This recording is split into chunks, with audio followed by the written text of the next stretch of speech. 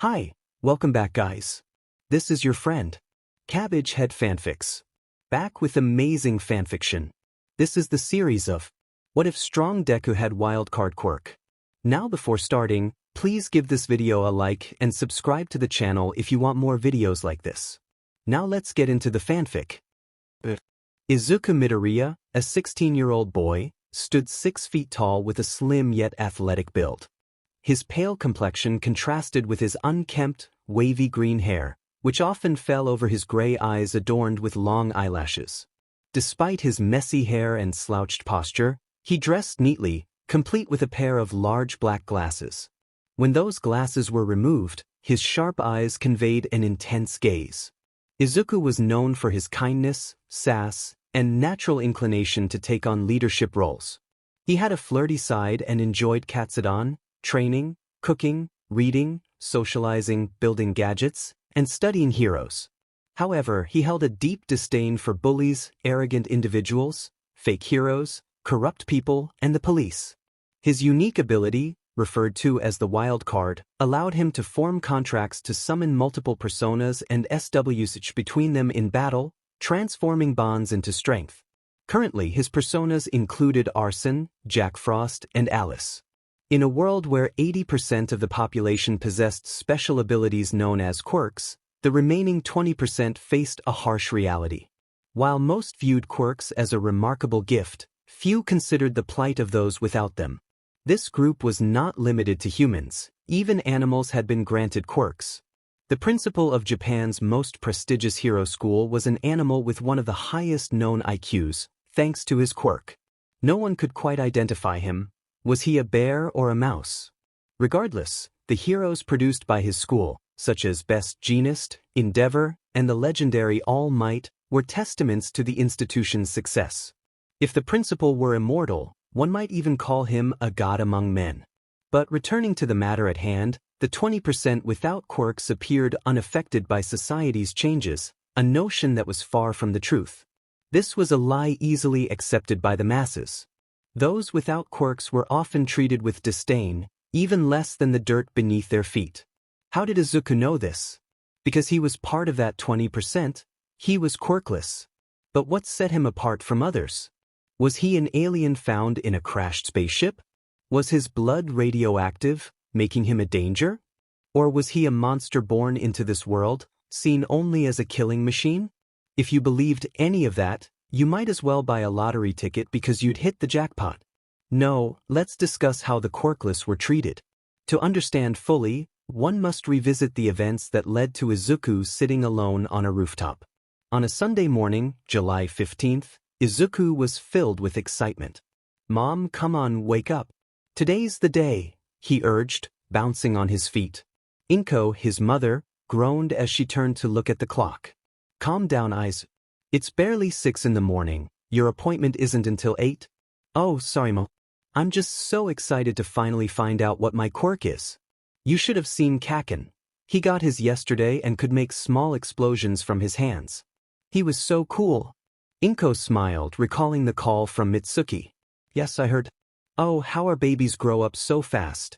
Let's get breakfast started, and then we'll head over, okay?"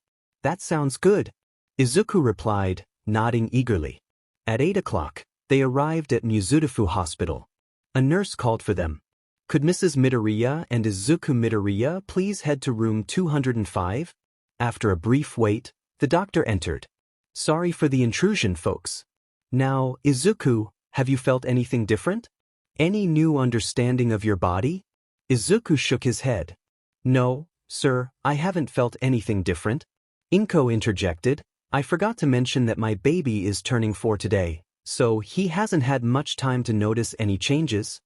"Not a problem, Mrs. Midoriya.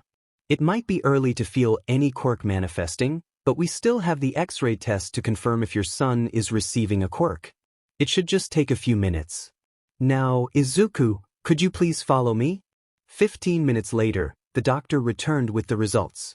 "Well, Mrs. Midoriya, we have the X-ray results, and unfortunately, it appears your son has an extra pinky toe. So, unfortunately he is quirkless." Inko gasped. "What? How is that possible? Both my husband and I have quirks." Are you absolutely sure? That is what the tests have shown. While it's rare for a child to be born without a quirk, the possibility is never zero. It seems your son has simply drawn the short straw. Izuku's sobs filled the room. Do I really not have a quirk? Inko hugged him tightly.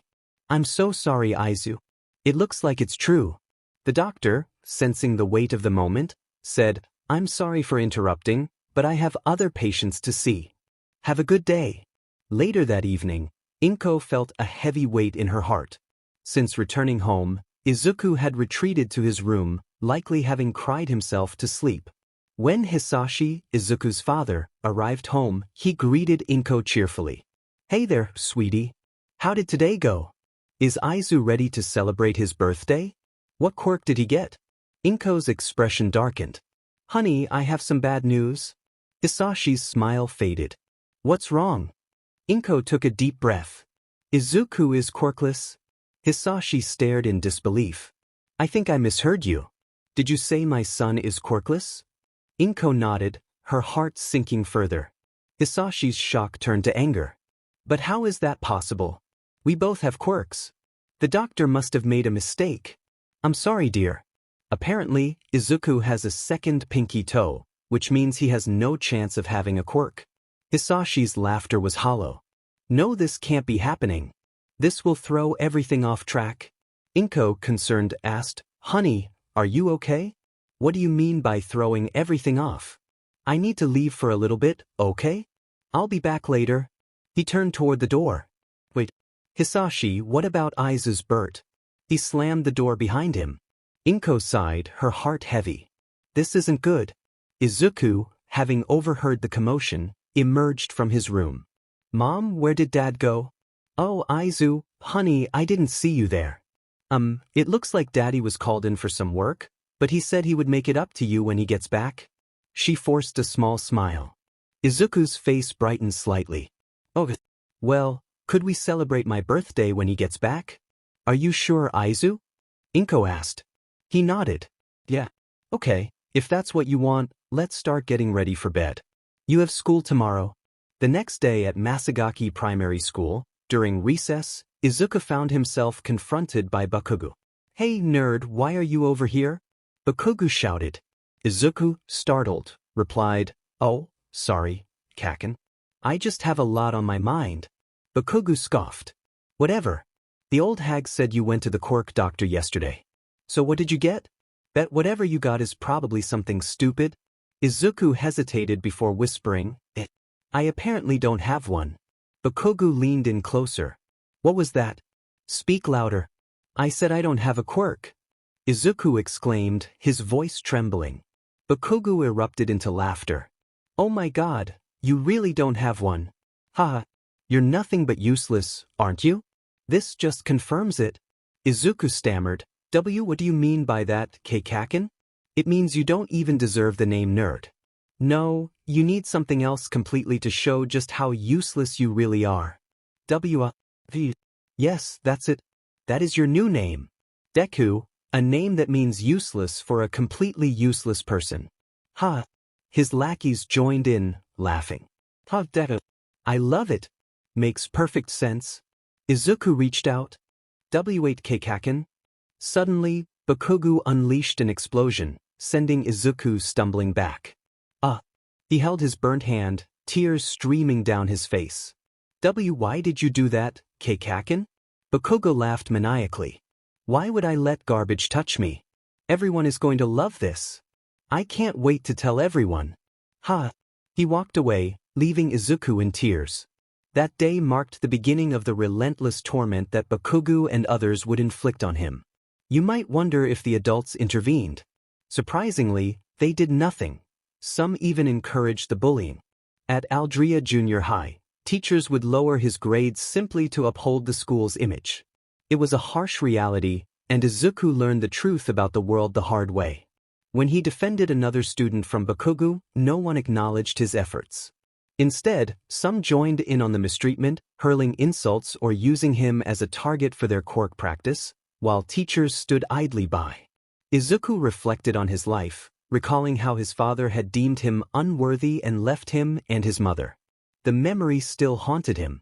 On a Friday evening, July 20th, Izuku approached Inko, his voice trembling. Where is dad? He's been gone for a while now. Inko hugged him lightly. Don't worry, Izu. I'm sure your dad is just really busy. He should be back soon. The door creaked open, and Hisashi stepped inside. Inko, I don't know how to say this, but I'm leaving. Inko's heart dropped. What? But why? Hisashi's expression hardened. I love you, Inko, but I can't waste my time on a child that is useless to us. Inko's voice rose in disbelief. What? What do you mean useless child? Izu is your son. Are you just going to abandon him like he's some stray animal? At least stray animals can still be used. That child is even more worthless than the gum stuck on my shoe. He will never amount to anything in this world, and if you refuse to believe that, then you're just delusional. Izuku's tears flowed freely. Dad, why you don't mean that do why you? Hisashi shouted, be quiet. As far as I am aware, you are no longer my son. You don't belong in my life, let alone this world. Inko, fueled by anger, slapped Hisashi. Do not insult my son like that. Get out. Get out now and don't come back. Hisashi, stunned, stammered, Inko. Okay, I'll send you the paperwork for child support. As he left, Inko turned to Izuku, pulling him into a tight embrace. Tears streamed down her face as she whispered, I'm so sorry, Izu. You shouldn't have heard that. I'm sorry, so sorry. Izuku sobbed in her arms, feeling the weight of his father's words. Reflecting on the hypocrisy of a society that preached heroism, Izuku felt lost. The same people who were supposed to protect the weak often ignored their suffering. He had lost count of how many times he had gone to the police after being attacked by groups of students, only to be dismissed because he was quirkless. They would say it was probably just an accident and urged him to stop ruining the future careers of those who bullied him. As the last day of school approached, Izuku felt a sense of dread. At Aldria Junior High, the teacher attempted to rally the students. Now, children, let's calm down. I know it's the last day, but we still need to discuss possible career opportunities. Who am I kidding? You all want to become heroes? The students cheered, using their quirks in excitement. Bakugou interjected, don't lump me in with any of these extras, teach. I'm going to be the next #1 hero and beat All Might. The teacher acknowledged Bakugou's talent but reminded him to give others a chance. Oh, that's right. Bakugou here is planning on applying to UA. Incredible, right? The room fell silent and then erupted in laughter when the teacher added, but he's not the only one applying to UA. It looks like Izuku Midoriya is also applying. The laughter intensified, and Izuku looked down at his desk, feeling small. Bakugou lunged at him. Deku! He slammed his hands on the desk. The hell you think you're doing applying for you piece of shit? Izuku stammered, WBL, Keikaken, it's MICC Koik? Bakugou interrupted, like hell it is, you trash. You're nothing but a useless pebble on the side of the road to be stepped on. How dare you think you can amount to anything? He smirked, picking up Izuku's notebook. This should teach you a lesson. With a loud explosion, Bakugou threatened, if you know what's good for you, you'll take back your application, otherwise you might just have another accident. The teacher attempted to intervene, urging Izuku to stop antagonizing Bakugou, but Izuku felt trapped. As the bell rang and students began to leave, Bakugou called out to Izuku. Oidikyu. Izuku hesitated. Weiss, Keikaken? Bakugou smirked. You know what? I think there's a way for you to get a quirk and live out your dream. Izuku's eyes widened. Really? Yeah, Bakugou said, placing a hand on Izuku's shoulder. How about you take a swan dive off a tall building and pray for a quirk in another life? Haha. As Bakugou walked away, tears streamed down Izuku's face. Oh, under a bridge in Muzutafu, an unknown voice echoed, Demon it. I didn't know he was going to be in town today. Quick, I need to find a host and fast. Perfect. Izuku, lost in thought, wondered if Bakugou was right. Suddenly, the voice interrupted his thoughts. Sorry kid, but I'm going to need your body. Don't worry, I'll try to make this as painless as I can, You should only be conscious for a little bit. Now don't resist and give me your body. Izuku felt a strange sensation wash over him. WildCard? He struggled against the force pulling him in. Now, what did I say about resisting? If you keep struggling, you're only going to make your suffering last longer, the voice taunted. Izuku gasped for air, desperation creeping in. Demon it, I can't get out, but I can't die like this. What about my dream? What about my mom? I can't leave her by herself, I have to think of something. Then, a loud voice rang out. Do not fear, for I am here. Both Izuku and the voice of the villain gasped, All Might. Now villain, let that child go. All Might commanded. No way in hell. Move any closer and I'll kill him right here, the villain shouted. Then you leave me no choice? All Might pulled back his fist. Carolina smosh. The impact sent the villain flying, and Izuku coughed as he was freed from the villain's grasp. Are you okay, young man? All Might asked, concern etched on his face. Oh my god, it's you. It's All Might. I must be dreaming. Izuku muttered in disbelief. Let's calm down first, young man. Are you okay? All Might repeated. Yes, I'm okay, All Might. Thank you for saving me. No problem.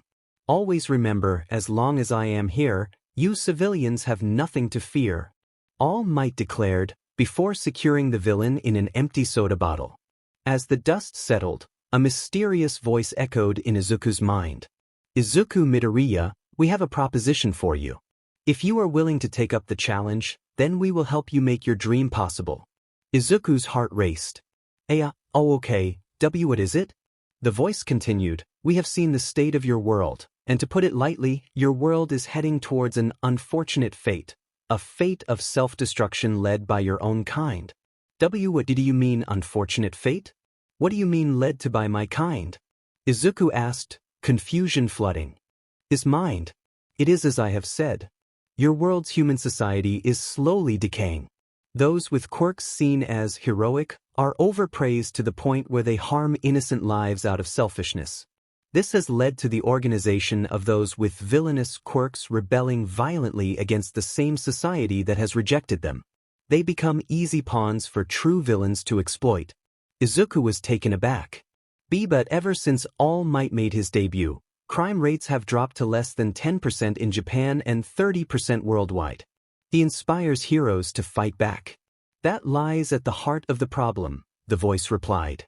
Due to All Might's success, civilians have grown complacent, expecting heroes to handle even the smallest issues without taking action themselves. But the heroes have. However, the heroes have also become complacent and do not take their title seriously. They neglect their duties, refusing to save someone if their quirk does not guarantee a favorable outcome. Izuku fell silent, absorbing the weight of those words. Your world's heroes have become overly reliant on their quirks, the voice continued. Some have even used their titles to engage in organized crime, right under the noses of the public. The police have also been involved in unsavory events, pushing the weaker aside so that those with more potential can thrive. Izuku felt tears streaming down his face. So that there's nothing I can do. All these people are suffering, and no one is doing anything. Fear not, my friend, for that is why we have called you here. Izuku was bewildered. That's right, Midoriya. We want you to be the one to change the fate your world is heading towards. But can't why you guys do anything?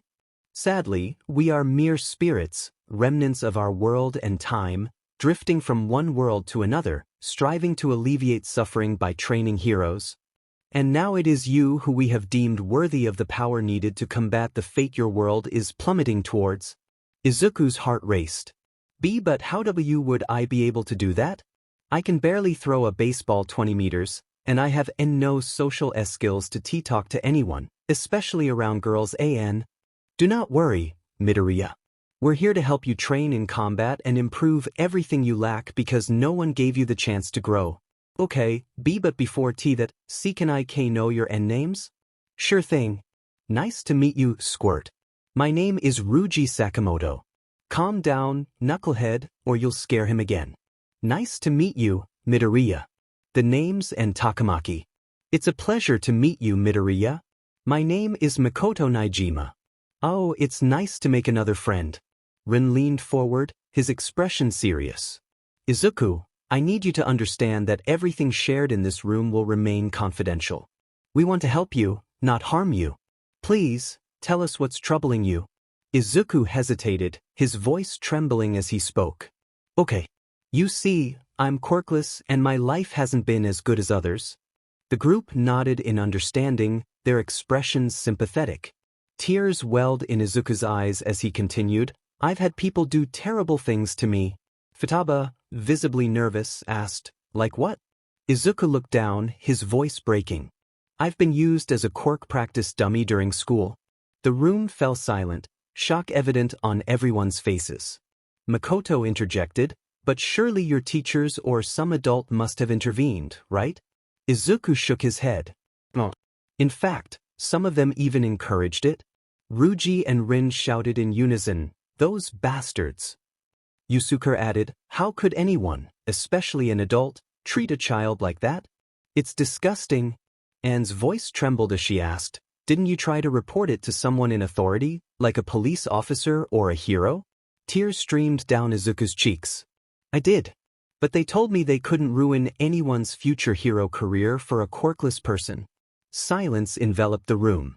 Rin stepped closer to Izuku, urging him to meet his gaze. Izuku, look at me. This world has shown you its true ugliness, and you've experienced its pain firsthand. If that's the case, why do you still want to be a hero? Why save those who have caused you suffering? Izuku hesitated, his voice barely a whisper. It's because I know people can change. Even if they've caused me pain, they still deserve a second chance to better themselves. Rin pressed on. What about that classmate of yours? You mean Kaken? Izuku replied, his voice gaining a hint of strength. I believe he can be a hero.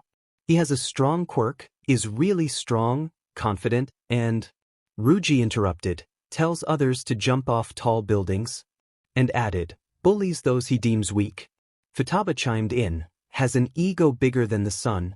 Yusuke remarked, harms those who can't protect themselves. Haru quipped, talks like a barking Pomeranian. Makoto concluded, shows no respect to anyone he considers worthless, even calling them extras. Izuku fell silent, his expression troubled.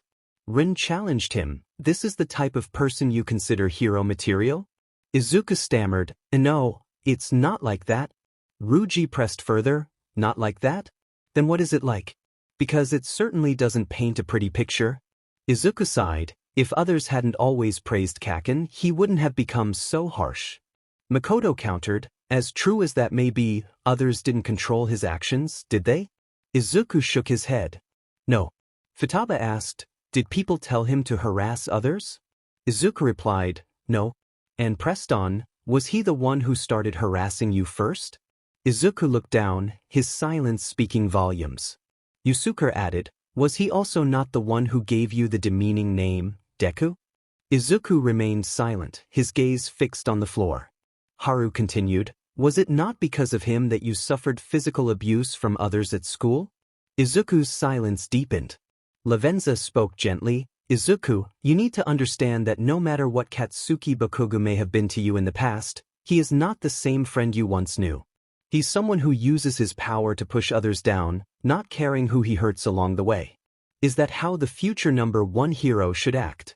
Izuku's voice was barely a whisper.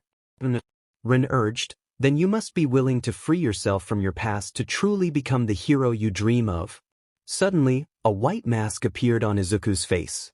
Izuku gasped, H-huh? What is this? That is my mask, Izuku, Rin explained. If you truly wish to become the hero this world needs, you must push past your fear and accept who you truly are. Not the weak person others see, not the useless Deku they call you, but Izuku Midoriya. Ruji added, the hero who won't take CRP from anyone. And chimed in, the hero who saves everyone with a smile. Makoto continued, the hero who stands up for those who can't stand up for themselves. Haru said, the hero who shows others what it means to be a true hero. Futaba exclaimed, the hero who makes everyone feel safe. Yusuke concluded, the hero who always does what's right, regardless of what others think? Lavenza urged, the hero who will change the hearts of the masses through his actions. Ren asked, so, Izuku Midoriya, will you choose to fight against your fate, or will you push past it with your resolve and accept who you really are? Izuku took a deep breath, determination shining in his eyes. I accept. I want to, no, I will become the hero I want to be, and I won't let anyone stop me. An unknown voice echoed, very well. Heeded your resolve. Vow to me. I am thou, thou art it, thou who art willing to perform all sacrilegious acts for thine own justice. Call upon my name, and release thy rage. Show the strength of thy will to ascertain all on thine own, though thou be chained to hell itself. Izuku's excitement bubbled over. When do we start? In the velvet room, Lavenza asked. So, Izuku, how do you feel? I feel incredible. I don't think I've ever felt this strong before, Izuku replied, a smile spreading across his face. Ruji cheered, that's what I'm talking about. Haru added, it's great that you were able to acquire Ren's mask. Yusuke nodded. Indeed, that's no small feat for an ordinary person. Izuku looked puzzled. What do you mean? Lavenza explained, you see, Izuku, you were not guaranteed to receive the wildcard mask. You could have received the mask of anyone in this room. With the wildcard, you are not limited in your future possibilities. Izuku's brow furrowed. Okay, but you guys keep talking about personas. That figure that appeared behind me and the voice I heard, was that it? Rin confirmed, that's right. Normally, personas form when individuals in the metaverse deal with feelings of frustration from being wronged or taken advantage of. It was surprisingly easy for you to access a persona, which shows how much you were truly suffering to manifest Arsene outside the metaverse. Izuku's curiosity piqued. Oh yeah, what's this metaverse you keep talking about? Morgana explained, the metaverse is a realm of cognition, where human thought takes tangible form. Makoto added, it's a facet of the sea of the soul, a literal representation of human cognition within Japanese society. And elaborated, here, a person is depicted by their other self, known as a shadow. Futaba warned, the problem is that a person's shadow can become corrupted, and if left unchecked, it can turn into something dangerous, a palace. Morgana continued, palaces form when a human's cognition becomes twisted enough to force them out of the norm. Shadows, our suppressed psyches, generally go about their business in the metaverse, but when powerful distortion occurs, they draw in power and other shadows, manifesting an independent sphere of influence. Lavenza added, just like in our original world, you also appear to have a large cognitive distortion called mementos. Izuku asked, mementos? Rin explained, yes, it's the palace of the general public and is the product of mass distortion. It represents a society where everyone conforms to the wishes of a singular governing entity. You could say this is what society is supposed to be like, but not to this extreme. Izuku frowned. What could that entity be?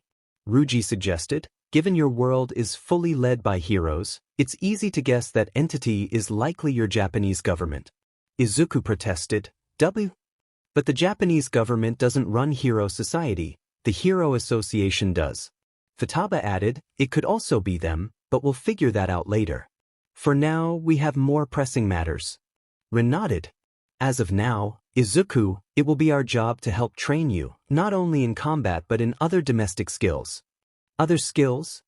Izuku asked, confused. Ruji explained, like cooking, studying, gadget building, socializing, pretty much all the skills you'll need to function in your world.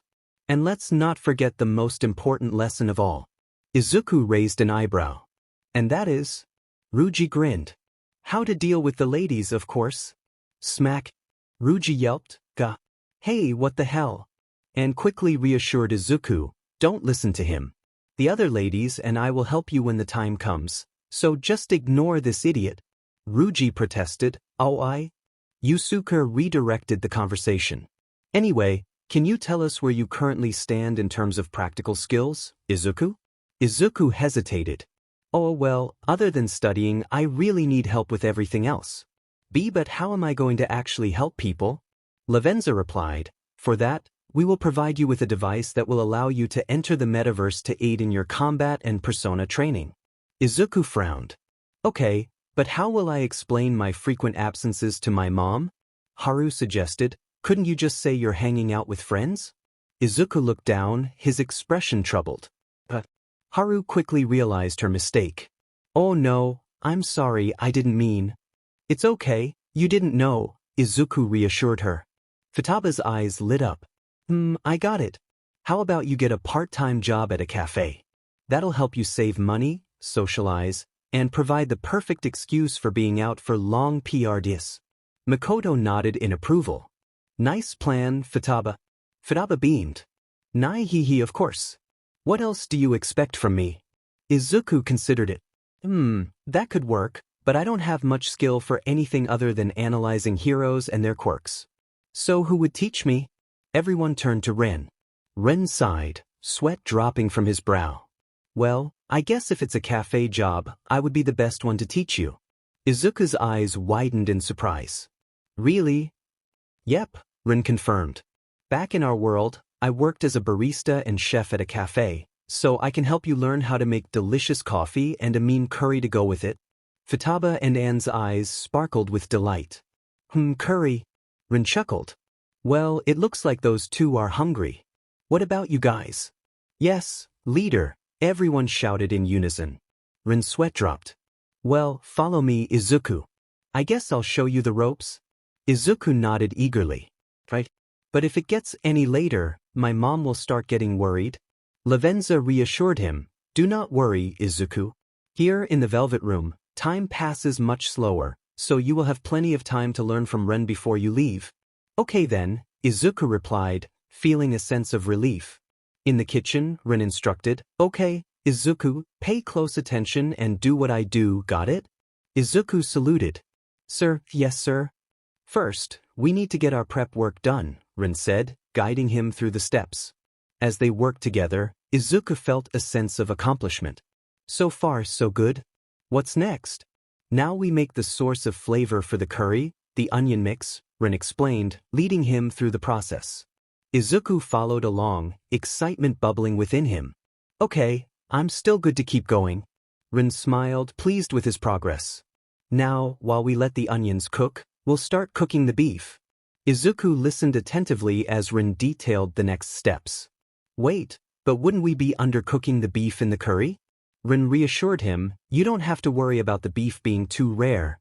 It will simmer in the curry for a long time. Just be careful not to burn any sides. Izuku nodded, determined to learn. Now, grab the measuring spoons for this next part, Ren instructed.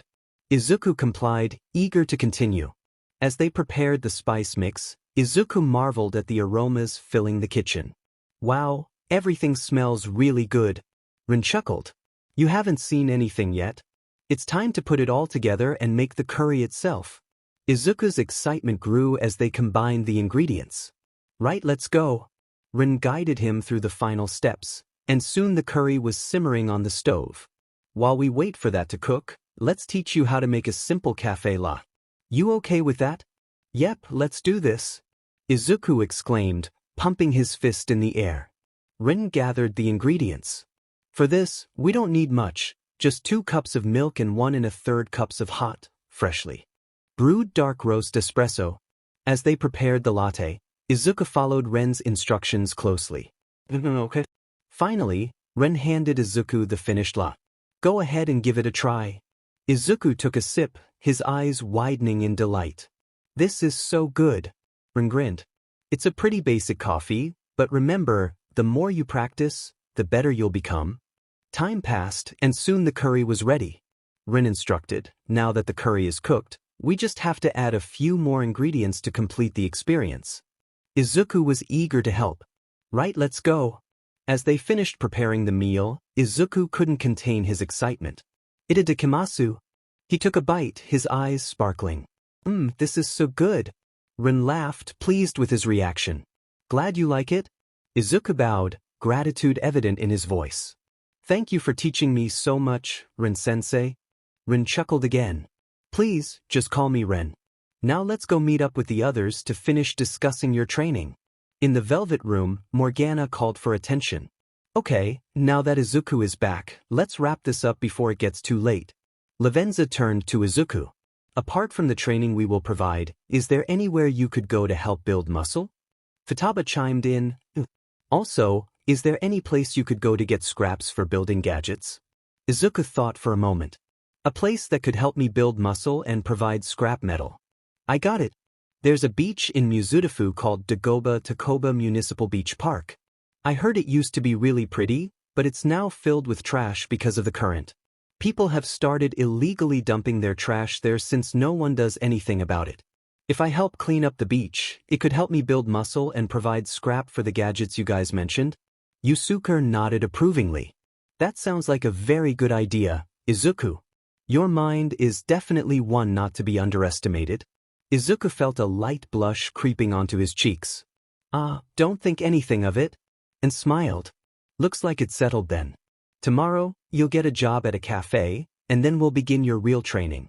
Lavenza added, I would also like to mention, Izuku, that due to you holding the wild card of the previous user, Ren, the more you train, the more you'll begin to resemble him since his power over the card was so potent. Izuku nodded, determination shining in his eyes. That's fine. As long as I can help others, it doesn't matter how much I need to change to get it done. Everyone smiled, their support evident. Makoto reminded him, as amazing as your conviction is, don't forget that you also have to live your own life for yourself, Izuku. Ruji suggested. I know. Why don't you pick up another hobby? Izuku asked, like what? Haru offered, how about gardening? I could provide many pointers if you'd like. Yusuke struck a dramatic pose. Or how about entering the unending potential of the world of art, where I can show you how truly magnificent it can be? And added, you could also pick up dance lessons. Makoto chimed in, regardless of what you do, don't forget about your studies, okay? Morgana turned to Rin. What do you think? Rin pondered for a moment. I think you should go with something none of us know. Everyone looked confused. Why? Lavenza explained, so Izuku can learn something on his own without relying on us to give him every answer. Rin turned to Izuku. So what do you think? Izuku's face lit up. How about music? You know, like learning how to play some instruments and stuff? Yusuke beamed. Marvelous idea, Izuku. Truly a wonderful hobby for you to learn. Lavenza nodded. Now that's settled, I believe it's time for you to head back. But first, take this. She handed Izuku a pair of glasses. Izuku looked puzzled. Glasses? But my vision is just fine. Futaba giggled. No, silly. Those glasses are fake. They have SWs on the side that'll let you come back to the velvet room whenever you need to. Lavenza added, they also act as a camera for us, so we'll be able to see everything you're seeing and hearing. Izuku asked, will you guys be able to talk to me? Ruji replied, short version, yeah. I don't know how to explain it, but you'll hear us like voices in your head, so be careful not to appear crazy in front of others, got it? Izuku nodded, feeling a mix of excitement and apprehension. I think I do. Rin encouraged him. Well then, Izuku, go home and get some rest, because from this moment, you are now the Phantom Thief of Mizudafu, Japan, and you'll have a lot of work ahead of you. Izuku's determination surged. Yes, don't worry guys. I'll do my best not to let you down. Everyone smiled, their support unwavering. Lavenza gestured. Now let me send you back home, Izuku. Be sure to get some rest.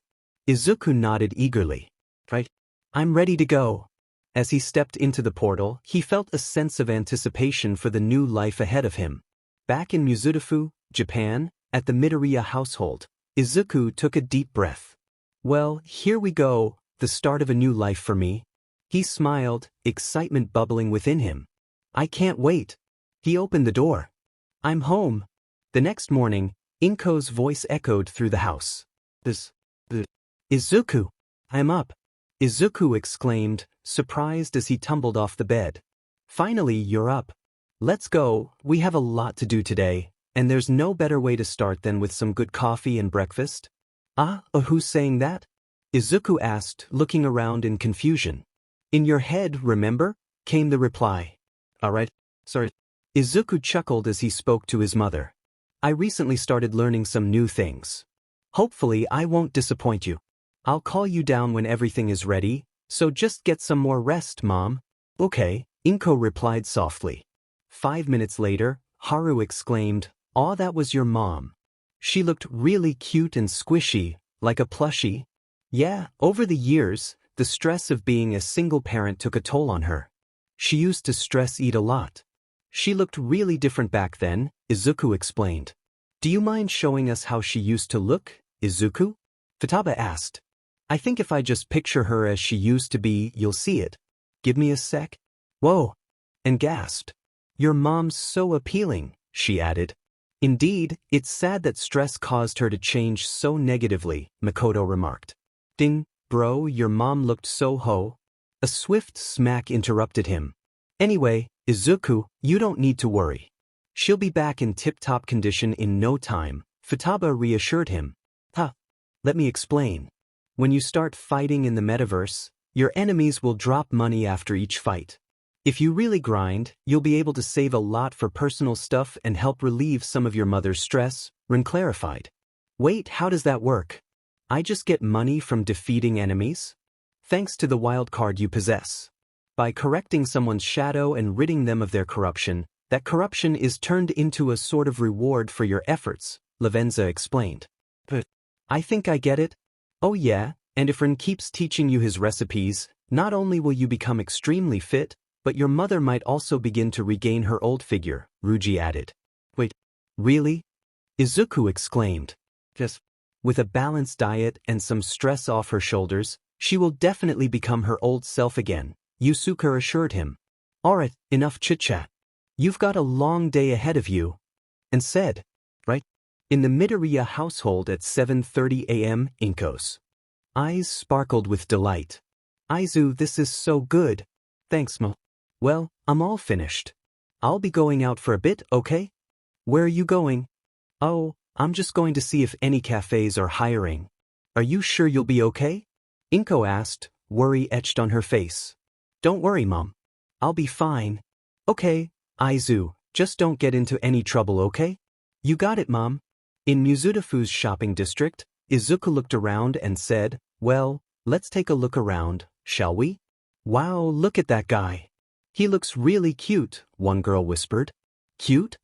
Girl, he looks drop-dead handsome, another replied.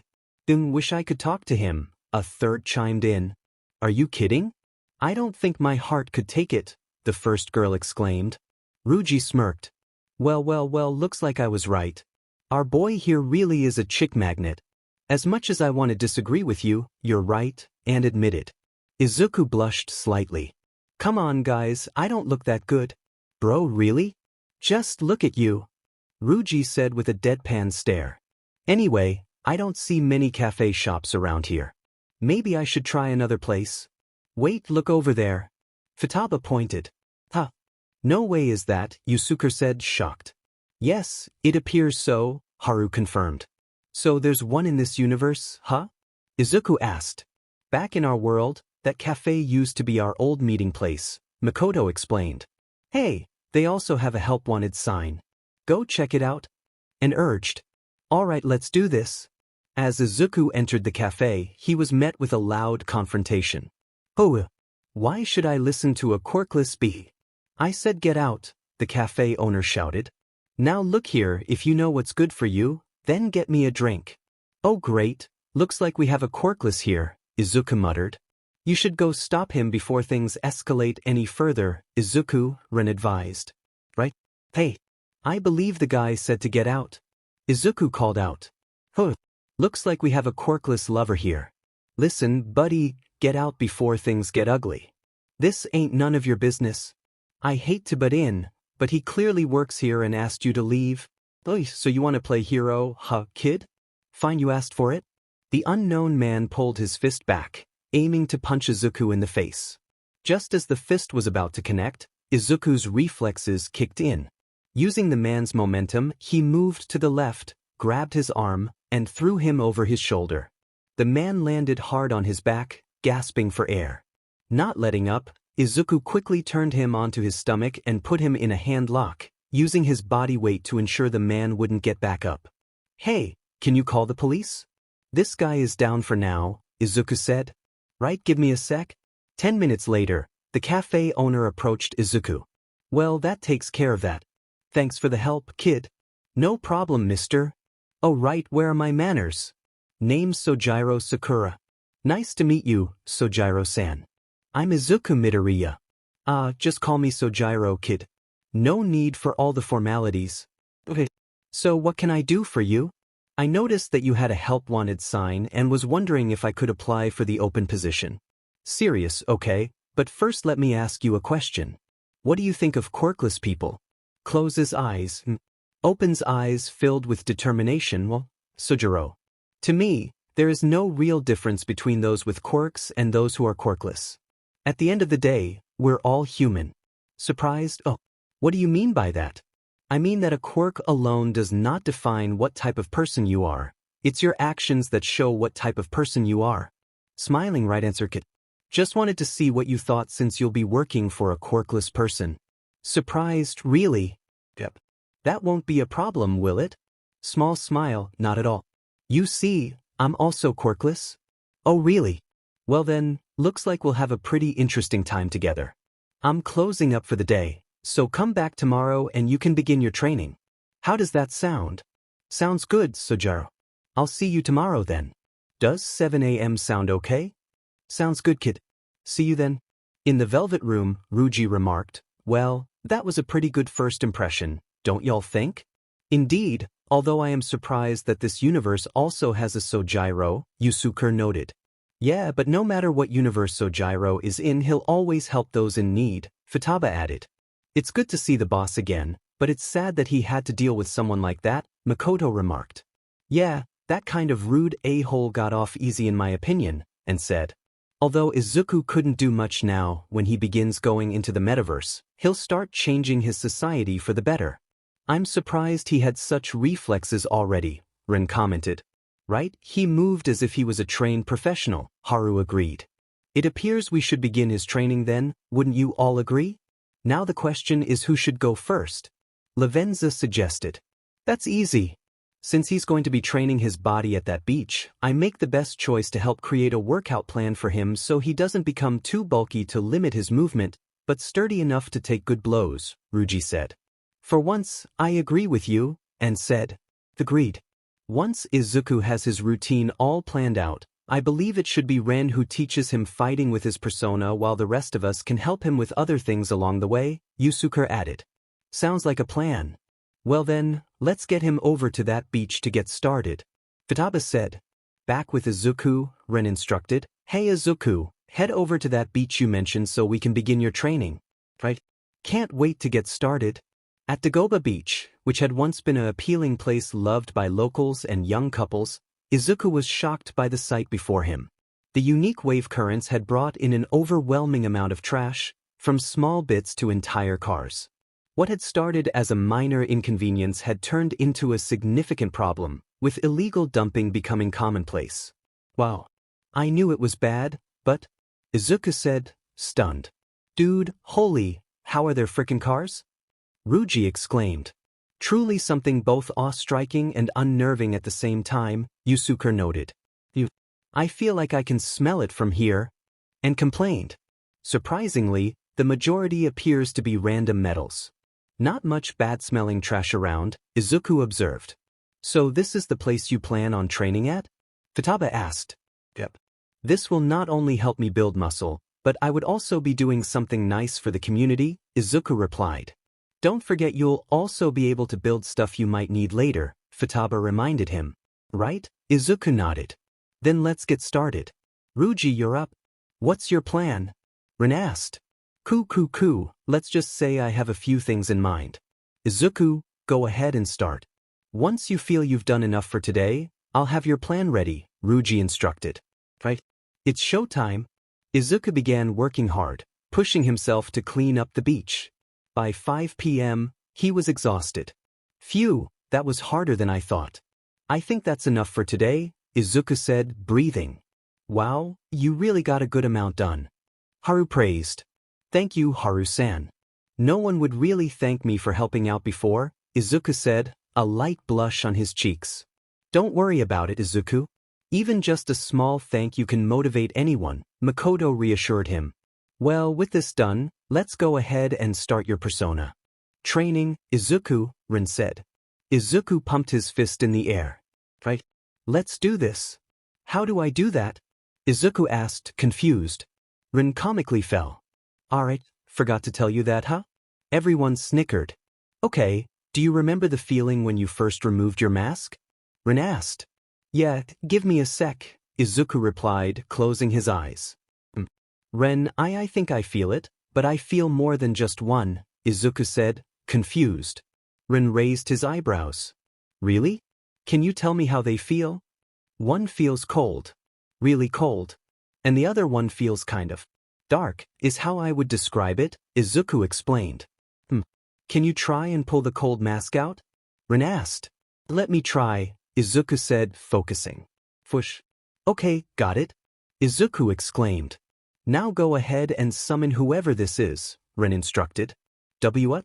But I don't even know what they're called. Izuku protested. Don't worry, just focus. As cliché as it sounds, the name will come naturally to you, Ren assured him. Okay. Izuku closed his eyes and concentrated. I got it, he shouted, grabbing the mask. Come, Jack Frost. Jack Frost waved hello. What the? Izuku started, shocked. Holy shit. He pulled out Frost. Ruji yelled. Indeed, it is a surprise, Yusuke said, still shocked. No kidding, Futaba added. Okay, can you pull out the other one? Ren asked. Yeah, give me a sec, Izuku replied. He looked at Frost. Well, I guess I'll see you later then. Frost waved goodbye.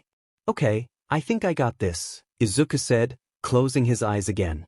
Let's go, Alice. Everyone was shocked. Did he just say Alice? Ruji stammered. Izuku was equally shocked. What the? Izuku. Listen, she may not look like it, but she is one of the strongest masks I have ever owned. Rin warned. Izuku turned pale. Really? He looked at Alice. Alice turned her head to the side. Okay, come to the Velvet Room and I'll explain each mask to you, Rin said. Okay. In the Velvet Room, Rin began. Okay, let's first start out with the easiest. Can you summon Jack Frost? Izuku summoned Frost. Although he may be the weakest out of your three masks, do not underestimate his abilities. As you can tell from his appearance, his main focus is ice-based attacks. However, he can also perform moves that enhance your defense from fire and ice attacks and make others weaker to your own attacks as well, Rin explained. Wow, he can really do that? Izuku asked, impressed. Ren patted Frost's head. Yep. Now go ahead and summon another mask. Right? Izuku said, summoning Alice. Alice ran and hugged Ren. Ren hugged Alice back. It's good to see you again as well. Do you know each other that well? Izuku asked. When I was alive, she was the other mask, other than arson, that I used, Ren explained. So she's that powerful? Izuku asked, surprised. Understatement of the year. Normally, you would have to fuse other masks together to summon her, but it looks like she's stuck around within Arsen, Rin said. Alice here specializes in life and death abilities, Rin added. Izuku was shocked. Did you say death? Yep. She has attacks that can gravely weaken your enemies or greatly increase your own strength or your allies' strength. When fighting against enemies, she can create a field that drains their energy over time, create barriers that reflect an enemy's attack back at them, perform strong healing moves for you and your allies, and protect you from any moves that could affect your mind. Silence filled the room. Holy Izuku, that's overpowered as hell.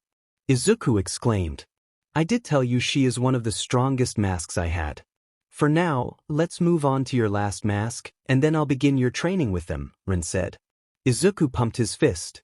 All right, let's do this. He looked at Alice. I'll see you later, Alice. Alice nodded her head. Last one. Izuku summoned Arsen. Rin hugged Arsen. Hello, old friend. Arsen hugged back. You okay, Rin? Izuku asked. Yeah. Just brings back so many memories looking at him. It's because of him that I was able to fight against the fate that befell me when I first started as a phantom thief, Rin explained. He means a lot to you, huh? Izuku asked. More than you could imagine. Anyway, let's get to it. This here, Izuku, is Arsen. He mainly focuses on physical attacks and enhancements. He has an arsenal of multiple physical attacks, can increase your strength and speed to inhuman levels, and can even help you fall with style, Rin explained. Izuku was confused. Fall with style? Rin chuckled. The wings on his back will help you glide from high areas or can be used to give you more of a punch if you perform a diving attack. Wow. So each mask has their own uses and different specialties to combat? Izuku asked. Rin nodded. Although I am a little surprised. Normally, you would only be able to summon personas in the metaverse, but it appears you. Go and try to run to that end and back as fast as you can, Rin instructed. Right? As Izuku began to run, he caused a small gust of wind to push behind him. Unable to control his speed, he ended up crashing into an old, forgotten car. Groans, note to self, don't go 100% on the first try. Don't worry, Izuku. Although you may have increased physical capabilities, we will help you train so that you don't just try winning with brute strength alone, Rin said. Thank you guys. I don't know what I would be doing without you. Right now, go ahead and head home. Ruji should have your workout plan done, and you need to get some rest for tomorrow. Remember, you do have a job to get to and training after, Rin reminded him. Alright, time to head back. At the Midoriya household, Izuku said to himself, okay, today is a work day, so mom is out. I guess I'll take a shower and make myself some food. 30 minutes later he asked, you guys there? Yep, everyone replied. Ruji said, I hope you're ready, Izuku, 'cause this training guide will get you in tip-top shape in no time. Lay it on me, Izuku replied eagerly. Ruji began, awesome. Workout schedule. Monday, push day strength and blowout circuit. Tuesday, calisthenics, parkour and blowout circuit. Wednesday, pull day strength and blowout circuit. Thursday, calisthenics, parkour and blowout circuit. Friday, leg day strength and blowout circuit. Saturday, optional long distance run, 3 to 5 miles. Sunday, rest day. Workout routine, push day strength and blowout circuit. Warm up, 5-minute walk, 10 minutes of hit sprints, 5-minute walk. Compound strength, barbell bench press 5x5, seated DB overhead press 5x5. Accessory, close grip bench 4x10, 8, 5, 3, cable front raises 3x10 each arm, cable chest flies 3x10. Blowout circuit, 5 rounds W/60-second break in between rounds, 25 kettlebell swings, 21 arm DB snatch, 10 each arm, 15 push UPS, 10-second battle ropes. Workout routine, calisthenics, parkour and blowout circuit. Warm-up, 1-mile jog. Calisthenics warm-up, push-ups 3x25, air squats 3x20, dips 3x15, pull-ups 3x10. Calisthenics blowout, 3 rounds, 20 push-ups, 15 triangle push-ups, 20 wide push UPS, 10 clap or off-the-ground push-ups, 20-second straight arm plank, 5 burpees. Core blast, 3 rounds, 25 sit-ups, 25 lying leg raises, 25 flutter kicks, 25-second plank. Parkour, workout routine, pull day strength and blowout circuit. Warm-up, 5-minute walk, 10 minutes of hit. In the velvet room, Izuku looked around, confusion etched on his face. Alright, so what am I doing exactly? He asked. Ruji grinned, excitement bubbling over. You're going to be stealing your first treasure. Treasure? Izuku echoed, his brow furrowing. Morgana interjected, okay, we're getting ahead of ourselves. Let's start off small. Izuku, you know how the metaverse is just the cognition of the real world, right? When an individual's shadow becomes corrupted, it can turn its territory into a palace. But for that to happen, the person must have considerable influence over others, like a political figure or a media star. Makoto nodded in agreement. These palaces usually have other shadows acting as security, protecting the corrupted shadow and the treasure that could take them down. And added, but if they don't have great influence, the shadow just becomes a giant monster. Think of it like a mini-boss trying to protect its sacred item. Haru chimed in, this is the shadow's treasure, or what the person in the real world connects to as the most important thing to them. Yusuke clarified, however, you must first make your intentions clear about stealing their treasure so that the shadow will manifest it into something more physical for you to grab. Futaba continued, normally, you could probably sneak in and steal it, but you always need to be ready to fight not only the other shadows but also the boss themselves. And once you beat the boss and steal the treasure, the person will have a change of heart, Rin concluded. Izuku took a deep breath. Yeah. Let's do this. Good, Rin said, a determined look in his eyes. Time to make your first calling card. At the bakery, a group of onlookers gawked at the scene unfolding before them. Dang, who do you think did this? One asked. No idea, another replied, scanning the area. Hey, what do they say? Someone else chimed in, pointing at the cards plastered on the building. Shinto Kimiko, no one man is above another in this world.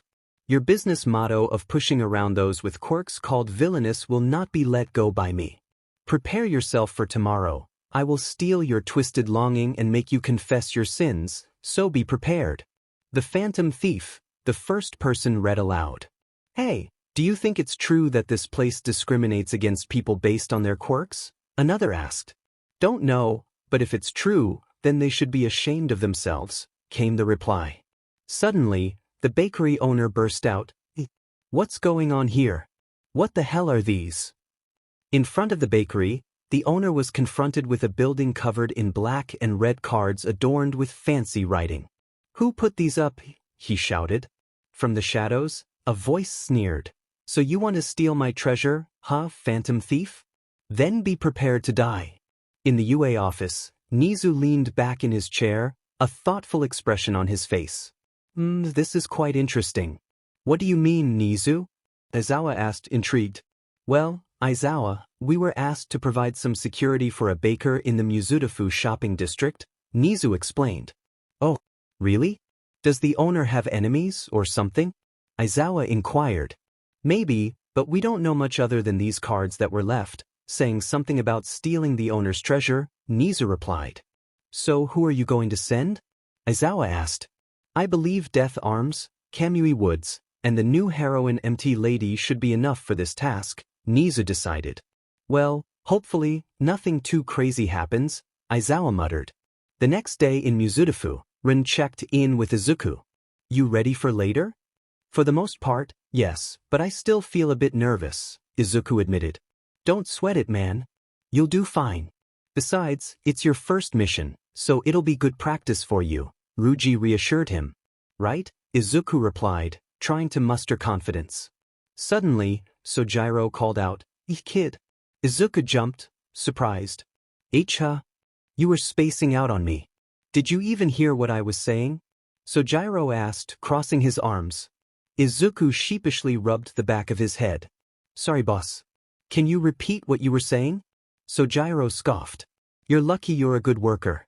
Anyway, I was just letting you know to come back later tonight for today's special event. Special event? Izuku asked, confused. Yep, LeBlanc is hosting our First Ladies' Night, so be ready, Sojiro grinned. Izuku's face flushed. Ladies' Night? Yep, I'll have your uniform ready. Now go and relax, you're going to be very busy later, Sojiro instructed. Hi, Izuku stammered. 20 minutes later, Izuku was internally panicking. Oh God, guys help. I'm not good with women. You are certainly in quite a predicament, Izuku, but fear not, for I shall teach you the secrets to a lady's heart. Yusuke proclaimed dramatically. Futaba's sweat dropped. Yeah, how about you let the girls handle this?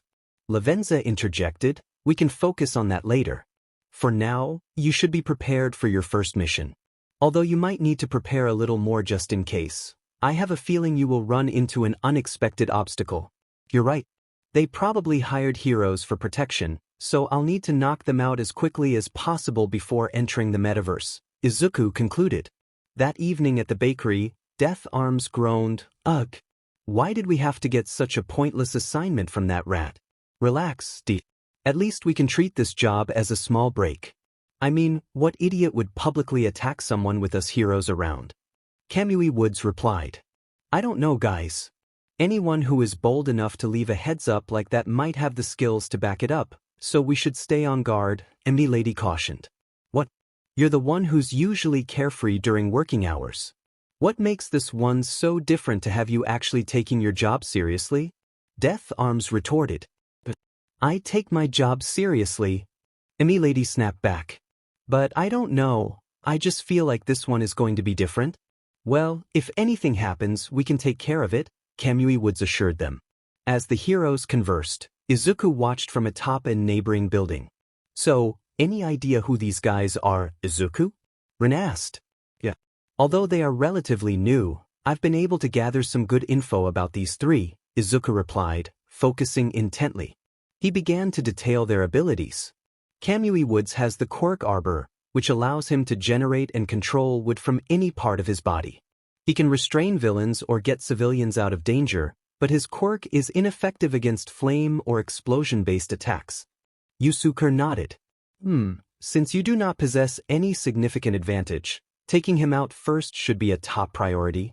Yep, but the other two aren't slouches either, Izuku continued, detailing Death Arms and MT Lady's quirks and weaknesses.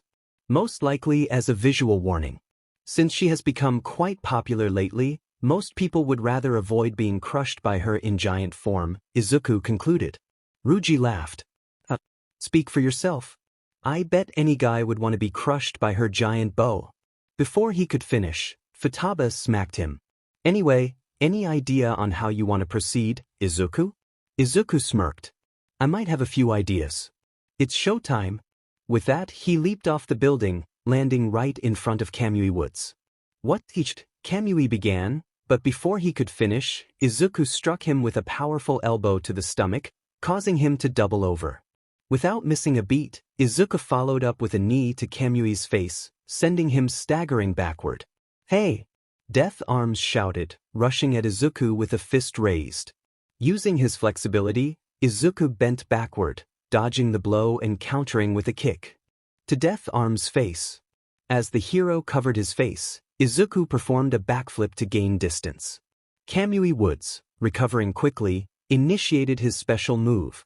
Lacquered Chains Prison. Wood tendrils shot toward Izuku, but he quickly called upon his persona. Arson. Tarakaja.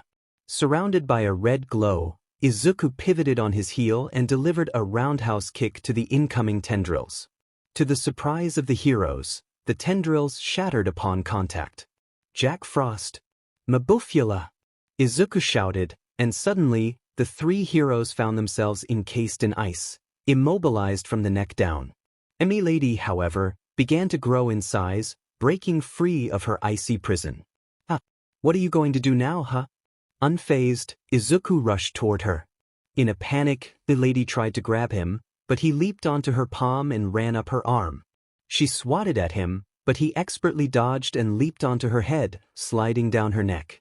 Sorry about this, but I have a mission to complete, he said, summoning Arsene once more. With a swift motion, he swung his leg, striking Empty Lady's neck with a powerful kick. She collapsed, shrinking back to her original size as Izuku landed beside her, ensuring she wouldn't be hurt. Hey! Get away from her! Death Arms shouted, still encased in ice. Izuku quickly approached both Kamui Woods and Death Arms, knocking them out with swift chops to the back of their necks. Well, that went better than expected, he sighed, feeling a rush of adrenaline. Oh, way to go, Izuku! And cheered. You showed them, Morgana added with a grin. Not only in power but skill as well, Yusuke remarked. Not bad for your first fight, Makoto noted. And you looked so cool while doing it, Futaba chimed in. Nice skills, Izuku, but the job's not done, Rin reminded him. Right, still have one more thing to do, Izuku replied, walking toward the bakery. He summoned Arsene, opening the portal to the metaverse, ready to confront the bakery owner's shadow and steal its treasure. Inside the metaverse, Izuku surveyed his surroundings, feeling a familiar unease. He had trained in this world before, but the stark differences always unsettled him. Expecting a grand castle, he was instead confronted by a grotesque figure just a few yards ahead. What the hell is that? He gasped. That, Izuku, is the bakery owner's shadow, Rin explained. Morgana added, and judging by its appearance, his longing must be really ugly to have its shadow take the form of that monster. Demon, that ugly guy sure takes the phrase, it's what's on the inside that matters to a whole new level, Ruji remarked. Sweating, Izuku asked, so what do I do? For now, just try to spot any weird object around it. That could be its treasure, Anne advised. As the two enemies stared each other down, the tension was palpable. The moment was triggered by a water droplet falling and crashing to the ground, prompting both to charge at each other. Izuku aimed a punch at the monster's exposed stomach, only to be shocked when his attack was absorbed. The monster let out a low chuckle before delivering a powerful kick to Izuku's chest, sending him skidding back. Okay, so brute strength alone won't be enough. Let's try this, Izuku muttered, gathering his focus. Jack Frost. Mabufu. 3 medium-sized ice crystals formed around him and launched at the giant monster, causing smoke to envelop it upon impact. But when the smoke cleared, the monster stood unharmed. Izuku, you need to lower his defense and aim for a vital spot if you want to take it down quickly, Rin urged. Right, let me think. I got it, Izuku exclaimed. Alice. Debilitate. 3 colored lights swirled around the monster before disappearing. Ah, playing with lights are we? What was that sup? The monster began, but suddenly dropped to one knee, gasping for breath. What did you do to me? It stammered. Nothing much, just drastically decreased your power, speed, and defense. Now no more playing, your time ends now. Izuku shouted, channeling his power. Tarakaja. Sukukaja. Rebellion. His body became engulfed in vibrant colors as his strength, speed, and critical damage surged. He leaped high into the sky, using Arsene to accelerate his fall. As he descended, he raised his right leg, slamming it down onto the monster's head with a perfect axe kick. The force of the blow drove the monster's face into the ground, rendering it defeated. To Izuku's surprise, the monster began to shrink, transforming into a regular-looking man he recognized as the baker. Not wanting to risk another attack, Izuku reached for the box that had been guarded. Treasure acquired. Now let's see what this is, he said, opening the box slowly. His expression shifted to confusion as he stared at a photo of the bakery owner with what appeared to be his young son. Surprised, huh? Expecting something like a giant trophy or car, the shadow said, still conscious. Izuku scratched the back of his head. The shadow chuckled. Don't worry, kid, so would I, but that indeed is my deepest treasure. You see, my other half is a father of 2 appealing children, but 2 years ago, my youngest son was brutally beaten to an inch of his life by a classmate with a villain quirk. I guess that day he finally broke and attacked the first person he could. Izuku fell silent, absorbing the weight of the shadow's words. Now do you see why I hate those with villain quirks? Even if they haven't done it yet, they will use their evilness to harm others, and I refuse to serve that type of person, the shadow continued. You're wrong, Izuku said firmly. The shadow looked surprised. What? I said you're wrong. Just because people are born with what one might believe to be villainous, that does not make them a villain themselves. Only through our actions can we be deemed heroes or villains. The quirk one holds does not define who they are, Izuku explained. The shadow looked down, contemplating Izuku's words. I never thought of it like that. Izuku placed a reassuring hand on the shadow's shoulder. For all it's worth, I truly am sorry for what happened to your son, and I do not blame you for your actions. But please, do not judge others based on something they can't control. Instead, judge them on their personalities and actions towards others, because sometimes the most caring person can look the most intimidating. The shadow sighed. I can't promise you anything, but I'll give it a try. Izuku smiled. Always better to start small than not start at all, right? The shadow managed a small smile. Yeah. Hey, do you know what school this happened at? Izuku asked. Yeah, it was called Aldria Junior High. I had to get him transferred after it happened. That demon school did nothing while my son was being beaten up, the shadow scoffed. Are you sure? I went to that school, and I don't remember this being news around the school, Izuku replied, surprised. Yep, The principal of that godforsaken place told me it would ruin the image of the school if knowledge of what happened got out, so he swept it under the rug to save the school's reputation, the shadow explained. Izuku pondered. Listen, son. If any place needs to be cleaned of their sins, that school should be on your list, the shadow urged. Izuku nodded. Don't worry, I'll look into it. Thank you, the shadow said, smiling. Suddenly, the shadow was engulfed in a shining white light, forcing Izuku to turn away to avoid being blinded. When he regained his vision, the shadow was gone, leaving only an empty.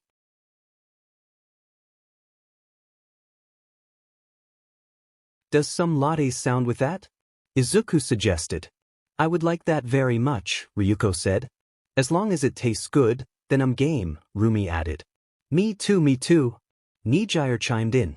All right, please give me a moment, and I'll have your orders ready, Izuku said, walking away to the kitchen. Rumi turned to her companions. Kid seems nice, huh? Maybe you could learn a thing or two about growing up from him, Squirt. Nijire pouted. Hey, I'm mature when I need to be. And you heard him, I'm older than he is. And yet he acts more mature than you already, Rumi teased.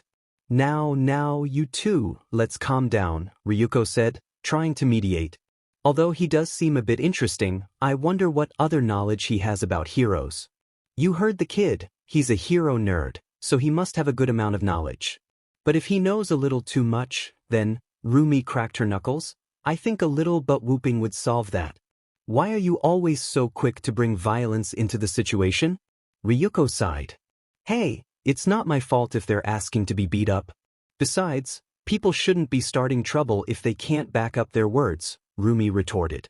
Well, let's just hope we don't reach that point, Ryuko said, shaking her head. Izuku returned with their food and drinks. My apologies for the wait, ladies, but here's your food and drinks. Rumi sniffed the air. Smells pretty good, kid. Maybe this will be worth it after all. The coffee also smells pretty good, Ryuko added. Nijire's eyes lit up as she drooled. What are we waiting for? Let's dig in. With a chorus of enthusiastic agreement, they dove into their meals. Holy shit! This is delicious! Rumi exclaimed, her eyes wide with surprise. This is better than any food I've had before, Ryuko admitted, equally impressed. It's so good! Nijire mumbled through a stuffed mouth. Nijire, have some manners and swallow before talking, Ryuko chided. Sorry, sensei, it's just so tasty. Not even Lunch Rush's food is this good, Nijire replied, finally managing to swallow. Izuku smiled, pleased with their reactions. Well, I'm glad you ladies like the food. It brings me happiness to know I'm able to make you smile with my cooking. Nijire blushed slightly. Don't mind us. It's just that your food is just that good. Well, if you'll excuse me.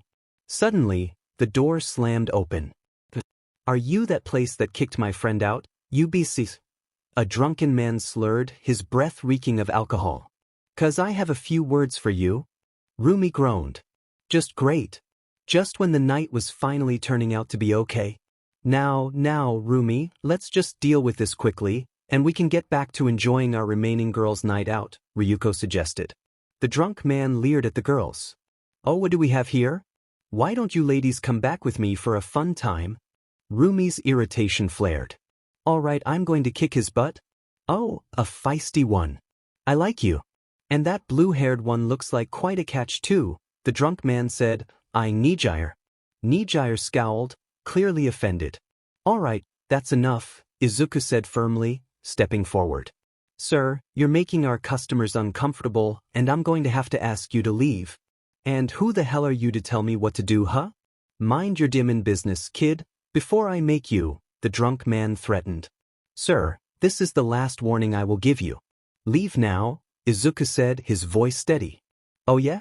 Well, guess I have to teach you some manners, the man shouted, swinging a punch at Izuku. As the drunk man aimed for Izuku's face, the three heroines prepared to intervene. But before they could react, a loud crunch echoed through the cafe. The next moment, they saw the drunk man clutching his bleeding nose with one hand. Son of a, he groaned, but before he could finish, Izuku delivered a swift gut punch, sending the man doubling over. Without missing a beat, Izuku followed up with a precise neck chop, knocking the man out cold. Minutes later, the police arrived, taking the unconscious man away while shooting Izuku's scowling looks. "Sorry about that, ladies," Izuku said, exhaling deeply. "Normally we don't deal with these types of guys." "Nah, it's fine. Assholes like these have to learn the hard way not to mess with others," Rumi replied, crossing her arms. "While I believe the situation could have been handled differently, your method was effective," Ryuko said, though her tone was slightly disapproving. "Although I have to ask if you used your quirk on him, because I don't feel like arresting someone for illegal quirk usage tonight." "Oh, don't worry about that. No quirk was used," Izuku assured her. Nijire's eyes sparkled with curiosity. "Oh, if you don't mind, what is your quirk? Is it some type of strength enhancer or fast reflexes or?" Izuku's sweat dropped. "Is she always like this?" "Don't mind her, she's just a very curious person," Ryuko explained. Izuku chuckled.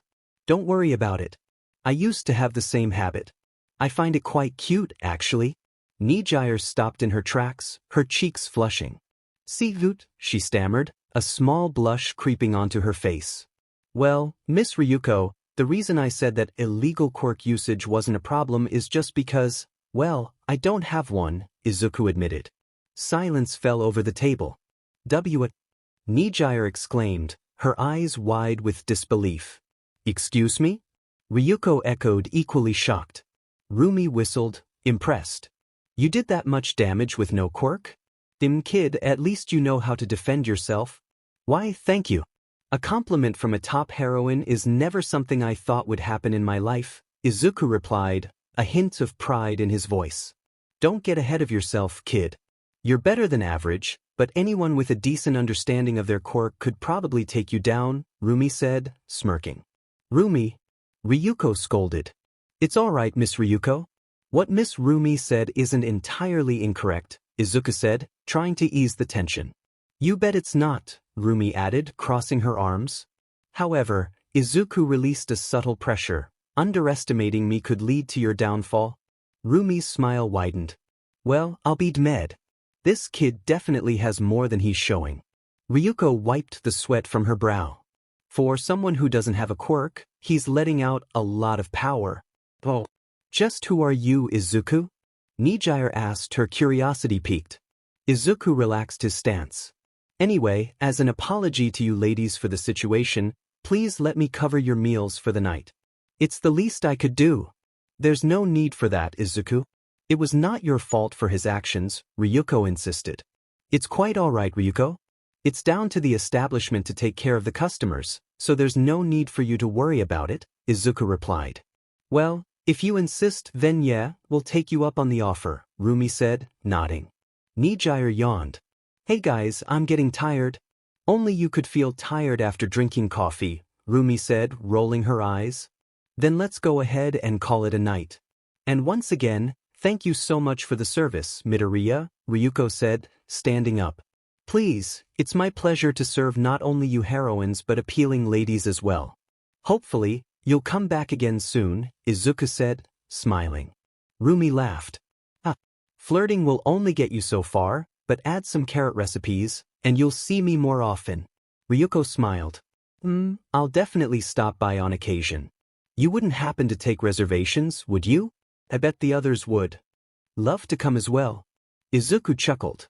"I could definitely look into more recipes. And don't worry, Ryuko. Here," he handed her a card. "Just call that number, and we'll gladly save you and whoever you bring a spot." "Thank you, Midoriya." "Well, let's go, ladies. We have a busy schedule tomorrow," Ryuko said, waving goodbye. "I'll later, Izuku. Expect to see me more often, okay?" Nijire called, her cheeks still flushed. "You got it, Nijire-senpai," Izuku replied, smiling. "Just call me Nijire," she insisted, pouting slightly. "All right. Well then, until next time, Nijire," Izuku said, trying to remember her request. "Later, Izuku," she said, her smile brightening. As the door chimed again, Izuku slumped against the counter, overwhelmed. "Oh God, I can't believe I just talked to two top heroines." "Nice job, bro. You did better than I thought," Ruji said, clapping him on the back. Indeed, it's good that you took our lessons to heart, Makoto added. Thanks guys. I couldn't have done it without you, Izuku said, feeling grateful. I got to say, your takedown of that drunk man was also impressive, Yusuke remarked.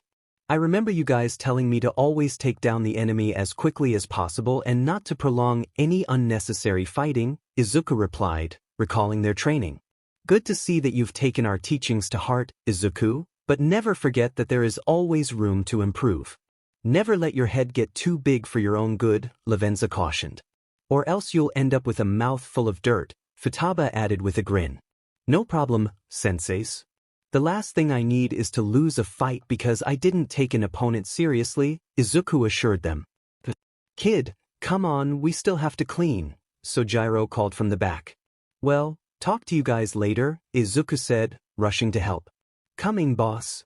In the velvet room, Haru asked, so how do you guys think Izuku is progressing? I think he's doing really well. Did you see how many girls left their numbers? And replied, her eyes sparkling. His confidence is definitely way better than when we first met him, Ruji added. He was already skilled in analyzing, and now he is able to use that to increase his chances of winning battles by exploiting their weaknesses, Yusuke noted. I'm just happy that his value of helping others wasn't lost because of what he had to go through, Makoto said, her expression softening. Indeed. I couldn't imagine how I would feel if my favorite hero told me I couldn't be a hero, Morgana said, shaking his head. All we can do is look toward the future and be there for him whenever he needs us. Wouldn't you guys agree? Rin said, glancing around. Everyone nodded in agreement. In the UA conference room, the atmosphere was tense as Calmy Woods, Death Arms, and E Lady sat at the center of a large U-shaped table, surrounded by the staff of UA. So you're telling us you lost to a single individual even though you had the advantage in numbers? A staff member questioned. Death Arms scoffed. Guy just got lucky, he caught me off guard. What happened, E Lady? Too busy looking at yourself? Midnight teased, a smirk on her face. Haha, real funny, Midnight. You're just jealous you're getting old, Lady shot back. Not the time, Midnight. Now how exactly did one listener take you all down? Another staff member pressed. Calmy Woods spoke up. Well, we were just talking at first, and before we knew it, the guy fell down from a nearby building and then attacked me first, Mike. Any reason why he attacked you first? Mike asked, raising an eyebrow. Honestly, no, but if I had to guess, he might have had knowledge of how my quirk worked, Calmy replied. Really now, what makes you say that? A staff member inquired. Well, Snipe, when I tried using my signature move to trap him in a cage, this thing appeared behind him, and just like that, bam. All my wood tendrils were destroyed when he performed a back kick, Calmy explained. Interesting, Snipe said, nodding thoughtfully. Anything else you three noticed? Another staff member asked. Death Arms admitted, hate to admit it, but the guy definitely had above-average combat skills, Eraserhead. Eraser raised an eyebrow. So he took all you guys down with just combat? I highly doubt that. With Lady there, all she would need to do would be to become giant. Lady scratched the back of her neck, looking uncertain. Well, do you have something to add, Lady? The staff member pressed. He actually took me down when I was in my gigantic form, she confessed. The room fell silent, shock evident on everyone's faces. But how is that possible? Izuku shrugged, unsure of how to explain his actions. Honestly, I don't know. It's just the right thing to do. He leaned in closer and whispered, and besides, how could I let such a appealing lady stay out in the cold rain? The girl blushed, her cheeks turning a soft shade of pink. What did you say? Nothing. Anyway, would you like a latte? She nodded, a shy smile breaking through her initial surprise. Great.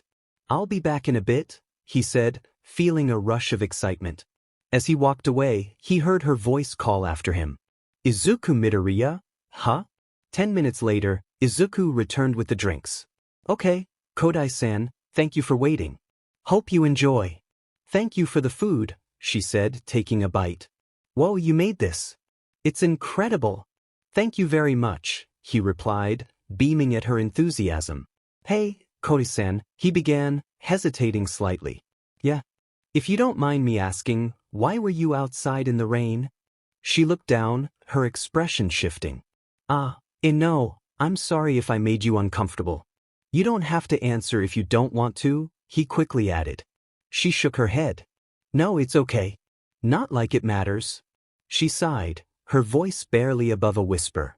I was outside because some people convinced me to accept a date from a guy who's been bothering me for a while. Oh. And what happened? Izuku asked, surprised. I knew he just wanted to make fun of me, so I kept rejecting him. But he got a group of his friends to convince me, and the next thing I know, he tells me to meet him here, and he never showed up. Kodai-san. I'm so sorry. But why did they want to make fun of you? It's because I don't show much emotion on my face, and people always try to get me to express something, sometimes doing really mean things to me. Tears welled up in her eyes. Izuku said, Kodai-san. Look at me. She lifted her gaze, meeting his earnest eyes. Don't let them get to you. You are no one's plaything for their enjoyment. Always hold your head up high to show them you don't care what they think. Midoriya. And besides, if they can't see how pretty you are, then screw them. She blushed again, taken aback. You don't find my plain face weird? Your face isn't plain, Kodai-san. In fact, I think you are very appealing just the way you are. OOT, thank you. No problem, Kodai. Why, you can just call me Y. WO, if you're okay with it, why Yui, then you can just call me Izuku? She nodded, a smile breaking through her earlier sadness. Achoo! Dang, I didn't know you were still cold. Here, put this on. He handed her his jacket. Thank you, she said, wrapping the warm fabric around her shoulders. It's so warm, she thought, feeling a sense of comfort. Anyway, would you like me to call someone for you? He asked, concern etched on his face. She shook her head. My parents were supposed to pick me up after the date, but they went out for the night and can't come until later. Would it be okay if I stayed with you until then? Sure, I don't mind. Let me just finish my work, and I'll be back to talk to you. As the night wore on, Izuku and Yui chatted for hours. Their conversation flowed easily, filled with laughter and shared stories, until Yui received a phone call from her mother, letting her know they were on their way to pick her up. Well, it's been fun talking to you, Yui. I hope you stop by often, Izuku said, a hint of regret in his voice. Don't worry, I plan on it, she replied, her eyes sparkling.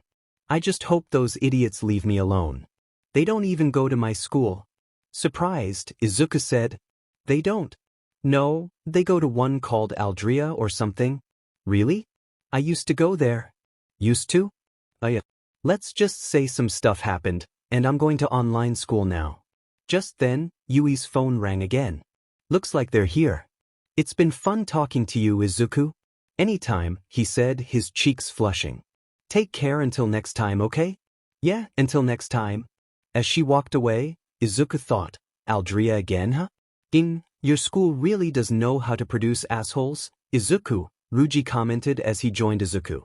You can say that again.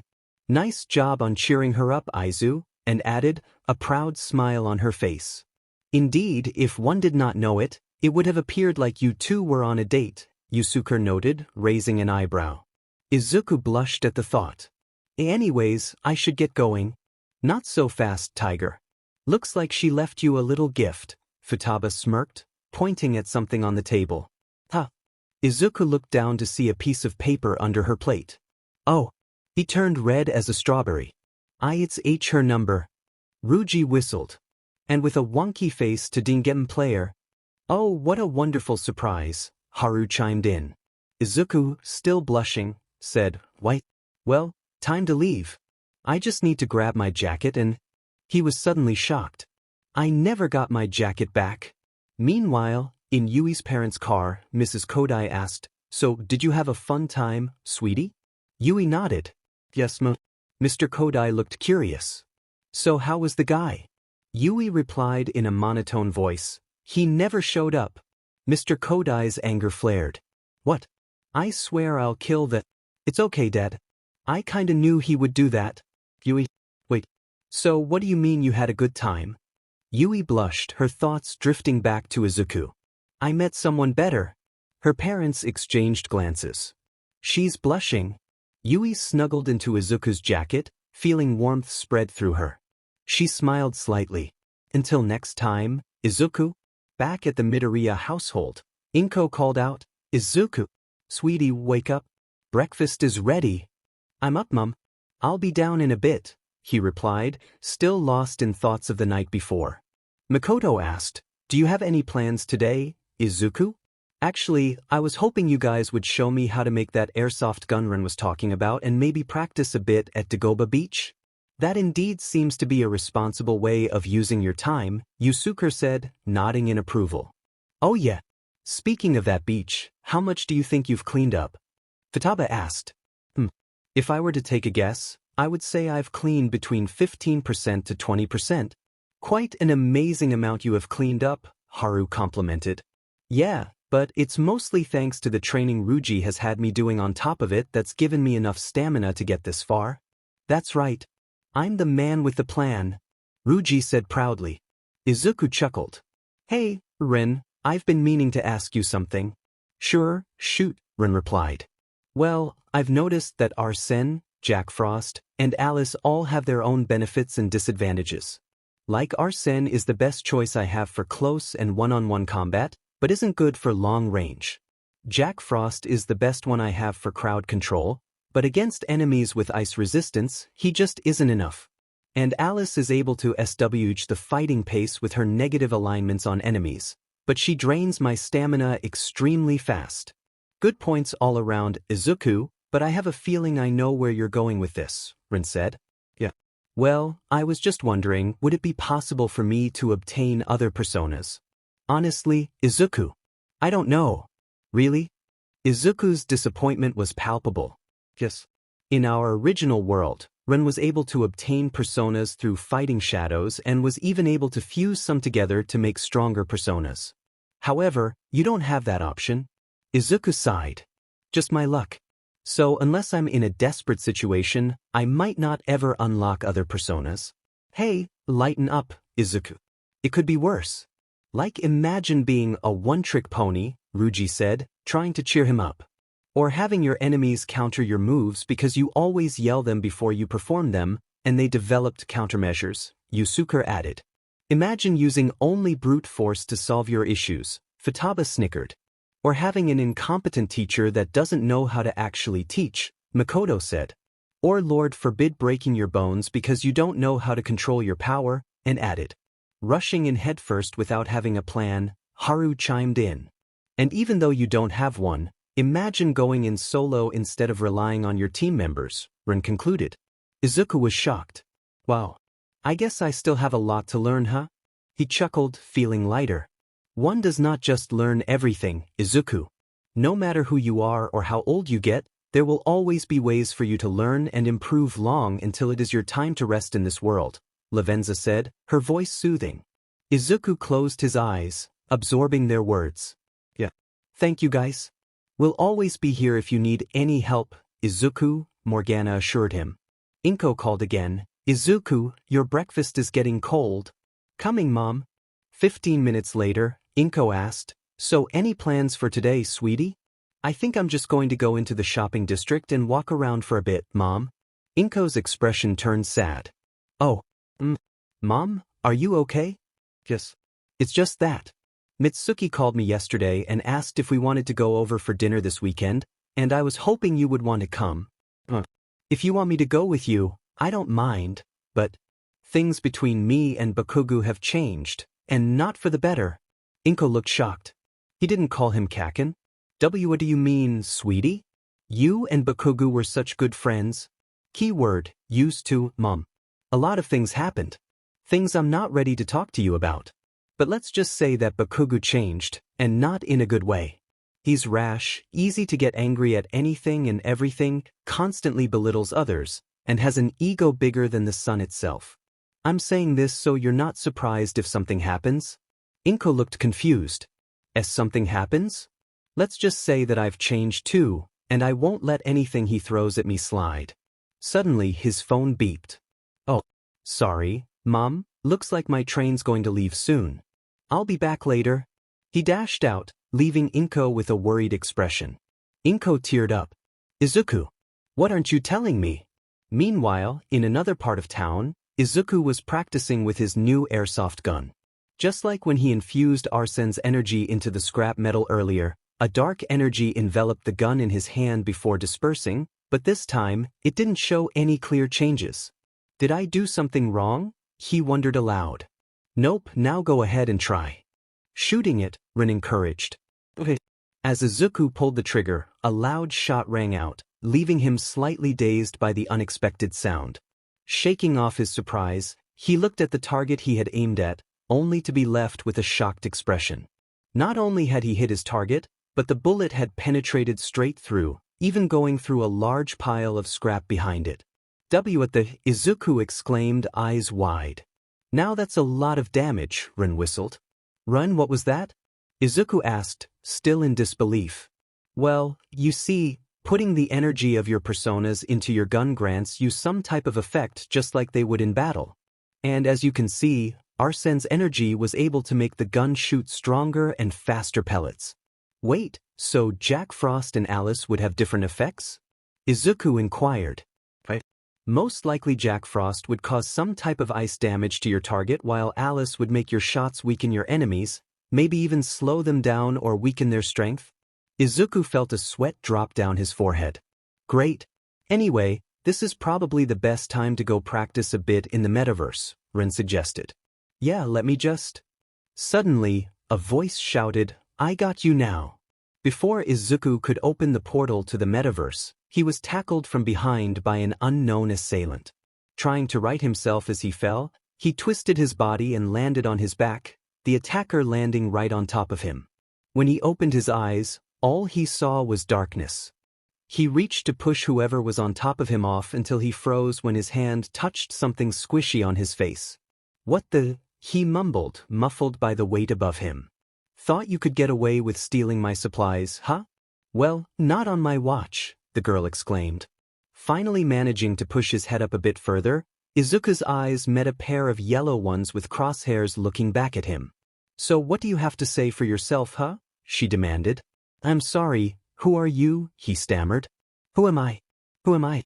I am Mei Hatsum, future #1 support item inventor and future CEO of Hatsum Enterprise. Now who are you?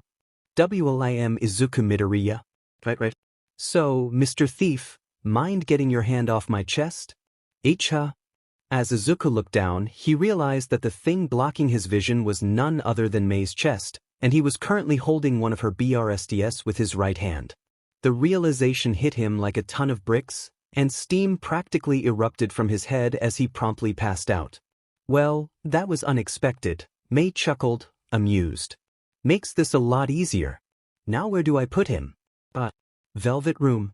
Meanwhile, Yusuke commented. Well, that was unexpected. Haru gasped. Oh my goodness, I didn't know Izuku would pass out just from touching a girl's chest. Makoto added, at least we know that he's not becoming a pervert. Yeah, but we should definitely give him some more lessons so this doesn't happen again, and suggested. Ruji cried anime tears. Izuku, you lucky Bisudi. Futaba joined in, also crying, they grow up so fast. She smacked Ruji playfully. Rin sighed, well, at least we know Izuku is able to attract all kinds of people.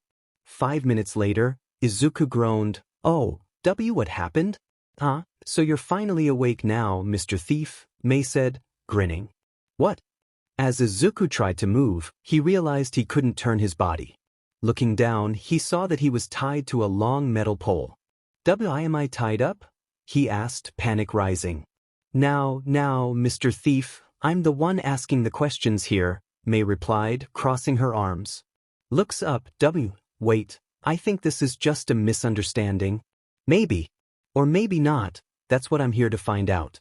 Now, first question, who are you? Izuku Midoriya. Okay then. Second question, why are you stealing my babies? Babies? He echoed, confused. Yeah, my babies. I can't build any other babies if you pokes Izuku keeps stealing all the materials I need to build more. Wait, do you mean inventions?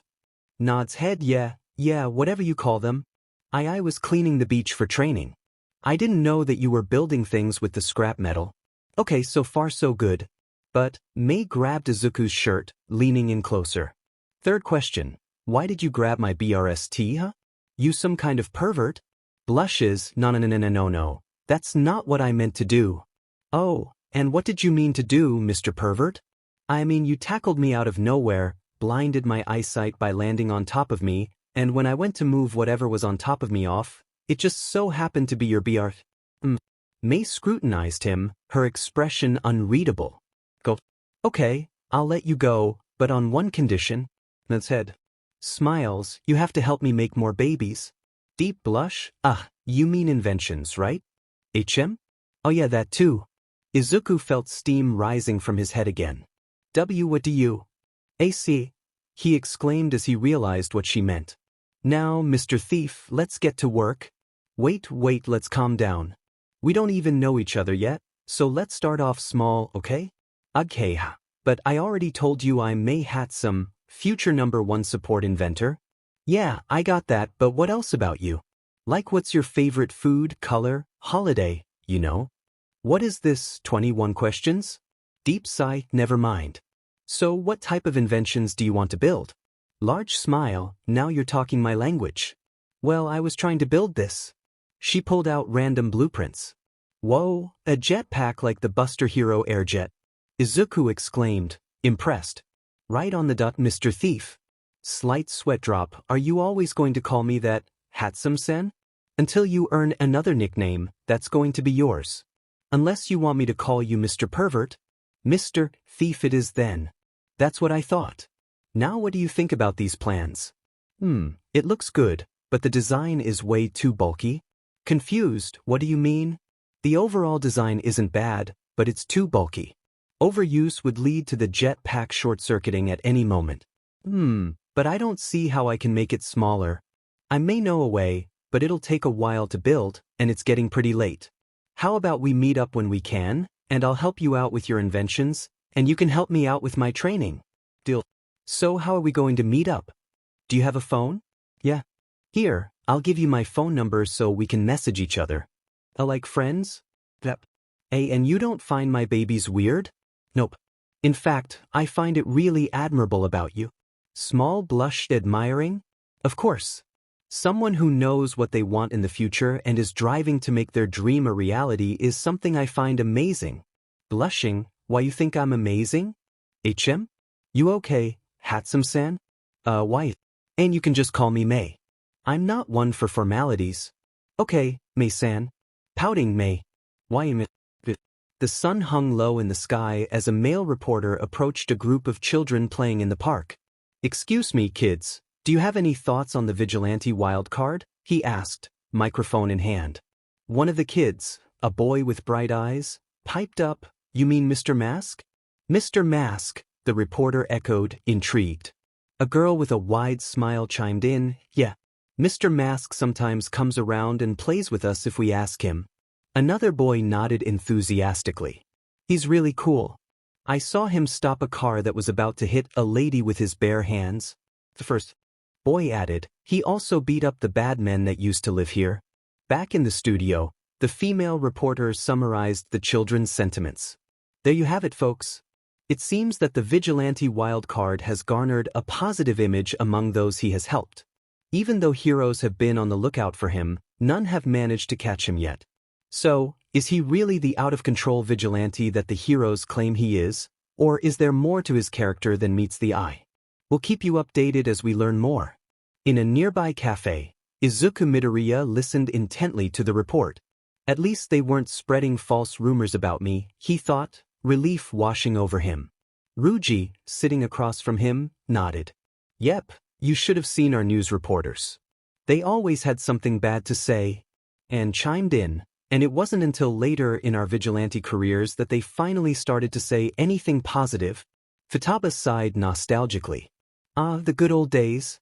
So Gyro, the cafe owner, interrupted. Hey kid, stop spacing out. We got customers. Izuku snapped back to reality. Alright. Hours later, as the sun dipped below the horizon, Yusuke approached Izuku. Where are you going again, Izuku? Oh, Mom told me she placed a special order and asked if I could pick it up after work, Izuku replied. Harlenden, curious. Do you know what she ordered? I believe she said it was a vintage album for an elderly patient she looks after, Izuku explained. Makoto smiled. Oh, so like a birthday present?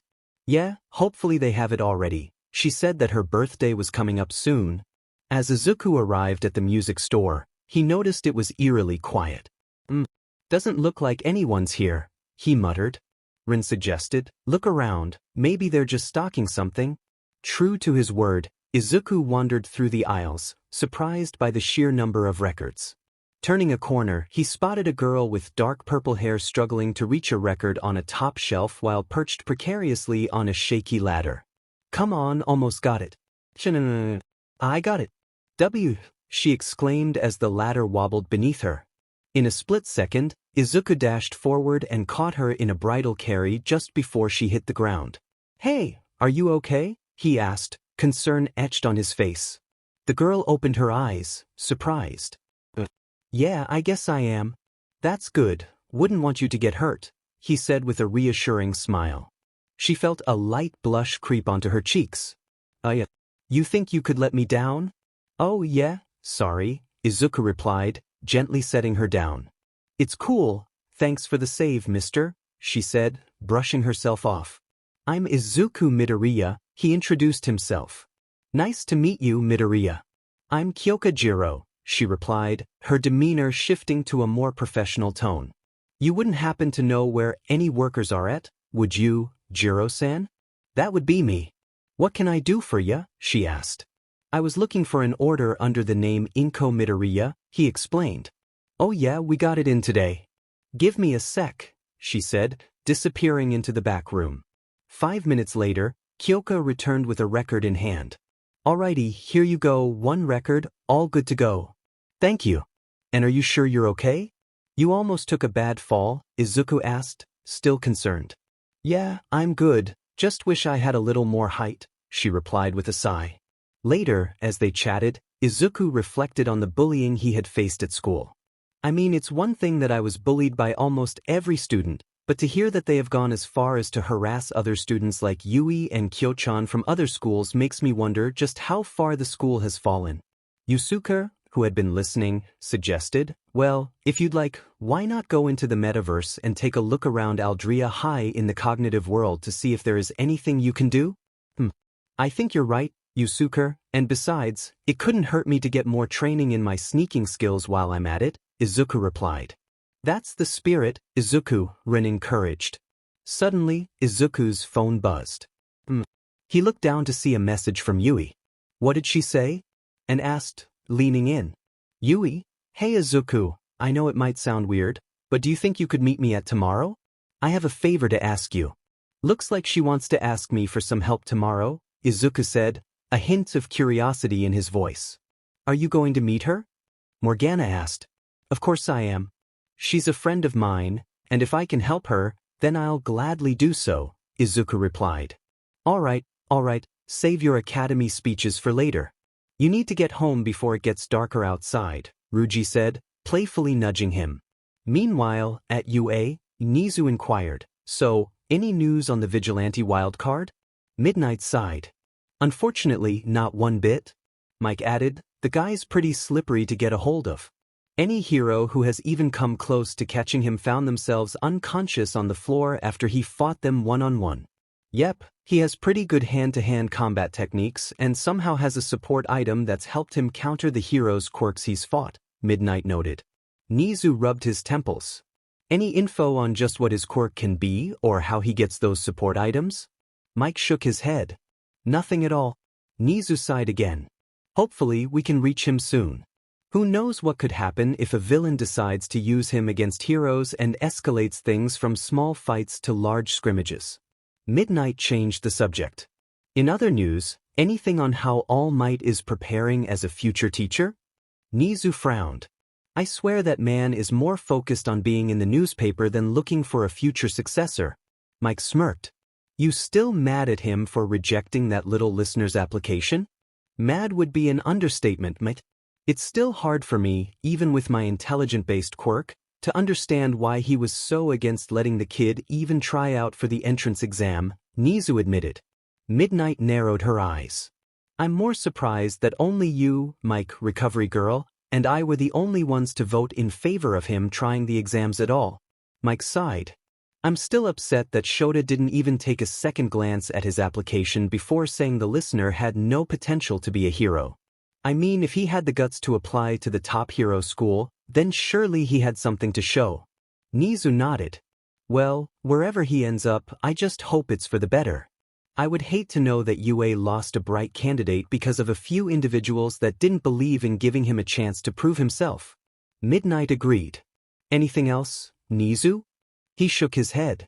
Nothing for now, just keep me updated on any news of the Vigilante. Yes, sir, Mike and Midnight replied as they left the office. Nizu sighed, hoping for a calm PRD ahead. The last thing they needed was chaos. Meanwhile, in Muzutafu, Japan, Ruji asked Izuku, "So where are you going again?" "Just a park that Yui asked me to meet her at so we could talk," Izuku replied. Yusuke inquired, "Do you know what she might want to discuss?" "Not really. The last couple of times we've messaged each other, she never showed any signs of anything being wrong," Izuku explained. And grinned mischievously. "Oh, maybe she's going to confess to you, Aizu?" Izuku blushed, shaking his head. What? I know I'm able to actually talk to girls. Normally now, but I doubt that any of them would like me like that. Hey, don't sell yourself short, Izuku. You have a lot of qualities that would make any girl fall for you, Makoto encouraged. Futaba added, "Yeah, you're a really caring person, super friendly, funny, easy to talk to, not a pervert, pretty buff, and good-looking. I highly doubt you'd have problems getting a date with girls if you tried." Haru nodded in agreement. "Exactly, you should have a little more confidence in yourself, Izuku." Izuku smiled softly. "Thank you guys." Morgana chimed in, "No problem, Izuku. Anyway, looks like you're at your destination. Good luck." As Izuku walked into the park, he spotted Yui sitting on a bench, engaged in conversation with another girl who had orange hair tied into a side ponytail. Waving, he called out, "Hey Yui, I finally made it. Hope I didn't keep you waiting." Yui smiled back. "Hey Izuku, thank you for meeting me here. We haven't been waiting too long." The other girl, Itsuka, teased, "Oh, what's this?" Yui actually smiling? Yui blushed and shot back, "Shut up, Itsuka." Itsuka grinned. "Hey, I'm just teasing you. Anyway, is this the guy you were talking about?" Yui nodded. "Itsuka, this is Izuku Midoriya." "Izuku, this is Itsuka Kendo." "Nice to meet you, Kendo-san," Izuku said, extending a hand. "Just Itsuka's fine." "Kendo-san makes me feel old," she replied, shaking his hand. "Then go ahead and just call me Izuku." "So, Yui, what was it you wanted to talk about?" he asked. Yui took a deep breath. "You see, Itsuka is participating in a martial arts tournament in a couple of hours, and her partner backed out last minute. I remember you saying you had some martial arts training and was wondering if you'd be her partner for the tournament." Izuku scratched his head, uncertainty creeping in. "Geez, I don't know, Yui. This is kinda out of the blue, and wouldn't someone more experienced be better suited?" Itsuka dropped her head, disappointment evident. "I already asked my other martial arts friend, but they said they couldn't do it." Yui nodded. "So she asked me if I knew anyone, and you came to my mind." Izuku hesitated. "I don't know." Then Yui unleashed her secret weapon, the puppy dog eyes. "Please, Izuku, you're her only hope, or else she'll be disqualified." Itsuka added, "Please see, I've been looking forward to this tournament all year. How about after I treat you to some food as a thank you?" Izuku shook his head. "It's okay, Itsuka, you don't need to make it up to me. If you're really looking forward to this tournament, then I'd be happy to help." Itsuka's face lit up with a large smile. "Really? You mean it?" Izuku smiled back. "Yep. So what do you guys say we go back to the cafe I work at, and you can catch me up on what this tournament will have?" Yui encouraged, "You go ahead, Izuku. We'll meet you there in a bit." Izuku nodded, slightly confused. "Okay, well see you there then." As he walked away, Itsuka turned to Yui, puzzled. "Why'd you tell him to go ahead, Yui?" Yui sighed. "It's because I can see it in your eyes that you have doubts about his skills." She smirked. So I was just going to tell you to make sure you keep your mouth from hitting the floor when he exceeds your expectations. Itsuka smirked back. Well then we'll see if that happens. Now come on, I don't know where he works, so you have to show me. 20 minutes later, Yui and Itsuka finally made their way into LeBlanc, the cafe where Izuku worked. The sight of him making drinks left Yui blushing and surprisingly left Itsuka drooling a bit as well. Oh, you guys finally made it. Please sit.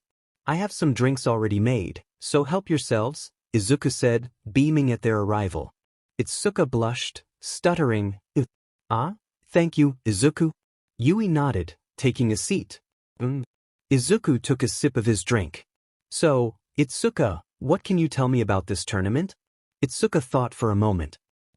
What would you like to know? Izuku pondered. How about what martial arts are allowed? How many opponents should I expect? How difficult is this tournament, and are quirks allowed? Itsuka replied. Well, they're calling it a martial arts tournament, but as far as I know, any form of fighting is allowed. The skill of the fighters might vary, but more than likely they'll be mid-class fighters. Quirks aren't allowed and... She sighed. You shouldn't expect too many participants. Izuku frowned. Oh, and why is that? Itsuka looked down. Well, you see, with quirks and everything, martial arts aren't that popular to the newer generations, so not a lot of people sign up for these types of things. Izuku placed a hand on her shoulder, trying to reassure her. Hey, it's okay. Itsuka looked up, surprised. Huh? Izuku continued. I mean, just because people don't have an interest now doesn't mean they won't later. And besides, I can tell it's something you enjoy doing, so that makes me more pumped to fight alongside you. Itsuka blushed, her heart racing. Yui cleared her throat, interrupting them. Oh, sorry, I just had something stuck in my throat. So are you in, Izuku? Izuku smiled brightly. Yep. Let's do this. Ready to kick some butt, Itsuka? Itsuka grinned. Heck yeah. As they arrived at the dojo where the tournament was taking place, Izuku couldn't help but notice the sparse number of participants. Saying good luck to both of them, Yui excused herself to the watchers' area. Wow. You weren't kidding when you said not to expect a lot, Izuku remarked, scanning the room. Yep, but don't let your guard down. Some of these guys have been doing this for years, so they have a lot of experience, Itsuka warned. Right, so where do we?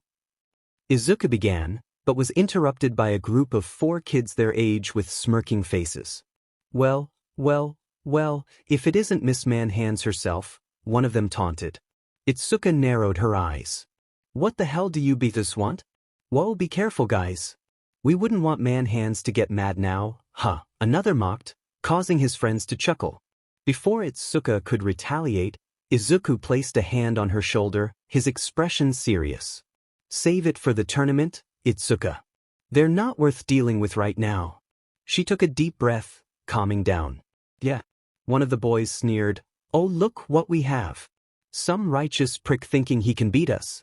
Another added, hope you dorks are ready for the beating of your life. With that, the group sauntered away, leaving Itsuka fuming. Izuku, I'm so... No need to apologize, Itsuka. I've seen and dealt with bullies before. Most of the time, they always attack you to get a reaction, whether verbal or physical. Ignoring them is usually the best option to get them to stop. But a lot of times that won't do, and this tournament gives us the perfect chance to show them why they shouldn't mess with you, Izuku said, determination in his voice. He smirked. So, ready to kick some butt? Itsuka smiled back, her confidence returning. Let's do this. After changing into the appropriate gear the tournament host provided, the participants gathered in the center of the ring, awaiting the announcement on how the fighting would occur. Welcome, ladies and gentlemen, to this year's martial arts tournament, the announcer boomed. This year we had to change the style of fighting due to the low number of participants. For maximum enjoyment, we've turned the usual turn-based fighting matches into one large battle royal among the participants. Meaning it will be every team for themselves, the last one standing wins. Remember folks, no quirk usage will be allowed. Anyone breaking this rule will be disqualified immediately, no exceptions. You are out by either being knocked unconscious or stepping outside the ring, so be careful and watch your footing. So be ready, we'll begin in 10 minutes, the announcer concluded. They just had to change it this year, huh? Itsuka remarked, glancing at Izuku. Are you nervous, Itsuka? He asked, noticing her fidgeting. A little. I've never fought in a tournament like this, but hey, I'm always down for a challenge. Think you can keep up? She smirked. Why don't we find out then? Izuku replied, a competitive glint in his eye. As the buzzer sounded, the teams charged forward, and chaos erupted in the ring. Izuku quickly assessed the situation, spotting a tall, muscular man charging toward him. The fighter attempted a roundhouse kick aimed at Izuku's midsection. Thinking quickly, Izuku jumped over the attack and spun midair, countering with his own roundhouse kick. To his surprise, the kick landed solidly, and the man fell to the ground, unconscious. What? Izuku muttered, astonished by his own strength. Before he could process what had just happened, another fighter rushed at him. Izuku raised his right arm, blocking a punch, and then grabbed the fighter's wrist, executing a judo throw that sent the opponent crashing to the ground. Without hesitation, Izuku lifted the fighter again, spun around, and launched him outside the ring. The spectators gasped, stunned by the speed and skill he displayed. Izuku, you just took him out with one hit? Itsuka exclaimed, her eyes wide. Izuku chuckled nervously. Before he could respond further, he was tackled by another opponent. Ready to dance, Itsuka? He called out, dodging the attack. Dance? Itsuka replied, confused. Izuku paused, then grinned. Itsuka laughed, realizing the joke. Oh. As they fought side by side, Izuku crouched down to dodge another attack. In a split second, Itsuka propelled herself onto his back, slamming her fist into the face of the fighter, making him stumble back. Seizing the moment, Izuku fell backward, using his feet to launch Itsuka upwards, allowing her to perform an uppercut that knocked the fighter out. Just then, the earlier four bullies charged in, hoping to take Izuku down. With a confident smirk, he charged forward, catching them off guard. He kneed the first bully in the gut, causing him to double over, and with one swift motion, Izuku knocked him out with a chop to the back of the neck. The remaining three fighters hesitated, fear creeping in. The second bully, desperate, threw a wild. Ren had become a sensei to Izuku, a figure he could look up to, while Ruji helped him regain the self-confidence he had long lacked. Both mentors, whether intentionally or not, guided Izuku toward a more assertive approach to standing up for himself and others. Instead of shying away from conflict, he now confronted it head-on, unafraid. This newfound courage was evident during his shifts at LeBlanc, where he sometimes had to forcibly remove unruly customers. Reflecting on his past, Izuku often felt anger toward himself for his lack of training and his failure to communicate his problems to his mother. Most of all, he regretted allowing others to walk all over him, particularly his former best friend, Katsuki Bakugou. Through sessions with Larvenza, Izuku had come to terms with the realization that the Bakugou he had admired as a child was merely a figment of his imagination. The real Bakugou was an egotistical bully who cared for no one but himself. Now, if Bakugou so much as glared at him, Izuku would not let it slide as he once had. One evening, as they gathered at LeBlanc, Morgana voiced his concern. Are you sure you're going to be okay tonight, Izuku? Izuku sighed. I hope so, Morgana. I'm not one to start fights. Ruji grinned. But you sure know how to end them, right? Izuku nodded, albeit hesitantly. Makoto reminded him, just remember, Izuku, just because you can fight doesn't mean you should. And chimed in, but definitely defend yourself from any attacks. As the conversation continued, the phone rang, startling Izuku. Why is the boss calling so late? He wondered aloud. Hey kid, Sojiro's voice came through the line. Sorry for the late night call. I just wanted to let you know I'll be gone for a week or two handling some personal matters, so you'll be in charge until I get back. Izuku's heart raced. Wait, what? But how am I going to open and close LeBlanc when I live so far away? Masaru, sitting nearby, tried to lighten the mood. Sorry for bringing up any bad memories, Izuku. Inko, Izuku's mother, interjected. Speaking of Katsuki, where is he? I thought he would have joined us for dinner. Mitsuki, Katsuki's mother, sighed in annoyance. That brat apparently got some random skeleton-looking man to train him for the UA exam and has been coming in and out regularly. Inko raised an eyebrow. Skeleton man? Masaru explained, oh, I believe she means someone called Toshinori Yagi. I don't know why, but he looks extremely malnourished and frail, so I'm surprised Katsuki decided to train under him. Mitsuki then turned to Izuku. Speaking of that, weren't you also going to try out for UA, Izuku? Inko stiffened. Izuku shook his head. I was, but UA ended up rejecting my application. Mitsuki's expression softened. Oh, I'm sorry. Suddenly, the door burst open. Finally. I was going to kill someone if I got back any later. Katsuki Bakugou stormed in, his face a mask of annoyance. Oi, old hag, what's for dinner? Mitsuki snapped back. Watch your mouth, brat. We have visitors. As Katsuki entered the kitchen, he noticed Izuku at the table. His expression darkened. What the hell are you doing here, huh? To everyone's surprise, Izuku didn't flinch. He continued eating as if Bakugou hadn't spoken. Frustrated by the lack of response, Bakugou marched over and grabbed Izuku's collar, forcing him to look up. Don't ignore me, you freak. Why the hell are you here? In a swift motion, Izuku delivered a hard gut punch to Bakugou, sending him sprawling to the floor, clutching his stomach in pain. The room fell silent, shocked by the sudden turn of events. Inko gasped, Izuku? What? He's had that coming for a long time. Don't tell me you're going to defend him. Inko shook her head. Izuku, you don't hurt your friends. Izuku shot back, so I should have let him shake me like a rag doll and order me around like a dog? Mitsuki interjected, hey, don't talk to your mother like that, Izuku. Raising an eyebrow, Izuku replied, this coming from the mother who has yelling matches with her son daily? That's enough, Izuku. Inko's voice rose. Bakugou growled, as Bakugou attempted to retaliate with a right hook, Izuku anticipated the move, catching Bakugou's fist and swiftly bringing him down to the ground with his arm locked behind his back.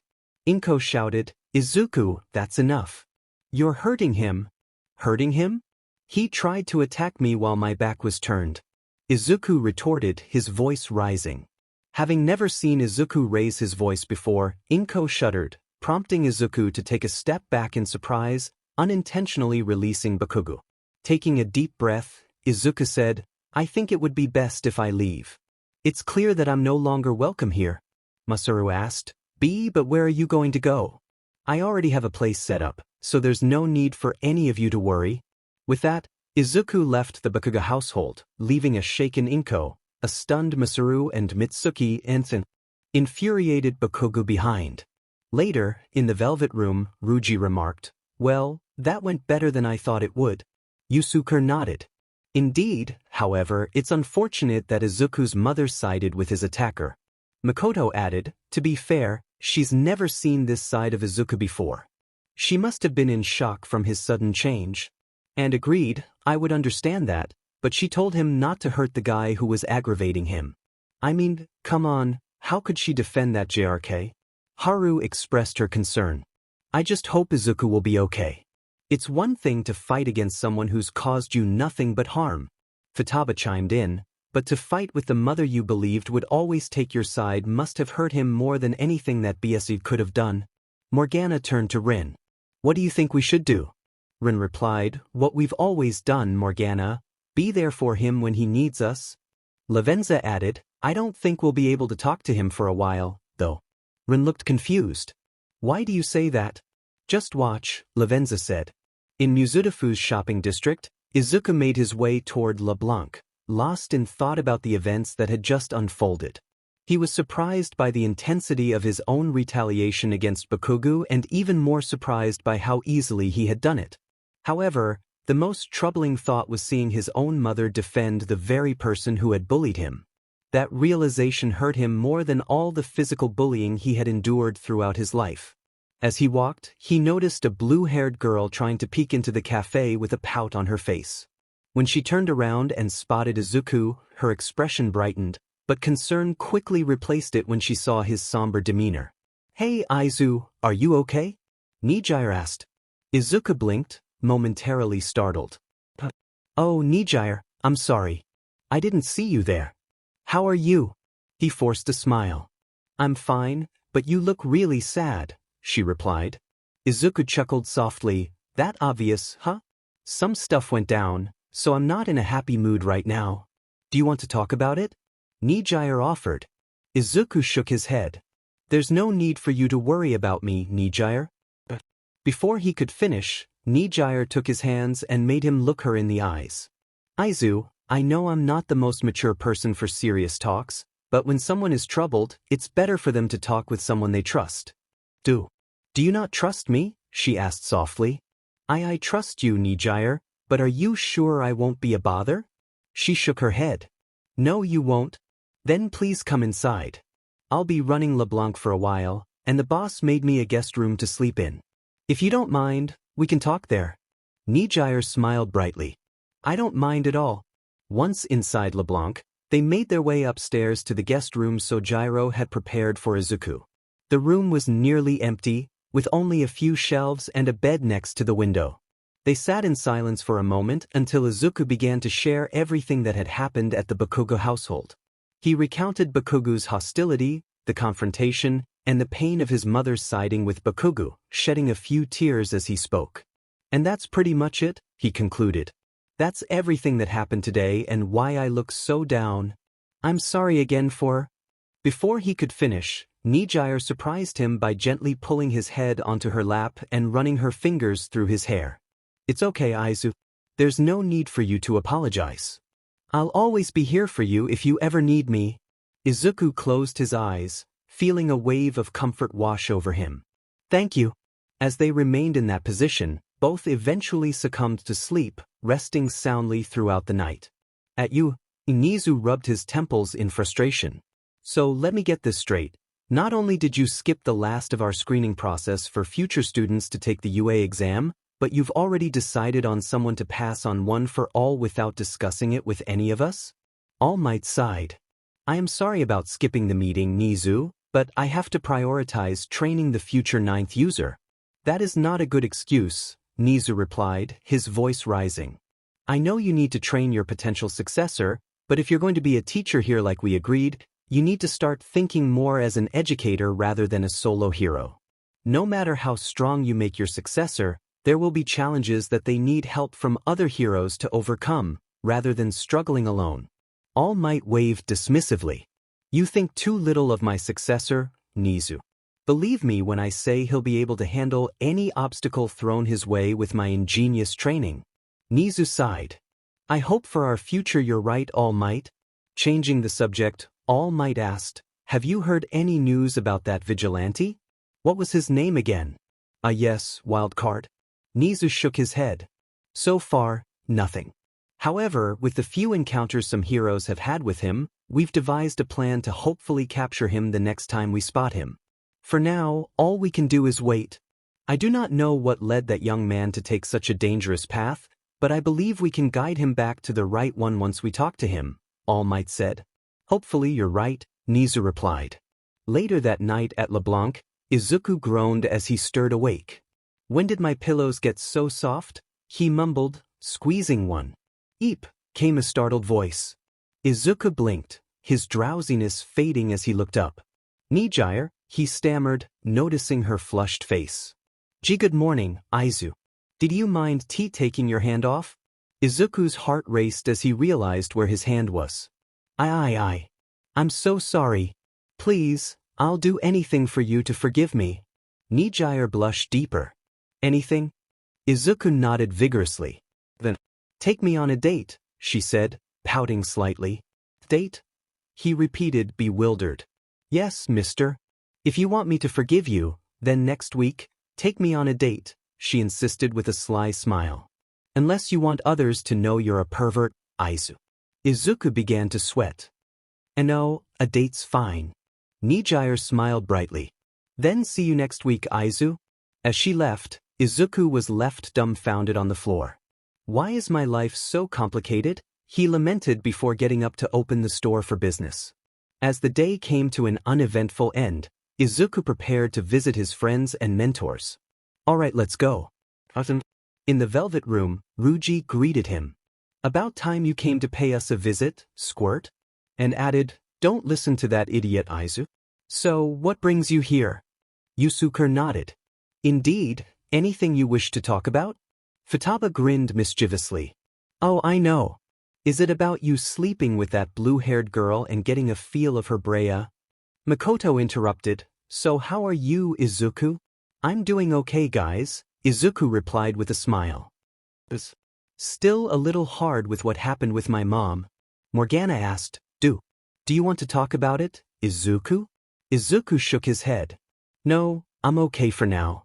I'll talk to her sometime later when things have calmed down. Haru smiled. Well, if you ever need advice, we'll always be here for you, Izu. Izuku smiled back. Thank you, guys. Ren inquired, so, anything else you want to talk about? Izuku nodded. I think it's time for me to look into Aldria High. It unnerves me that the last couple of times I've had run-ins with the students from that school, they've been doing terrible things. Yusuke nodded. If I remember correctly, you met Kodai-san because she was pressured into going on a fake date by a couple of Aldria students. Makoto added, and when you went to the record store, some Aldria students also harassed the purple-haired girl. What was her name again? Oh, you mean Kyo-chan? She's told me that some more Aldria students have continued to harass other students at her school, but they've kind of died down when others began to fight back against them, Izuku explained. Ruji nodded. Good. Sometimes the only way to deal with bullies is to put them in their place. Yep, Izuku agreed.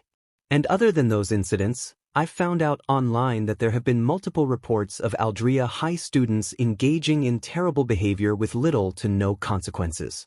And raised an eyebrow. Really? Like what? For the most part, there have been reports of harassment toward individuals with villain quirks, both physical and verbal bullying. May told me that some stores have even started refusing service to Aldria students because of vandalism and theft by their peers, Izuku said. Futaba's arms flew up in disbelief. Wait. So you're telling me these students are doing all this stuff and haven't been arrested? Izuku nodded. Yep. As far as I've found, the police force has turned a blind eye to these actions, sometimes even threatening the victims not to tell anyone about what happened. Rin narrowed his eyes. Any idea why? It's just a theory, but I believe the principal or someone high up in the school is paying off the police to keep their records clean, Izuku speculated. Ruji scowled. FNG corrupt BS Sardis. They're letting people get hurt to fill their own pockets? Yusuke's expression turned serious. This indeed needs to be fixed. And asked, so you want to go into the metaverse and check it out, right Izu? Izuku nodded. Right. And based on how deep this might go, I believe it could also be a palace. Morgana closed his eyes in thought. You might be right, Izuku. Although most palaces we've encountered have been held by single individuals, they are always unpredictable and unique. Ren asked, so when do you plan to leave? I'll leave later tonight so that no one sees me, Izuku replied. Ren nodded. Okay, you should go rest up and prepare. You never know what palaces will hold. Izuku agreed. I'll see you guys later then. With those final words, Izuku opened a portal back to his world, ready to prepare for the upcoming mission. Later that night, as Izuku stood outside Aldria High, he couldn't help but reminisce about the suffering he had endured there, bullying, harassment, and sabotage of his grades by teachers. Taking a deep breath, he pushed those thoughts aside, steeling his nerves for what lay ahead. Arsene, he called out. As he opened his eyes, he was met with a massive castle before him. Shaking off his astonishment, Izuku activated his third eye, scanning for easy entry points. After a while, he found a section of wall that appeared aged and slightly crumbling. Climbing over, he entered the palace. This is bad. This place is so enormous that someone could easily get lost, he thought. Suddenly, he felt a light tug in his mind, signaling that someone or something was approaching. He quickly hid atop a chandelier. As he masked his presence, he noticed two figures in Aldria High uniforms walking below him. Activating his third eye again, he saw a blue aura surrounding the two shadows, indicating they were weak enemies he could handle. Rin cautioned, "Don't do it, Izuku." Izuku frowned. Why wouldn't it be better to take them out? Normally yes, Rin replied. But remember, just because you can fight doesn't mean you need to fight to complete the mission. Taking them down might alert others to your presence, and you could get swarmed. Izuku hesitated but eventually nodded. I understand. Good. For now, just explore and gather as much information as you can, Rin advised. Better prepare some counters while I look around, Izuku thought. 30 minutes later, he was sweating. How big is this place? I know it's supposed to be a copy of Aldria High, but Dimon, this feels much larger. Morgana chimed in, yep, that's how a palace usually is. Even though it starts as a copy of the original, the corruption it undergoes can cause unpredictable changes. Futaba added, not only that, but there are also a large number of enemies. Yusuke noted, it's surprising that the majority of the shadows seem to be the lowest level of enemy possible. Makoto concluded, so it's likely that the owner of the palace is incredibly strong to maintain this much control over these shadows. Rin asked, any updates on the layout, Izuku? Izuku replied, so far, other than the long hallways, I've found two interesting things. 1. The number of enemies seems to match the number of students at Aldria High, and 2. There's a large hallway leading to what I believe is the equivalent of Aldria High's principal's office. Haru suggested, you can either try to fight the enemies or see if the ruler of the palace is in the office. Izuku nodded. Yep. Even though I want to test my skills, it would be better to see what kind of boss I'll be facing. Then go ahead, but be careful, Ryuji warned. If these bosses are anything like the ones we've fought before, they'll pack quite a punch. Thanks for the warning, but for now, gathering some basic info will be fine, Izuku said. With that thought, he moved toward the principal's office, avoiding wandering shadows by hopping across low-hanging chandeliers. After waiting for some shadows to move away. As Izuku flopped onto his bed, exhaustion washed over him. Normally, he avoided using Alice too frequently, as it left him utterly drained. However, he had taken the risk to escape, and it had paid off. Now, though, he could barely move his body. At least he had managed to get away to fight another day.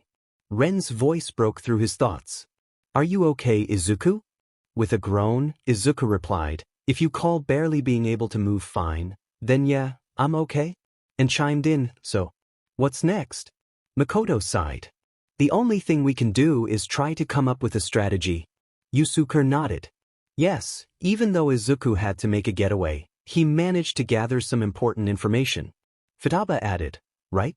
So far, we know that all the shadows in the palace power those 3 strong statue soldiers. Haru interjected, and as long as those shadows are there, the damage those statue soldiers receive will be healed. Ryuji frowned. So, if Izuku wants any chance of taking those soldiers down, he needs to clear out those shadows from the palace. And exclaimed, but there are so many. Yusuke agreed. I have to concur. Even though you are extremely powerful, Izuku, one mistake and you could be overrun in an instant. Ryuji's eyes lit up. Unless... Makoto raised an eyebrow. Unless what, Ryuji? Unless Izuku makes a team. Everyone gasped in unison. What? Haru looked concerned. Ryuji, you don't really want to take others to the metaverse, do you? And added, yeah, it could be really dangerous. What if... Izuku interrupted, he's right? Makoto looked puzzled. What do you mean, Izuku? With a sigh, Izuku explained, I mean if I want to have any chance of taking this palace down, I'll need help. Rin asked, do you have anyone in mind that could help? Izuku nodded. It may be a long shot, but I know who to ask. 20 minutes later, Izuku sent a message. Hey, this may be out of the blue, but could you and Itsuka come over to LeBlanc tomorrow? I have a favor to ask. Replied, Ichim? Sure, we'll see you tomorrow then. Izuku sighed in relief. So far so good, just one more person. His phone rang. CEO of Hatsum Industries speaking. May's voice came through. Hey, May, I was wondering if you could come to my work tomorrow. I have a favor to ask you. No problem, Mr. Thief, but you better be ready to make it up to me. Don't worry, I'll make it up to you, May. You'd better, mister. Okay, see you tomorrow then. Bye. Izuku turned to Ren. Are you sure they'll help you, Izuku? I'm not sure, Thrin. But if they choose to help me, I'll make sure to repay them no matter the cost. Rin nodded. Just be ready. You have a lot of explaining to do to them tomorrow, so it would be best to get some rest. Izuku agreed. Yeah, you're right. With that last thought, he succumbed to his tiredness and fell into a blissful sleep. At UA, Nizu addressed Eraserhead. So do you know your task, Eraserhead? Eraserhead, looking tired, replied, Yeah, I got it. Now remember, your mission is of top priority. Although we have multiple heroes looking out for the Vigilante, your main task is to find him and bring him in. Eraserhead asked, Can I ask why you want to meet this Vigilante so much? Nizu shook his head. That's on a need-to-know basis for now. You have your mission? Eraserhead sighed. Right? Without another word, he walked out of the office, leaving Nizu alone with his thoughts. Aizawa, you have no idea how important this Vigilante is? At LeBlanc, Rin asked, So what's your plan, Izuku? Izuku sighed. In all honesty, the best I can do is just be honest with them.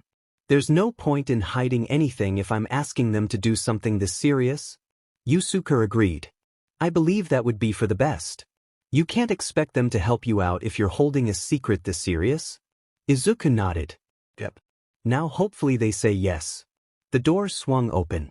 Hey, I'm here. What is it you need? Mei exclaimed. Oh, welcome. Go ahead and take a seat. We're still waiting on 2 other people. Mei smiled. Alrighty, Mr. Thief. Izuku chuckled. Still on that nickname, huh? Like I said before, Mr. Thief, it stays until you do something to impress me. Izuku shook his head. Anyway, while you wait, do you want to order anything? It's on me. Mei's eyes sparkled. Really? Yep, so take your time deciding. Mei squirmed. Actually, is there anything you recommend? Izuku thought for a moment. Well, we specialize in curry and coffee, so would that be okay? Mei nodded. Sounds good. Alright, give me a moment and I'll be back with your order. 10 minutes later. Mei took a bite and exclaimed, Yum. It's so good. Izuku chuckled. Glad you like it, Mei? Mei sighed contentedly. I just wish I could eat this every day. Izuku replied, Well, I don't know about every day, but feel free to stop by once in a while, and I'll treat you. Mei's eyes widened in shock. Really? Izuku smiled. Sure, just try not to make it a ga. Mei interrupted, Thank you so much. Meanwhile, Yui pondered, I wonder what Izuku needs to talk to Kendo and me about. He sounded really serious. Hopefully it isn't too bad. Yui. Itsuka called, trying to get her attention. Yui blinked. Huh. Finally. I've been trying to get your attention for the last couple of minutes. Oh, sorry, I guess I spaced out. Itsuka shook her head. It's cool. I just wanted to let you know we're here. Yui looked around. Looks like it. Itsuka asked, Any clue what Izuku wanted to talk to us about? Yui shook her head. Itsuka sighed. Well, let's go then. Whatever it is must be important. We wouldn't want him waiting on us forever. As they opened the door, the 2 girls weren't expecting much. Maybe some early customers or Izuku working at the counter, but instead, they stumbled upon the sight of Izuku on the ground, straddled by a pink-haired girl. Neither of them expected to walk in on such an awkward moment. In a split second, both Yui and Itsuka rushed forward, pushing the unknown girl off Izuku and shaking him by his collar. What is this, huh? Yui shouted. What were you doing? Itsuka added. Izuku, dizzy from the sudden shaking, pleaded, Please stop shaking me. Hearing that, both Yui and Itsuka stopped and let him go, causing him to fall back onto the floor as he tried to shake off his dizziness. Oh, okay, so, Izuku began, but before he could finish, he saw Yui above him, holding what appeared to be an enlarged toothpick, pointing straight at him with a dark cloud surrounding her. Explain yourself now. Yui demanded. Izuku gulped. Ichai. Later, Izuku scratched the back of his neck. And that's when you 2 came in. Itsuka bowed. I'm sorry for overreacting. Yui nodded. Mei, still present, asked, Sue, anyone gonna explain what's happening? Izuku gestured to the girls. Oh right, let me introduce you guys. Yui, Itsuka, this is Mei Hatsum, future CEO of Hatsum Industries. Mei, he pointed to Yui, this is Yui Kodai, and next to her is Itsuka Kendo, both future heroes. Mei's eyes sparkled. Future heroes. You want to see me and Mr. Thief's babies? Yui and Itsuka exchanged bewildered looks. Babies? Yui tilted her head. Wait, Mr. Thief? Yeah, Mr. Thief right there. Mei pointed at Izuku. As the realization of what Mei had said sank in, the room's temperature dropped. A dark aura surrounded Yui once again, and a red aura flickered around Itsuka. Izuku began to sweat. As she means her inventions, she calls her inventions her babies. Yui and Itsuka sighed in relief. Oh. Mei, eager to return to the topic, asked, so, not that I don't like talking with new people, but I still got babies to make, so what did you need, Mr. Thief? Yui nodded. Why did you ask to talk to us, Izuku? Izuku sighed. It's hard to explain out here, so please follow me to my room and I'll show you. This announcement caused both Yui and Itsuka to blush while Mei also gained a light blush on her cheeks. Gathering their nerves, the girls followed Izuku up the stairs of the cafe to a spacious room that contained a bed, a few plants, and a guitar? Ding, Mr. Thief, I thought your room would have a little more decoration, Mei remarked. Well, I've only been staying here for a couple of days, so I haven't had the chance to add anything to the room. Anyway, you guys wanted to know why I asked you here, right? Izuku replied. The girls nodded. Well, it's better that I show you. In one swift motion, Izuku was enveloped in a black light, leaving the girls to wonder what was happening. Moments later, the light vanished, revealing Izuku in a whole new outfit. Let me introduce myself, he said with a slight bow. WildCard at your service? Yui's eyes widened. You mean? Itsuka was equally shocked. Mei's eyes sparkled with excitement. The new Vigilante. Izuku nodded. Itsuka marveled. Oh wow. Okay, things just got crazy. I know you three must have a lot of questions, but please let me tell you why I asked you here before I answer them, okay? Izuku said. All three girls nodded. Izuku took a deep breath. As you girls know, I've been the one responsible for the sudden change in a lot of people for the last couple of months. The reason for that is I'm able to access a world where the cognitive aspects of ourselves live. Think of it like the other side of a coin. While we live in our world, there is another side composed of all our emotions that live their lives like we would normally do. The revelation left the girls stunned, grappling with the idea of a whole other world made up of people's cognitive selves. Izuku continued, now, the reason I have been able to cause the sudden change in people is that while I'm in the other world, or as I call it the metaverse, I'm able to fight those cognitive selves, and their defeat is what causes the sudden change in people. Itsuka asked, but why would you do that? Izuku sighed. It's because I needed to. Yui, confused, pressed, needed to. Yes, Izuku confirmed. You see, just as we grow and change over time, learning from both positive and negative experiences, so do our cognitive selves. The problem is that those changes can be both good and bad. If a person's cognitive self, or shadow, only grows because of negative aspects, then they have the potential to transform into something called a palace. Mei's curiosity piqued. A palace? What's that? A palace is an area of influence a person's corrupted shadow rules over. Palaces form when powerful distortions occur, drawing in other shadows and creating an independent sphere of influence. Usually, palaces only form with individuals that have a major influence on others, like CEOs, business owners, and even heroes with their own agencies if left unchecked. Itsuka asked, so, you go into this metaverse and take down palaces? Izuku nodded. Yes and no. Yui inquired, what do you mean, yes and no? Izuku sighed again. For the most part, I've only been fighting other shadows that had yet to turn into palaces. It wasn't until recently that I encountered my first palace and you had to retreat, right? Mei interjected. Izuku nodded. This palace runs on the energy of its resident shadows, and there are simply too many for me to take on. Itsuka realized, so you want us to help you? Izuku confirmed, I know this is a lot to take in, and if you have any questions, please ask me. After all, answering them is the best I can do for what I'm asking of you guys. Itsuka sighed. Guess I'll go ahead then. So, Why did you become a vigilante, Izuku? Izuku closed his eyes, reflecting. For the longest time I can remember, I always wanted to be a hero, someone who could save others with a smile like All Might himself. But it wasn't until I turned 4 that I learned the truth: no one is made equal. Since the dawn of quirks, humanity has come a long way in both technology and morals. Or at least that is what I first thought. Mei asked, "Huh? What do you mean?" Izuku continued, "When I was younger, I believed that the fight between good and evil, villains and heroes, was always a black and white argument. Villains do bad things, and then a hero would come in and stop them." Itsuka pressed, "So, what changed?" Izuku opened his eyes, determination in his gaze. In our current population, about 80% of people hold some type of quirk while 20% do not. This percentage mostly consists of the older generation. Hardly any new kids are born without quirks. I happen to be one of those. Mei's eyes widened. "You mean?" Izuku nodded.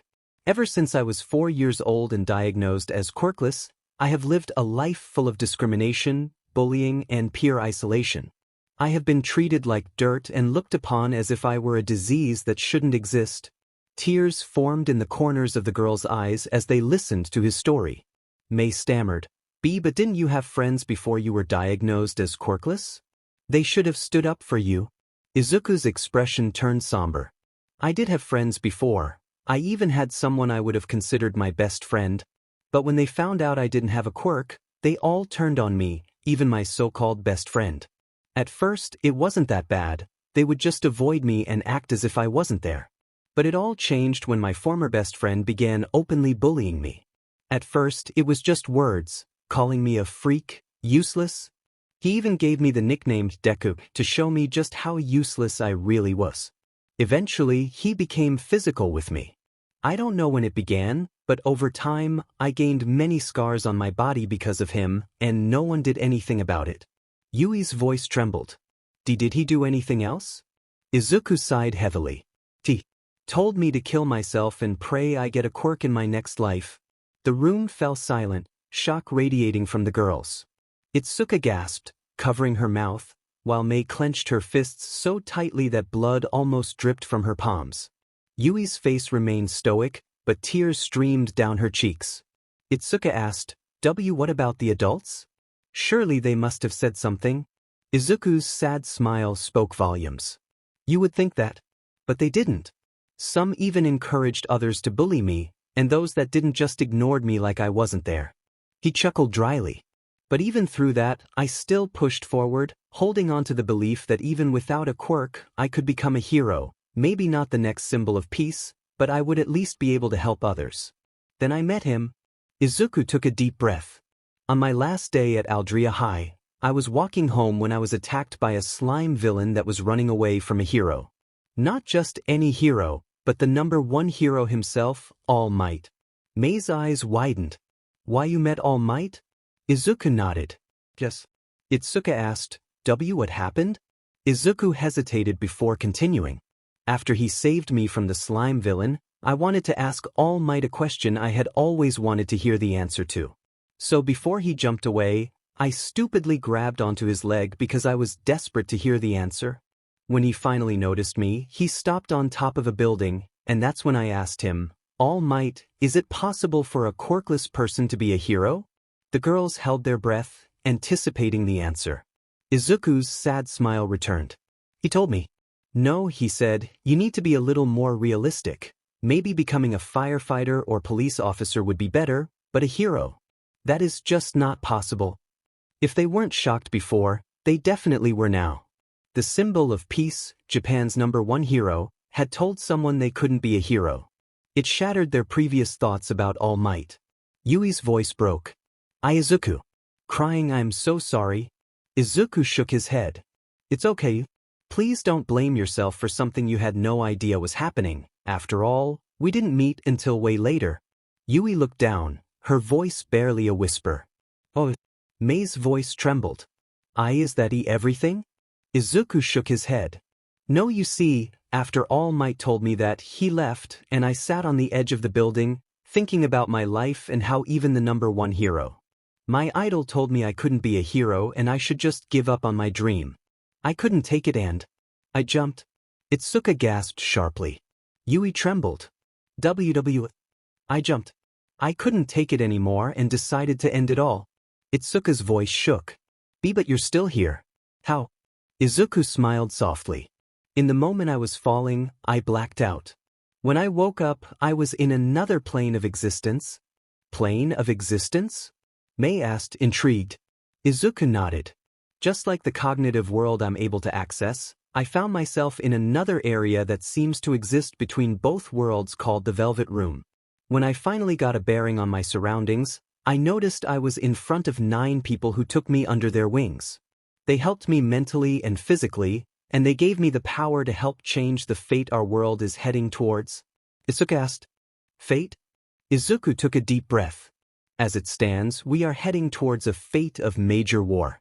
Mei's shock was palpable. What do you mean war? Itsuka shouted. How could people be willing to kill others for no reason? Please, ladies, take deep breaths, and I'll continue, Izuku urged. After a few deep breaths, both Itsuka and Mei calmed down, ready to listen again.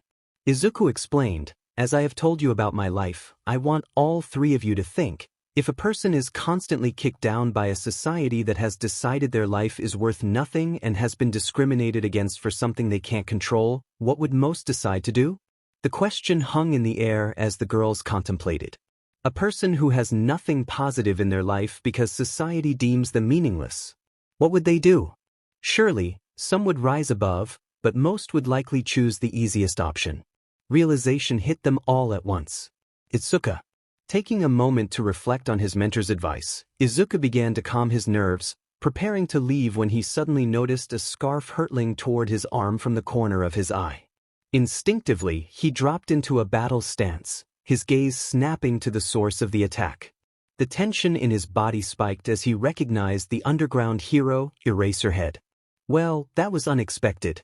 Not many people can dodge my scarf, Eraserhead remarked, a hint of surprise in his voice. Izuku remained silent, his mind racing. Not much of a talker, huh? Good, this works for me. Now you can come quietly, or I'll have to use force. Choose wisely, Eraserhead continued, his tone shifting to a more serious note.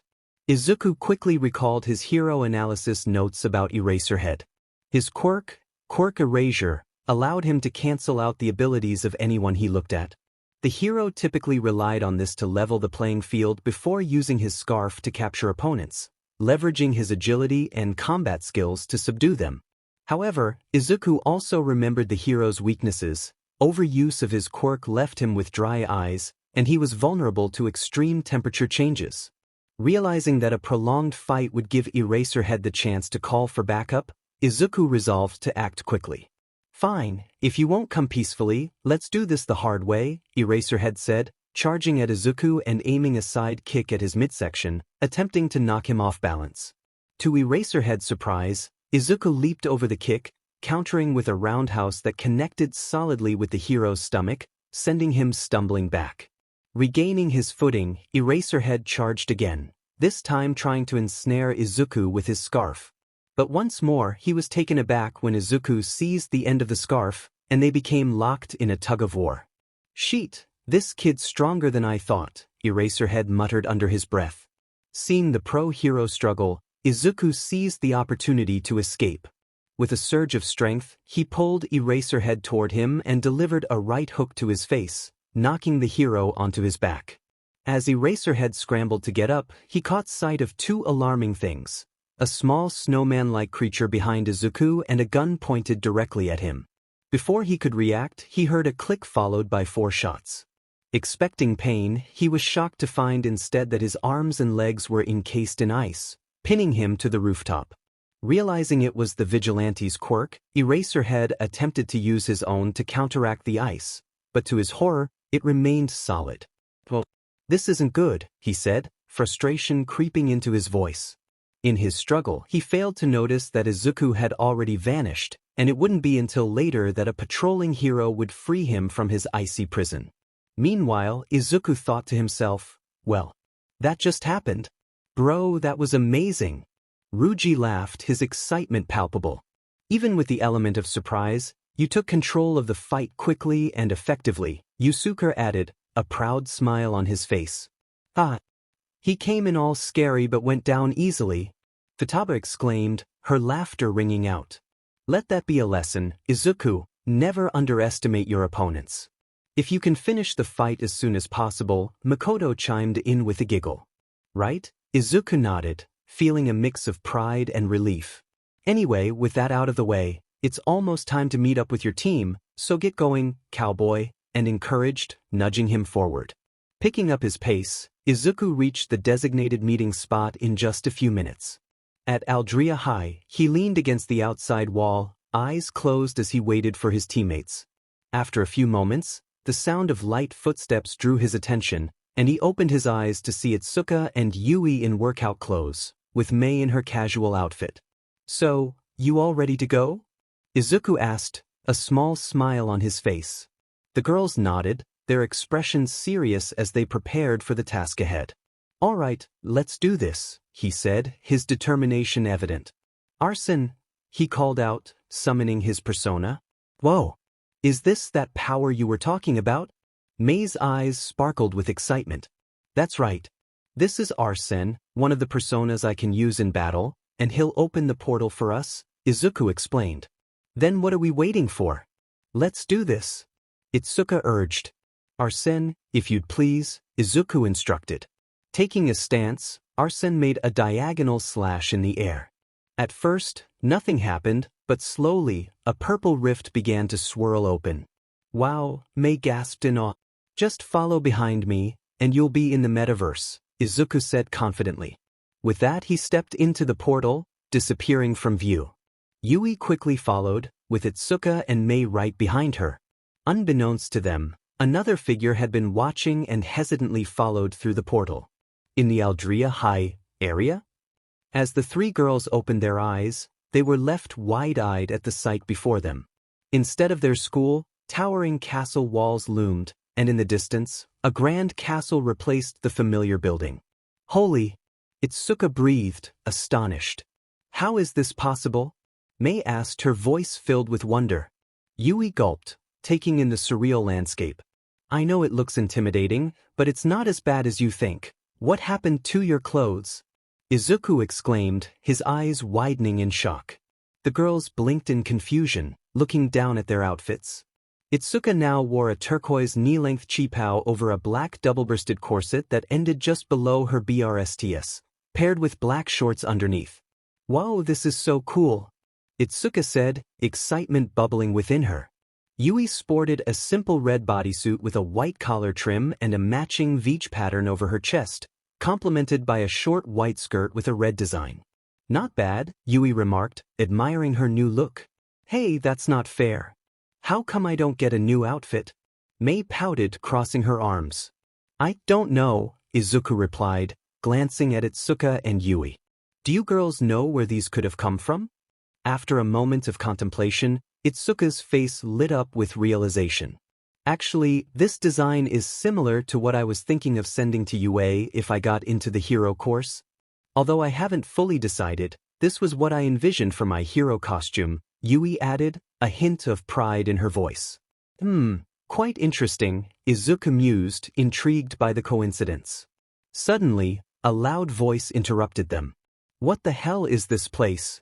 Startled by the sudden outburst, all four jumped in surprise and turned to see Kyokujiro, clad in a punk rock outfit, standing nearby.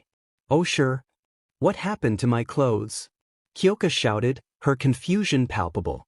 Izuku could only stare, slightly panicking. Kyoka, what are you doing here? Huh.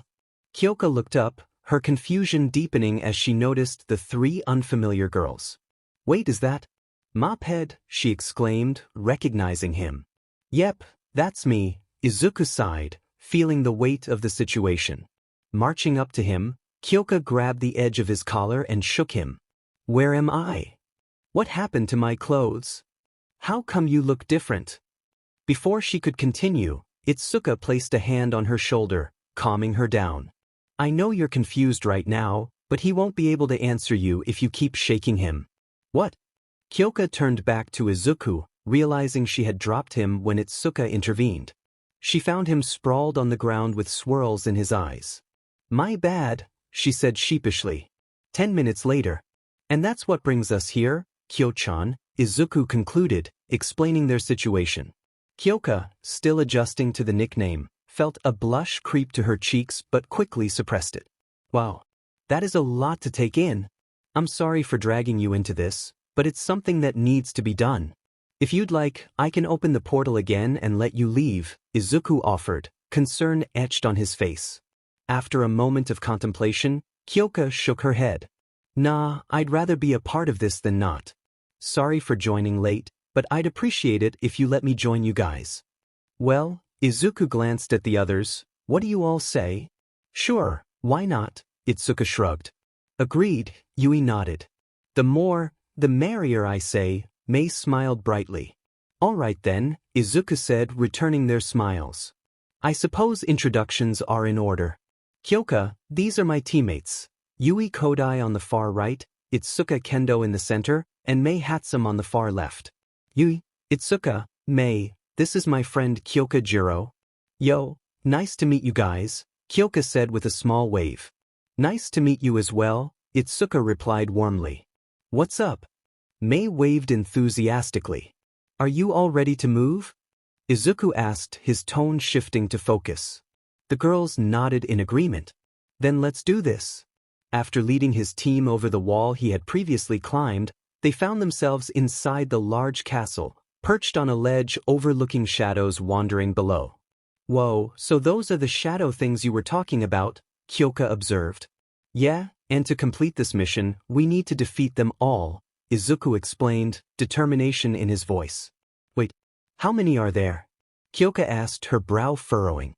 "Well, if the shadows match the number of students and staff at Aldria High, then a little over 100, Izuku replied. "Over 100? Kyoka echoed, her eyes widening. "Yep. Then, do you have a plan?" she inquired, concern creeping into her voice. "Yes, we came up with a plan yesterday that will also serve as training for us fighters," Izuku said confidently. "Us fighters?" Kyoka asked, puzzled. "Yep. Both Itsuka and Yui have quirks that can be used for both defense and offense, so this will give them fighting experience against villains without needing to hold back. As for Mei, she'll gather information from each fight and help develop strategies to take down each one effectively. Smiling, and this will give me the chance to come up with new babies," Mei added, her eyes sparkling with excitement. "Babies?" Kyoka raised an eyebrow, confused. Shaking his head, "She's talking about her inventions," Izuku clarified. Looking at Izuku, "So what do you want me to do, mophead?" Kyoka asked, crossing her arms. You can use your ear jacks for attacking, right?" Izuku suggested. "Yeah, I can send shockwaves through someone's body with them," Kyoka nodded, feeling more confident. "And do you have any combat training?" Izuku asked. Smiling sheepishly, No, I don't." "Is that going to be a problem?" Smiling reassuringly, "Not at all. I'll help you with some basic moves as we fight, so you'll gain experience." "Are you ready to go?" Izuku asked. Sighing, "No better way to learn than through actual experience," Kyoka replied, determination shining in her eyes. "All right then. So, are you girls ready?" "Ready as I'll ever be," Itsuka said, her resolve firm. Nodding, "Let's do this," Yui added. "Enough chit-chat. The longer we wait, the less time I'll have to make more babies," Mei exclaimed, her enthusiasm infectious. Chuckling right then, "All that's left to say, it's showtime," Izuku declared.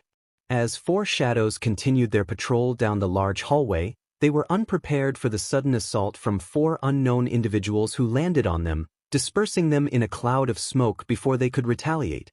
"Not bad, guys, let's keep moving," Izuku said, adrenaline pumping. Running down the hall, the group soon found themselves facing a cluster of 10 shadows that had turned to confront them. "All right, Yui, you're up," Izuku instructed. Nodding, Yui pulled out a handful of random small objects from a pouch on her hero costume. As the shadows advanced, she tossed the items into the air.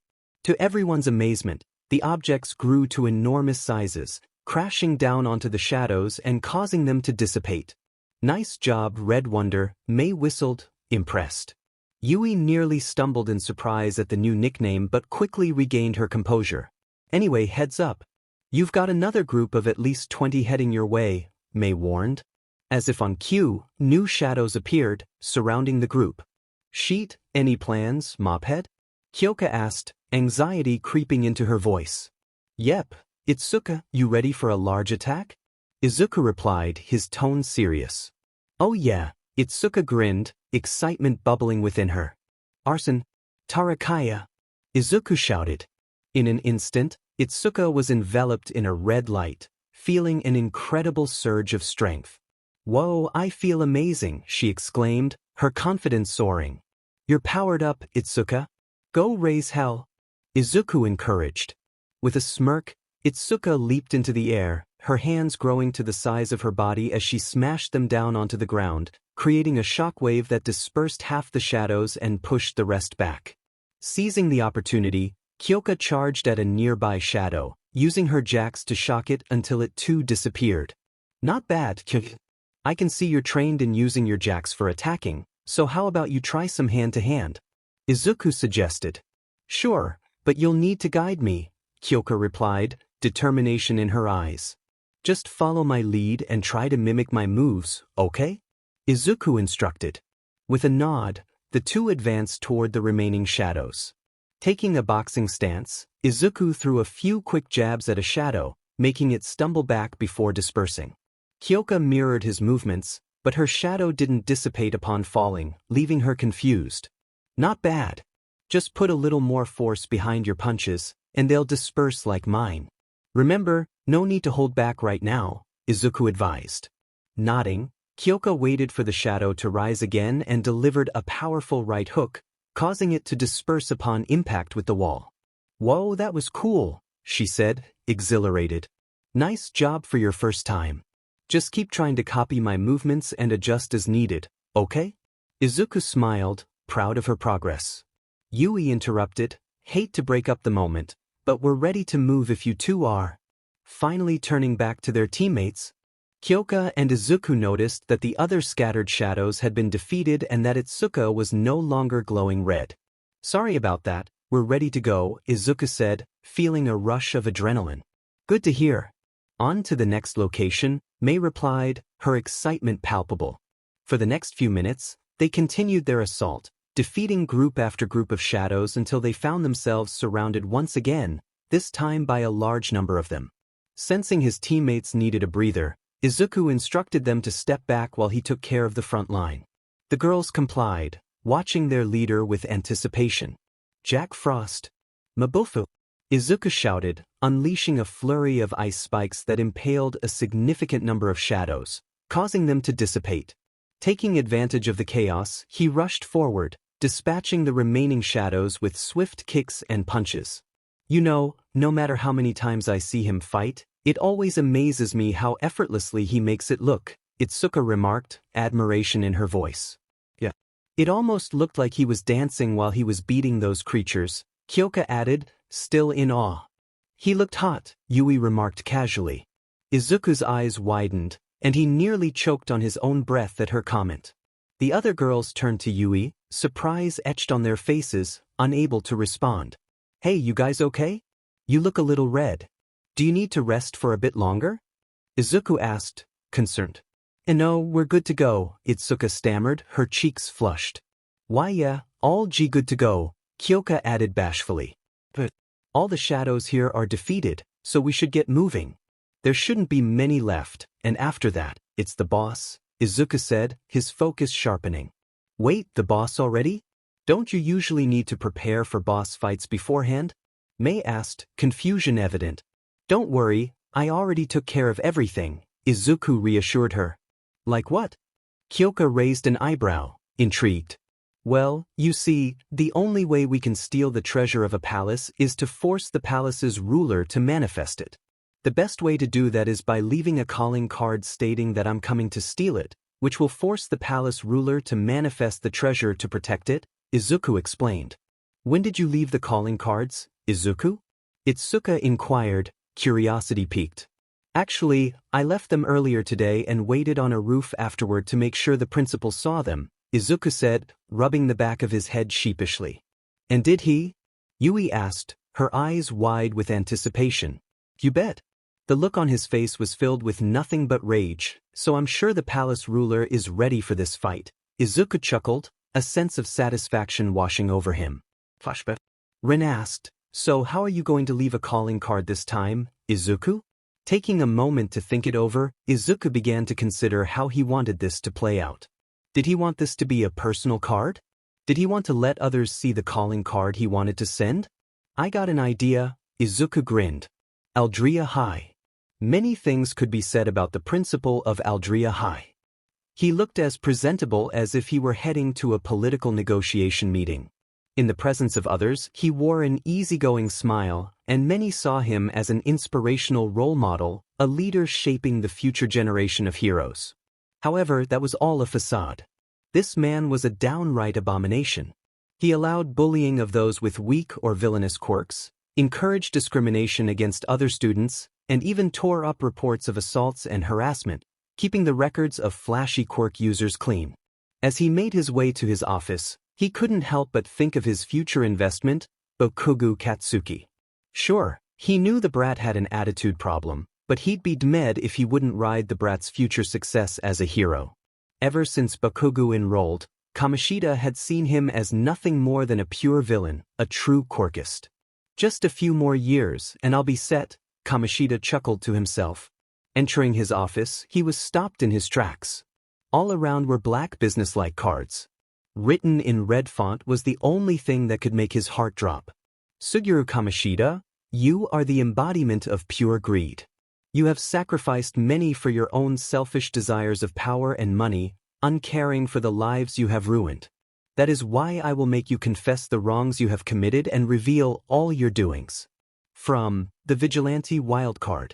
Kamoshida's heart sank as he stood frozen for minutes. When he finally came to, he rushed to remove all the calling cards from his office before anyone could see them. Present. Bringing his focus back, Izuku turned to Mei and asked her to check if all the shadows had been taken care. As the imposing boss continued to monologue, hurling insults at the teens, they regrouped to assess their precarious situation. What the hell do we do? Kyoka asked, trying to calm her racing heart. Any plan, leader? Itsuka inquired, glancing at Izuku. Izuku took a moment to think over their options. He wanted to uncover any secrets the boss might have, so he decided to take a cautious approach. Yui, do you still have any rubble to throw? Yui rummaged through her pouch, feeling only a handful of stones left. Not much, but I still have a few on me. Izuku nodded. All right then, let's do this. Suddenly Asmodeus, the boss, bellowed, How dare you brats ignore me? The teens had to be on high alert, dodging the saliva bullets that shot from the boss's large mouth. Frustrated with the onslaught, Izuku decided to provoke the boss into using its predictable swinging attacks. Arsene, he shouted, rushing forward and weaving between the rapid-fire saliva bullets. Once he reached a position directly beneath the boss, he squatted down and, with Arsene's help, propelled himself upward with incredible speed. Hoya! He yelled, delivering a powerful uppercut that sent the palace ruler's head snapping back from the sheer force. Gah! Asmodeus cried out, taking a moment to regain its composure before glaring at Izuku with pure hatred. You bast! Before it could finish, Itsuka launched an enlarged fist toward the boss's face. Don't forget about me, ugly! You're nothing but insects! Asmodeus roared, swinging its massive arms wildly in a blind rage. Oh? Izuku murmured, watching the boss's erratic movements as he waited for the right moment to strike. Finally, he saw his chance. Arsene! Tarakaya! He shouted. Just as Itsuka had been enveloped in a red glow earlier, Yui found herself bathed in the same light, feeling a surge of strength. Whoa! She exclaimed. Go for it, Yui! Izuku urged. Nodding, Yui grabbed a sizable piece of rubble and hurled it at the boss with all her might. As it soared through the air, the stone expanded until it resembled a massive boulder, crashing into the boss's face and knocking it backward. The teens held their breath, hoping their attack had taken the boss down. But before they could celebrate, The ground trembled as the boss began to rise, pushing the boulder off its body with a chilling laugh. "Ah, did you really think that would be enough to take me down?" Asmodeus taunted, taking a deep gulp from a cup it held. The teens watched in horror as the wounds they had inflicted began to heal. "Fools! How dare you think you could defeat me?" the boss shouted. Their spirits dampened, the teens shared a collective thought. "Seriously? Of course this guy has a healing factor, why wouldn't he?" Kyoka said, irritation creeping into her voice. "So how are we going to take him down if he can just heal from any damage we inflict?" Izuku asked. "Everyone! Look out!" Mei shouted just as the boss swung a sword and a large golden fork at them. "I'll distract him!" Jack Frost. "Mabufu!" Izuku called, summoning a snowman-like creature that launched ice at the boss. "Guys, I think I have a plan, but you need to trust me. Itsuka, can you two distract him while Kyoka and I prepare?" he instructed. "Can do, just don't take too long," Yui replied. "I mean, we're already in a bind, so what do we have to lose?" "Let's go, Yui," Itsuka added. With that, the two charged forward, drawing the boss's attention as they dodged and blocked its attacks. "Okay, so what's the plan, Mophead?" Kyoka asked. "Do you see that ledge over there?" Izuku pointed out. Kyoka looked and noticed that their battle had caused platforms to fall and connect, forming a makeshift stairway leading behind the boss. "While the three of us keep him distracted, I want you to sneak up behind him and wait for us to deal enough damage to make him take a drink from that golden cup," Izuku explained. "When he goes for the drink, use your jacks to damage his hand and force him to drop the cup." Surprised, Kyoka said, "So that he won't be able to heal himself, right?" "Exactly. Are you ready?" For a moment, Kyoka hesitated, doubting her abilities. But when she looked into Izuku's eyes, she saw nothing but trust and confidence.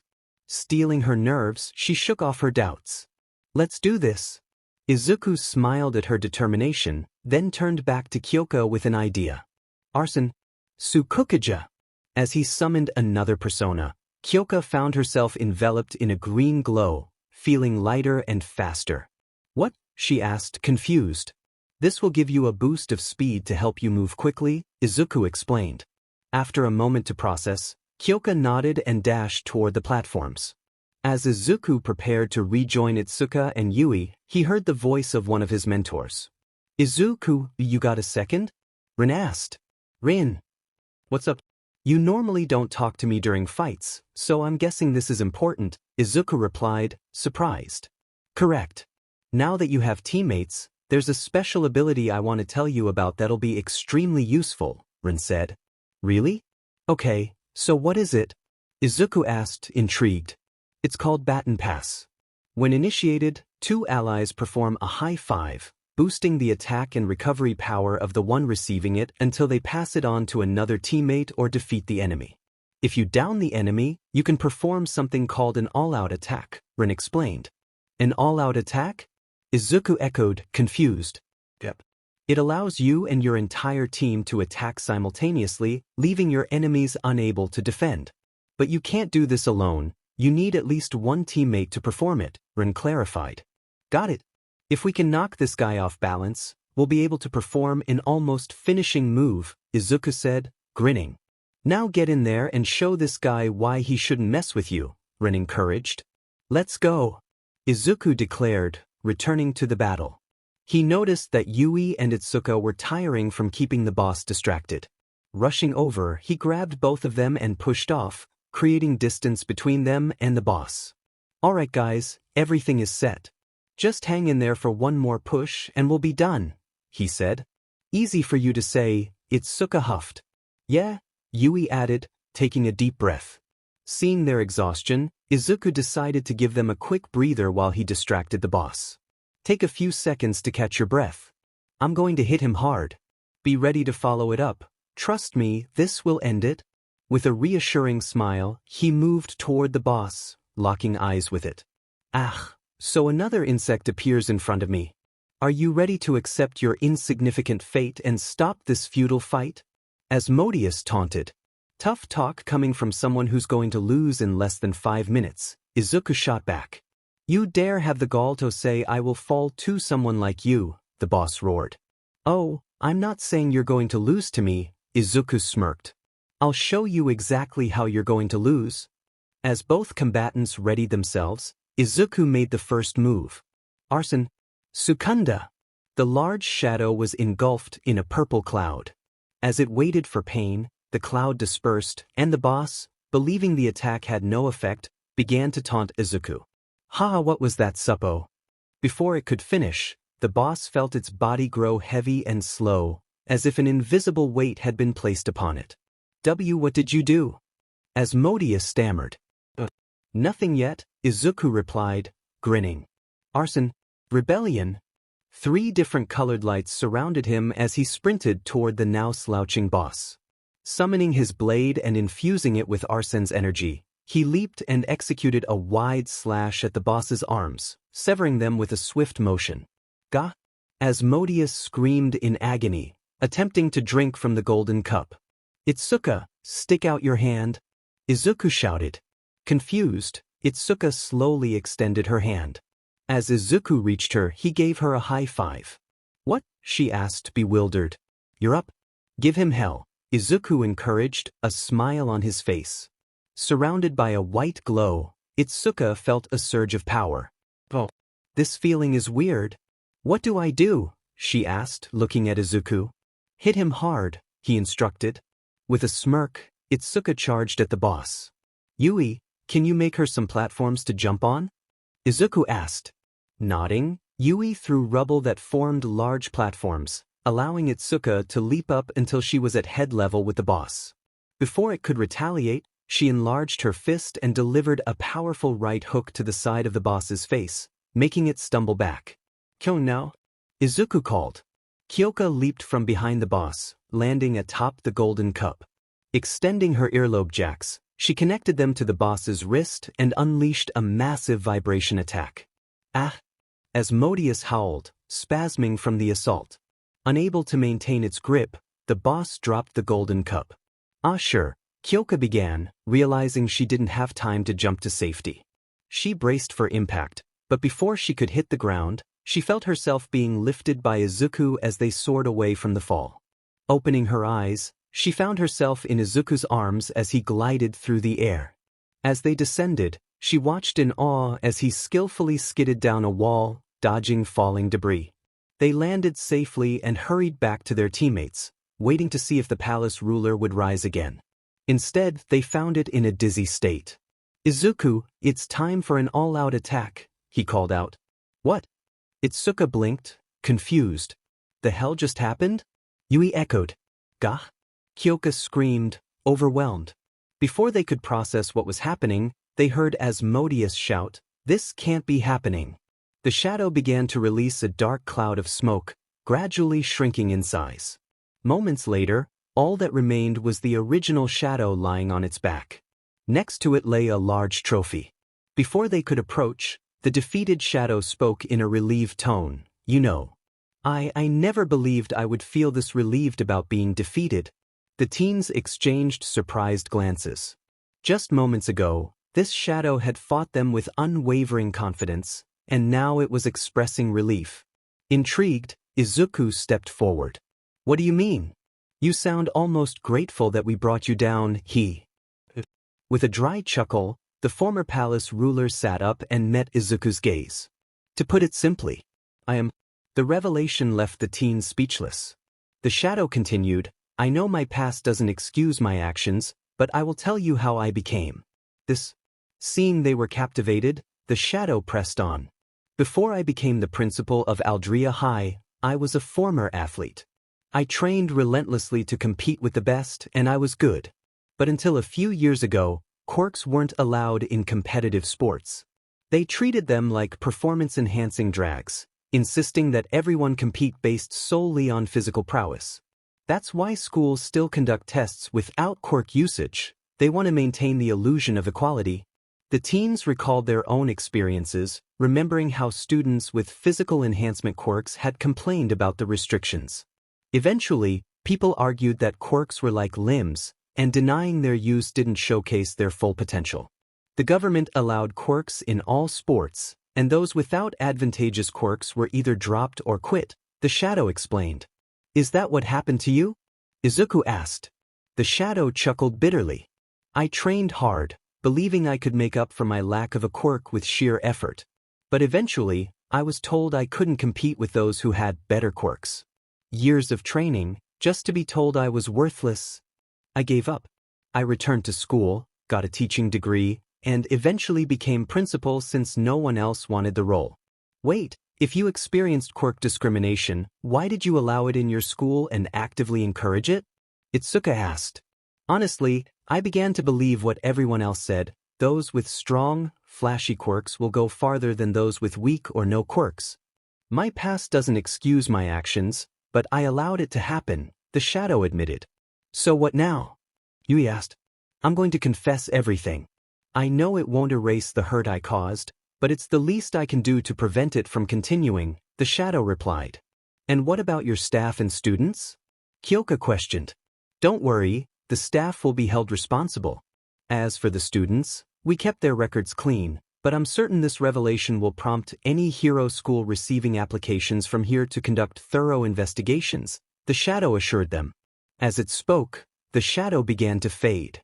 Realizing its time was running out, it looked at Izuku one last time. Thank you, young man. Without you, who knows how many more lives I would have hurt. I want to apologize for any pain you endured. With that, the shadow fully vanished, leaving the teens in stunned silence. That was something, Mei finally said. Yui nodded. Kyoka crossed her arms. So what now, mophead? And don't forget you still owe me answers. Izuku closed his eyes, contemplating. All we can do is wait and see what happens. In the meantime, let's celebrate our victory. Food's on me. Yui's eyes sparkled. Really? Then what are we waiting for? Let's go, Mei exclaimed. Itsuka looked nervous. Are you sure? Won't we be a bother? Not at all. I asked you guys to help me, so this is the least I can do, Izuku reassured her. Itsuka smiled. Then lead the way, leader. Kyoka raised an eyebrow. Huh, didn't know you could cook, mophead. Izuku gave a sheepish smile. Oh, it's nothing special. I just know a few dishes. Lies, Yui said, shaking her head. Huh. Izuku replied, confused. Lies. Your cooking is some of the best I've ever had, Yui insisted.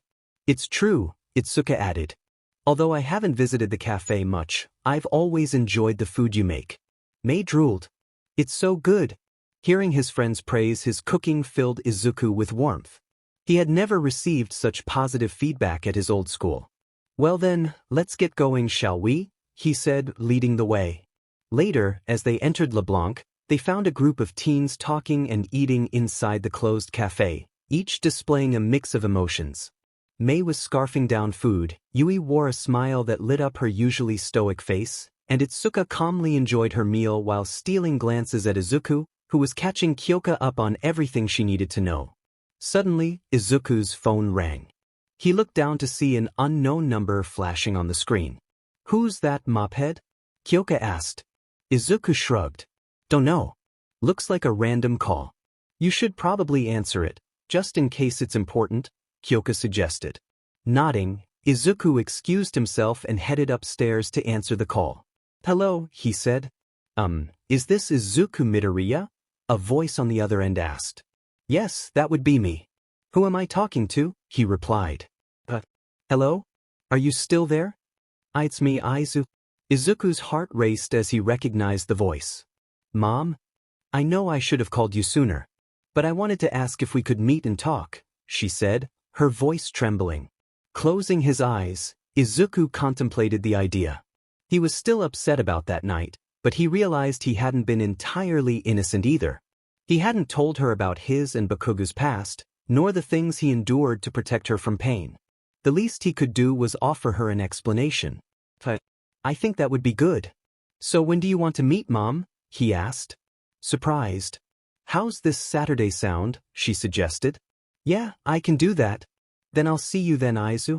See you then, Mom. As he hung up, Izuku gazed out his window, releasing a heavy sigh as he contemplated the changes in his life and the challenges ahead.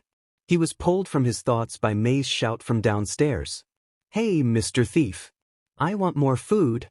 Hearing the others echo their agreement, Izuku chuckled softly to himself as he made his way back down to the cafe.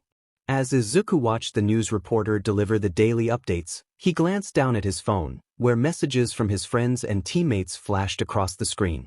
May informed him that stores had begun allowing students back in, with parents dragging their kids along to apologize to the owners. Kyoka, Itsuka, and Yui all chimed in, sharing how their schools were in an uproar over the recent events. Their principals had given speeches praising the students for maintaining their integrity, while the administrations received numerous calls from parents of Aldria High students, apologizing for their children's behavior and promising it wouldn't happen again. Reading their messages, Izuku couldn't help but smile, knowing they had sparked some positive change. He gazed out the glass window, contemplating what the future might hold for them. Whatever challenges lay ahead, he was confident they would face them together.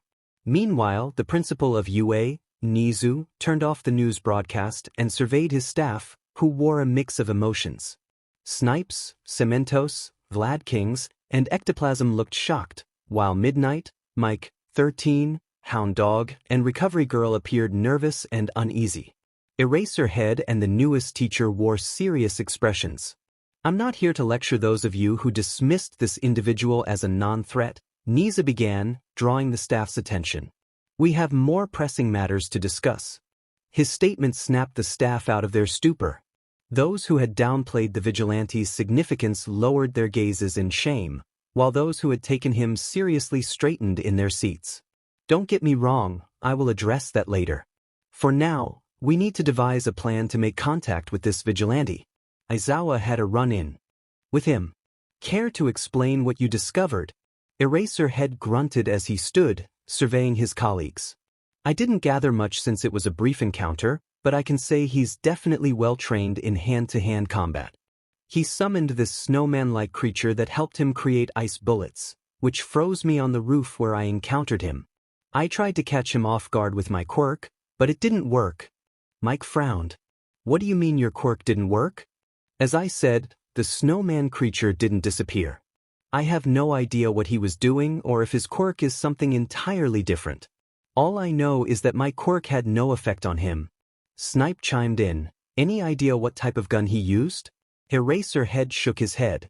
"No, it was too dark to see, but it looked like some kind of pistol." Vlad Kings asked, "How would you rate his fighting skills?" "Honestly, even though it was a short encounter, I could tell he has experience and power to back it up." Nizu clapped his paws together, regaining the attention of his staff. "Alright, everyone. Given the revelations from the principal of Aldria High, we are adding an extra component to our annual school exams.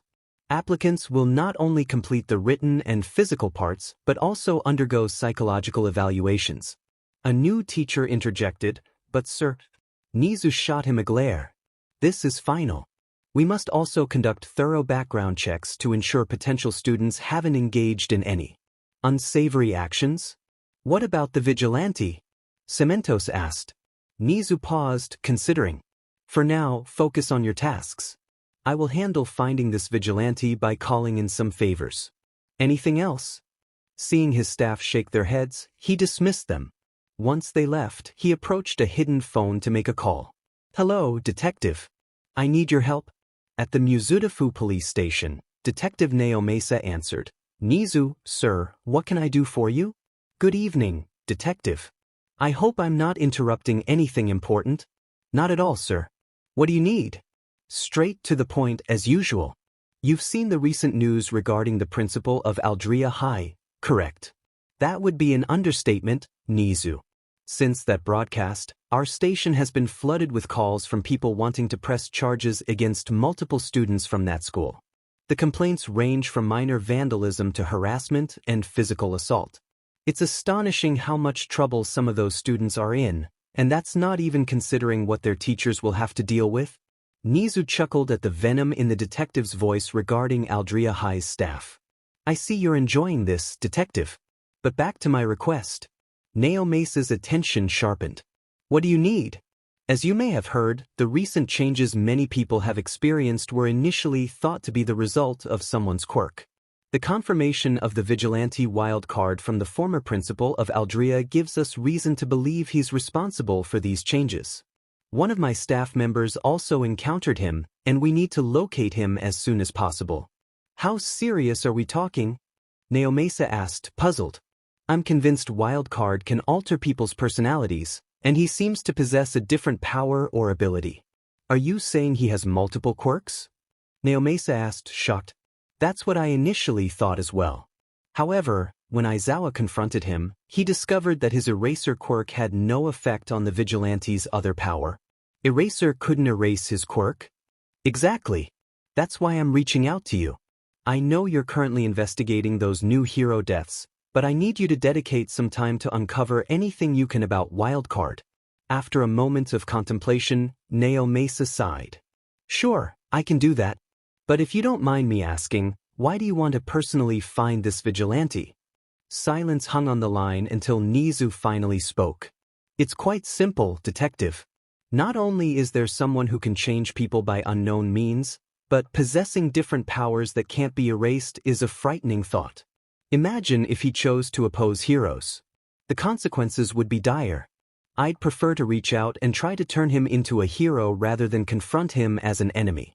Don't you agree? Yeah, I wouldn't want to fight someone like that either. All right, I'll see what I can find and call you with any leads. Thank you, detective. If you need assistance, don't hesitate to contact me. Will do, Nizu. Naomasa hung up and sighed deeply. I'm going to need more coffee. Back at his bedroom in Mizudafu, Izuku stared out the window, lost in thought about what he would discuss with his mother. He felt terrible for leaving so abruptly, especially after she had taken Bakugou's side. Taking a few deep breaths, he calmed his mind, reminding himself not to make any hasty decisions driven by anger, one of the important lessons Lavenza had taught him. Reflecting on everything, he realized it wasn't entirely his mother's fault for her reaction. He had never shared the details of his experiences at Aldria with her. Even worse, he had kept silent about the abuse he endured from Bakugou. Are you okay, Izuku? Rin asked, his voice laced with concern. Honestly, I'm not sure, Izuku admitted. What's on your mind, Squirt? Ruji chimed in. If it's something you wish to discuss, we're here to listen, Yusuke added. Nyaha, you'd better believe it. Whatever's bothering you, will help kick it off and bring you back up, Futaba exclaimed. Hearing the voices of the Phantom Thieves brought a small smile to Izuku's face. He cherished the time spent with each member, as they were the first to fully believe in and support his dream of becoming a hero. But then there was the nagging question he had pushed to the back of his mind. What was he going to do for his future? He had become somewhat of a part-time vigilante while working at LeBlanc, but what did he truly want to aim for? After receiving a rejection letter from UA, he had largely abandoned his dream of becoming a licensed hero, but that didn't mean he wouldn't help those in need. Deciding to shake off those thoughts for now, he noticed Ruji and Futaba arguing about something, though he didn't catch the details. Their banter brought a smile to his face. Suddenly, his phone buzzed, pulling him from his thoughts. Hey Izu, are you busy today? A message from Nijire read. When did I put her number in my phone? He wondered, blinking in confusion. Oh, I think she added it when you guys fell asleep together, and said, grinning. Yes, you're right, Yusuke confirmed. I remember her placing her number in your contacts. Oh, that's what she was doing, Futaba exclaimed. What did you think she was doing, Futaba? Makoto asked, raising an eyebrow. I thought she was looking through Izuku's search history for blackmail material, Futaba replied with a shrug. And you thought this why? Ruji asked, incredulous. It's what I wanted to do to get Ren's attention, Futaba said, whistling innocently. Izuku shook his head, bemused. Yeah, I'm free. What's up, Nijire? He typed back. Great. I'll meet you at your work in a couple of minutes, she replied. Wait, why? He wondered aloud. Okay, see you soon. Izuku stared at his phone, bewildered. I don't get girls, he muttered, earning facepalms from the Phantom Thieves. Yep, we need to teach him about taking hints, Makoto sighed. The others grunted in agreement. About 30 minutes later, he heard a cheerful voice call out. Hey Izuku, I'm here. No need to yell, Nijire, I'm right here, he said, sweat dropping. Seeing him made Nijire rub the back of her head sheepishly. Oh, my bad. Anyway, are you ready to go, Izu? Yep, I'm good, he replied with a smile. Then let's go, she exclaimed, grabbing his arm. You don't have to pull. Later, as they enjoyed ice cream together, Nijire beamed at him. I told you this ice cream is the tastiest in the city. Izuku smiled back, watching her delight in the treat. After being pulled along, he meant after walking with Nijire for a while, they had gone window shopping at various stores. They visited trendy shops that catered to specific crowds and crowded hero merchandise stores, where Izuku managed to snag a couple of limited editions for himself. Aw, dang it! Nijire exclaimed, frustration evident in her voice. For what felt like the 10th time, Izuku watched her fail to win a stuffed plushie of the pro heroine Ryukyu from the crane machine. Mao. This is rigged, she pouted. Izuku chuckled at her antics. What are you laughing at, mister? She shot back with a cute glare. Sorry. You just look really cute when you're angry, he said, grinning. See cute? Nijire stammered, her cheeks flushing. Not realizing the effect his words had on her, Izuku approached the crane machine and decided to give it a try. Let's see.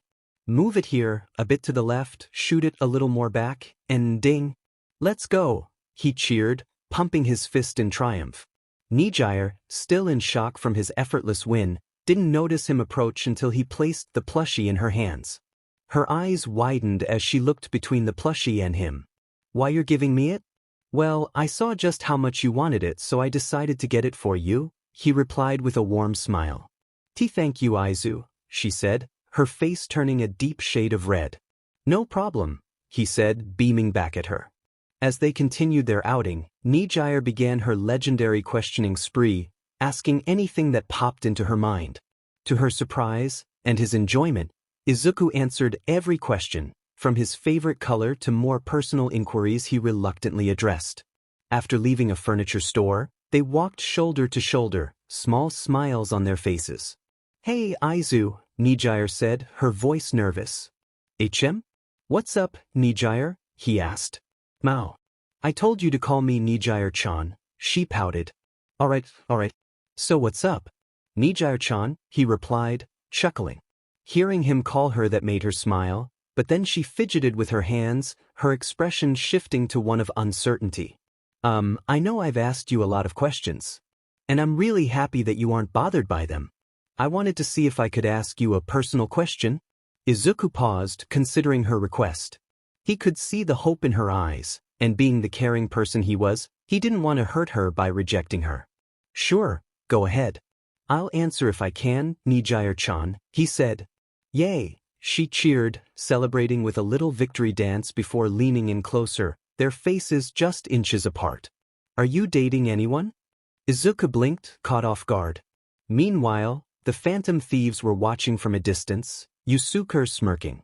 I believe you all owe me some money. Me as well, Haru added, nodding. So if you would kindly pay up, that would be nice. Ruji's jaw dropped in disbelief. You can't be serious. That's right. We never shook on it. Futaba protested. I'm sorry, but I seem to be hearing complaints when I should be hearing money being put in my hands, Haru said sweetly. Why hi, Ruji and Futaba replied, scared. And sweat dropped. What would you even do with that money? It's not like you can use it. It's the principle of the matter, Yusuke declared dramatically. Rigged, Morgana said, rolling his eyes. Back with Izuku, he felt his mind short-circuiting. Before he could think of a proper response, he blurted out, no. I'm not seeing anyone right now. Nijire's smile widened at the revelation that her crush wasn't in a relationship. Seizing the moment, she continued, then would you want to? Hey, is that Nijire? A voice interrupted.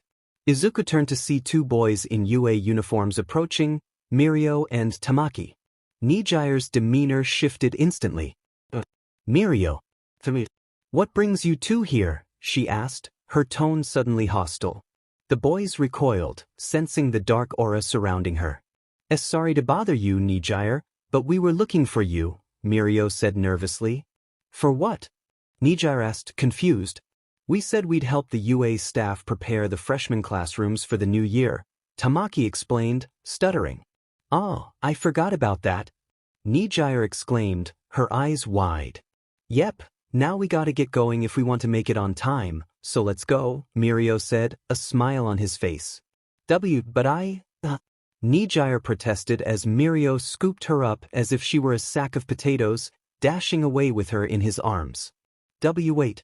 Izuku, she called out, squirming in his grasp. Izuku stood there, blinking in disbelief as Mirio and Tamaki sped off, leaving him behind. Did they just ignore me? He asked, bewildered. The Phantom Thieves exchanged glances, equally stunned. After a moment, Izuku shook himself out of his stupor and headed back to his current residence. At the Midoriya household, Inko Midoriya reflected on her life, filled with both joy and sorrow. She had experienced love, marriage, and the joy of giving Biarge to her son. But everything changed when Izuku turned 4 and was declared quirkless. Her husband left, and people began to look at her son as if he were a plague. Over time, she became overprotective, treating him like a fragile piece of glass. This stress led her to overeat as a coping mechanism. Yet, despite her efforts, Inko knew she couldn't shield Izuku from everything. She had seen the bruises he tried to hide when he came home from school. Although he always claimed they were accidents, she felt ashamed for never pressing him for the truth. Her mind drifted back to the reason he had left in the first place. She had believed that despite losing most of his friends due to their fear of being associated with a quirkless child, his best friend, Katsuki Bakugou, had remained by his side. She knew Bakugou had a temper, but she thought he would eventually mellow out. So, it shocked her to see Izuku attack his friend. The more she reflected, the more she realized he had simply retaliated when Bakugou began to harass him in front of her and his mother. Instead of supporting her son, she had blamed him for defending himself and taking things too far. As she glanced at the clock, she realized Izuku would arrive soon. She decided to prepare some tea for what was sure to be an emotional reunion. I should probably get some buckets for my tears just in case, she muttered to herself. 10 minutes later, Izuku stood outside the door, taking a deep breath. It's now or never, he said to himself before knocking. One moment, please, Inko called from inside. Izuku waited, his heart racing. Izu, she finally said, her voice trembling. Hey Mom, he replied softly. Please come in, she urged. Nodding, he stepped inside the home he had known all his life. The familiar warmth enveloped him, but something felt missing, though he couldn't pinpoint what. He settled onto the couch, waiting for his mother to return with the tea. Would you like some tea, Izu? She asked, her voice still shaky. Thank you, Mom, he replied, nodding. As they sat in silence, Izuku took a deep breath. Okay, Mom, before I begin, I want you to hear everything I have to say. Please let me finish. After that, I'll answer all your questions, okay? Inko nodded, her eyes wide with anticipation. There are many things I wish I had told you when I was younger. Maybe if I had, things could have turned out differently. He looked into her eyes, seeing the fear, confusion, and sadness reflected there, emotions he never wanted to see in her face again.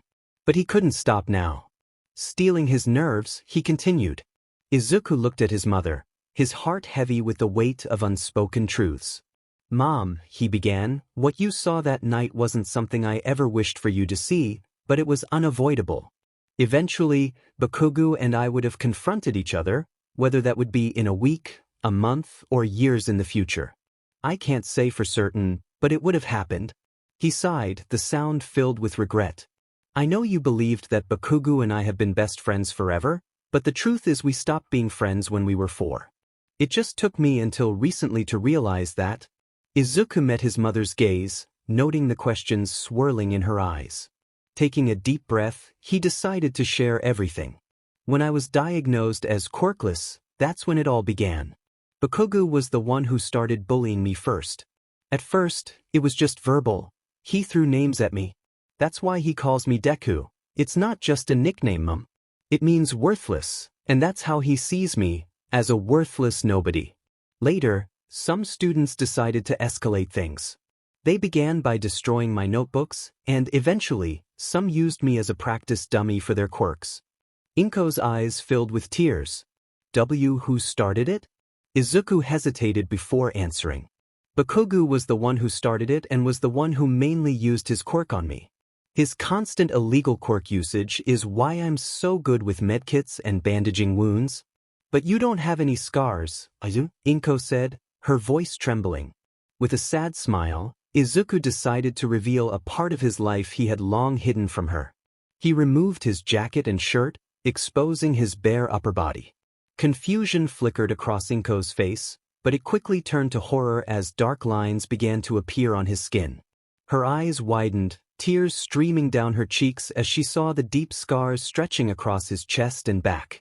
How had she not noticed? How could she, his mother, have been unaware of what her son endured? Izu, she stammered, I am Soas. Izuku pulled her into a tight embrace, holding her close. SSSNE. It's okay, Mom. I'm okay. Why? She whispered, looking up at him with anguish in her eyes. Why didn't you tell me what was happening? We could have. Before she could finish, a voice interrupted their moment. But still, those JRKs are nothing more than walking trash cans with badges? Futaba exclaimed. Izuku sighed. Tell me about it. Those BS-30s keep trying to harass me when I'm working. It's a good thing we have security cameras just in case they decide to pull anything shady. Still, it's best to keep your eyes open for any trouble that might sneak up on you, Makoto advised. Izuku nodded. Right? As he rounded the corner of LeBlanc, he spotted 3 figures standing outside. As he got closer, their features became clearer, and he recognized his new friends, minus one pink-haired menace. A few minutes earlier, Kyoka Jiro, a girl who preferred the company of rock music and punk culture, was making her way to the cafe where Izuku worked. She wasn't particularly outgoing, but her rebellious spirit had kept her from being bullied too much, thanks to the school's strict no-bullying policy. Recently, however, some students from Aldria High had attempted to get physical, which led her to meet Izuku. He had been a mystery to her until she followed him and his friends through a strange portal, where they faced a monster that could have come from her nightmares. With Izuku's confidence and leadership, she found the strength to fight alongside him, and they had defeated the creature together. Now, as she approached the cafe, she wondered why she was so eager to see him. Was it his company she enjoyed? Or perhaps the delicious food he made? Shaking her head to clear her thoughts, she realized she was nearing the cafe. All right, it should be right here. She stopped mid-sentence, coming face to face with the stoic Yui Kodai. Aga Kodai-sen, right? Kyoka said, exasperated. Yui nodded. Jiro-sen, how are you? Me? Good. And you? Sim. An awkward silence settled between them until a voice broke it. Oh, what are you guys doing here? Both girls turned to see Itsuka Kendo, her expression a mix of confusion and curiosity. I came to see Izuku and ask him to help me train for the UA exams, Yui said, her tone as emotionless as ever. Kyoka and Itsuka exchanged glances. What? They exclaimed in unison. Itsuka narrowed her eyes. Oh, and why didn't you ask me for help? Yui replied, I also wish to spend more time with him. Why is that bad? Itsuka blushed. No. Yui pressed on. So why did you come here, Itsuka? Itsuka scratched her head, flustered. Okay. Yui raised an eyebrow. Is it that you also want to see Izuku? Itsuka's face turned red. No. It's nothing like that. Kyoka coughed to break the tension. Not that I want to interrupt or anything, but it's safe to assume that we all came to see Mophead, right? The other girls nodded, albeit with varying degrees of enthusiasm. So why are we waiting out here? Kyoka asked. Yui replied, the cafe's closed. I'm guessing he left to pick something up, so I've been waiting for him to return. How long have you been waiting, Yui? Itsuka inquired. A little over an hour until you guys showed up. Both girls widened their eyes in surprise. Just then, a familiar voice caught their attention. Back with Izuku, he wondered why his friends were still outside so late. I wonder why they're out here so late, he mused. Ruji gasped. Don't tell me. Izuku looked at him, puzzled. HM? What's the matter, Ruji? Ruji exclaimed, how do you have 3 cute girls stalking you? I'm so jealous and proud. Izuku could only stare blankly at him. Idiot, and said with a sigh. Just go ask them what's up, Izu, it might be something important.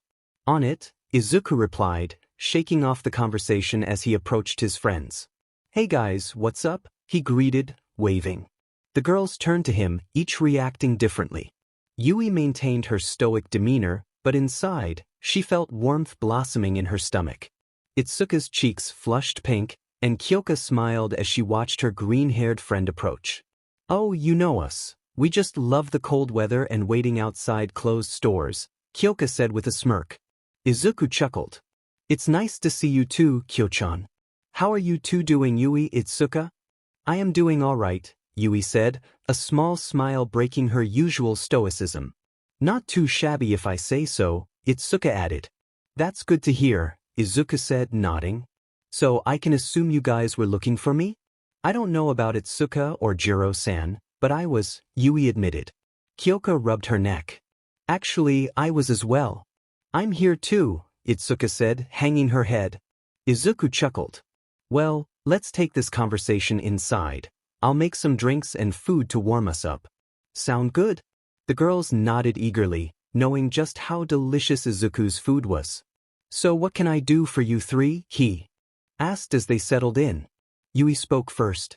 I was looking to ask you if you could help me train for the UA entrance exam. Izuku's eyes widened in surprise. Are you sure? Yui, from what I've seen, you already have an amazing grasp on your quirk. Honestly, I don't think there's much I could teach you. Yui shook her head. While it's true that I have a good grasp on my quirk, you've shown me just how much I lack. Hand-to-hand combat, quick thinking, and keeping calm under pressure. Those are just a few things I need to work on. If I want to be the best hero I can be, I need to improve on all those. Before Izuku could respond, he noticed Itsuka acting out of character. Normally confident, she was now fidgeting, which made him think one word, cute. Hey, you okay, Itsuka? You're not normally like this. What's on your mind, if you don't mind me asking? He inquired gently.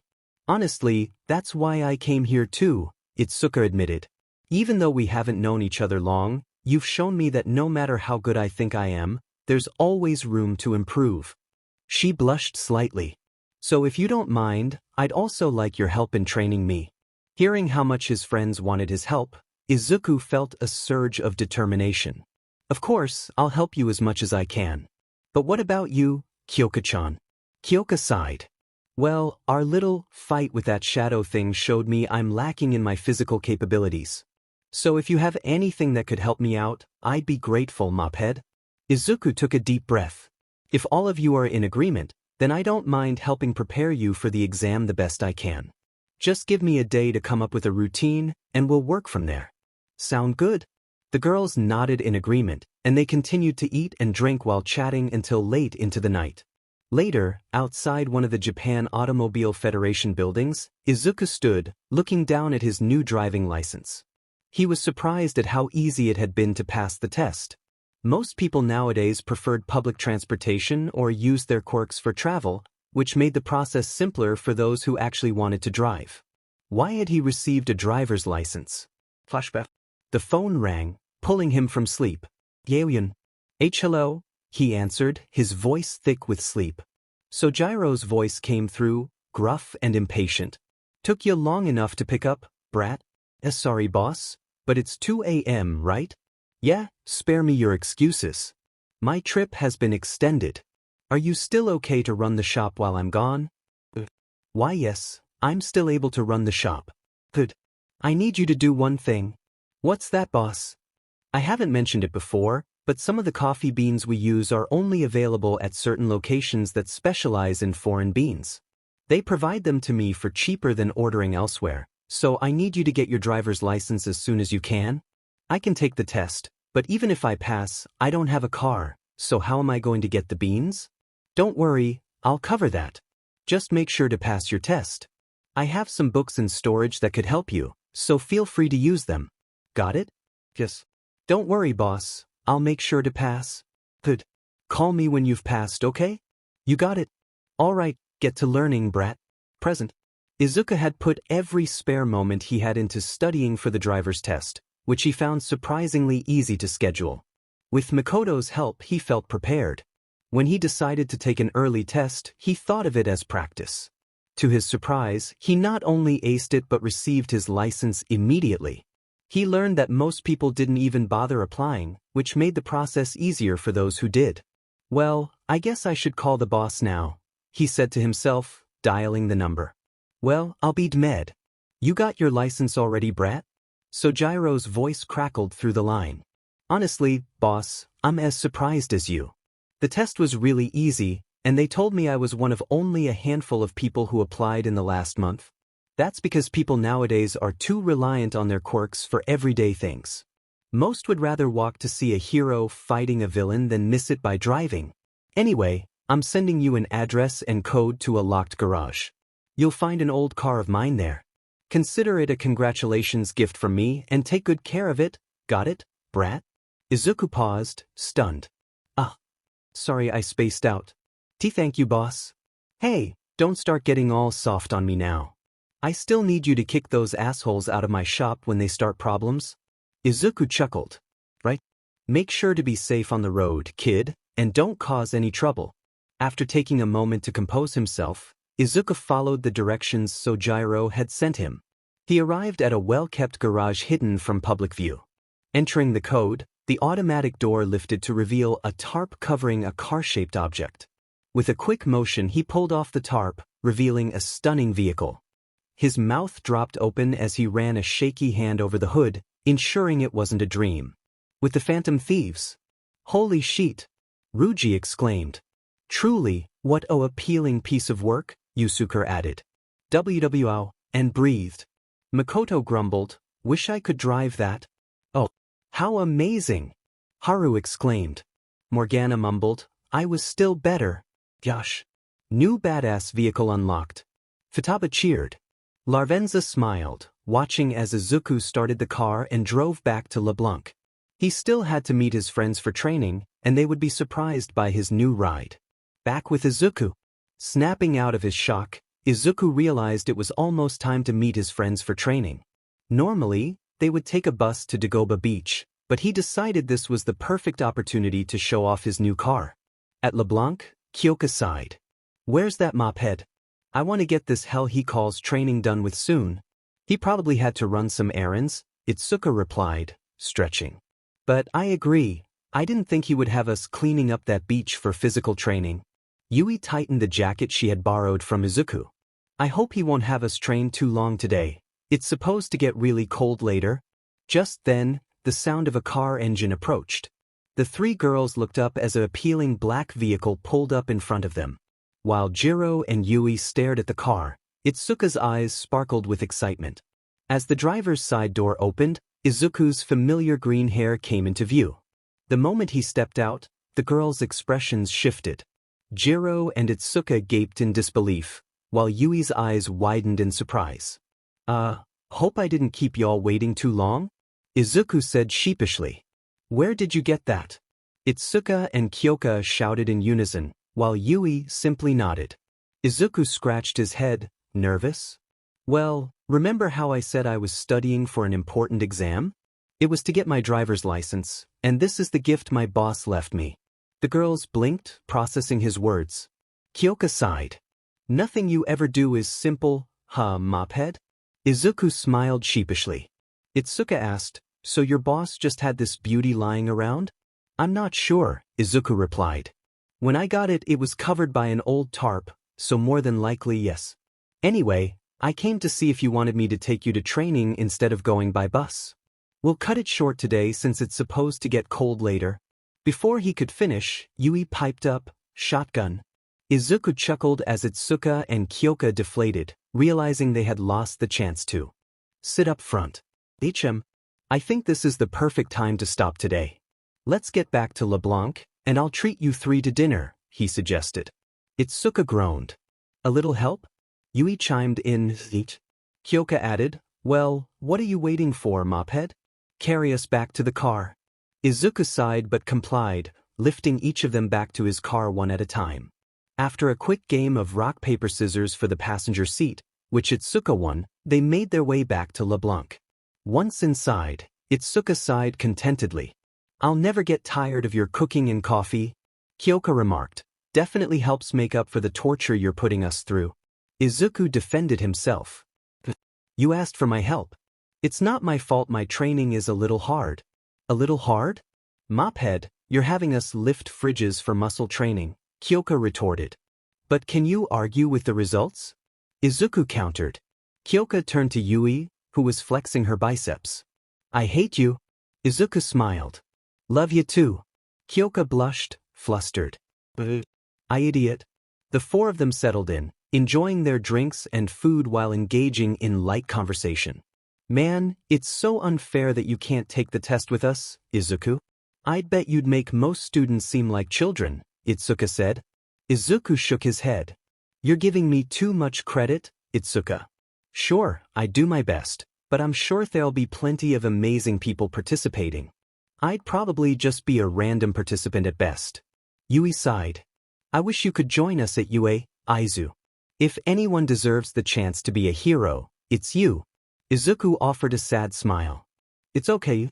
That's just how life is sometimes. It doesn't turn out how you want it to. And besides, I wanted to be a hero to help others. It's not like I can't help. After all, you've seen what I can do. Even if I can't be an official hero, that doesn't mean they can stop me from helping others." His words brought smiles to the faces of his companions. Yue had made a mistake in overlooking him, and they knew that whatever he set his mind to, he would succeed. In Mizudafu, Japan, at the Night Eye Agency, two individuals occupied an office that resembled a small museum dedicated to All Might memorabilia. The up-and-coming hero known as Lemillion sat nervously across from his mentor, Sir Night Eye. "I'm sorry, sir, you want me to what?" Lemillion stammered, his eyes wide with disbelief. Night Eye's expression was serious. "As I've said, Lemillion, I'm gathering heroes to take down the Vigilante who has been operating without opposition.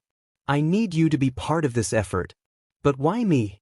Lemillion questioned, his voice trembling. "Surely the heroes you're gathering will be enough to handle one person?" Night Eye sighed, his tone firm. "If you want to become the new symbol of peace, you must engage with high-priority targets. Right now, this wild card is your best opportunity to make a name for yourself through this operation." Lemillion hesitated, but, "Sir..." "Enough." Night Eye interrupted, his voice rising. "You will participate. There is no room for negotiation. Now, please return to your patrol. I'll call for you when the time comes, Lemillion." Reluctantly, Lemillion nodded and exited the room, not wanting to further provoke his mentor. Night Eye sighed, contemplating his next move. Now all that's left to do is call to him. The phone rang, and a familiar voice answered, "Young Knight, is that you?" "Hello, All Might," Night Eye replied.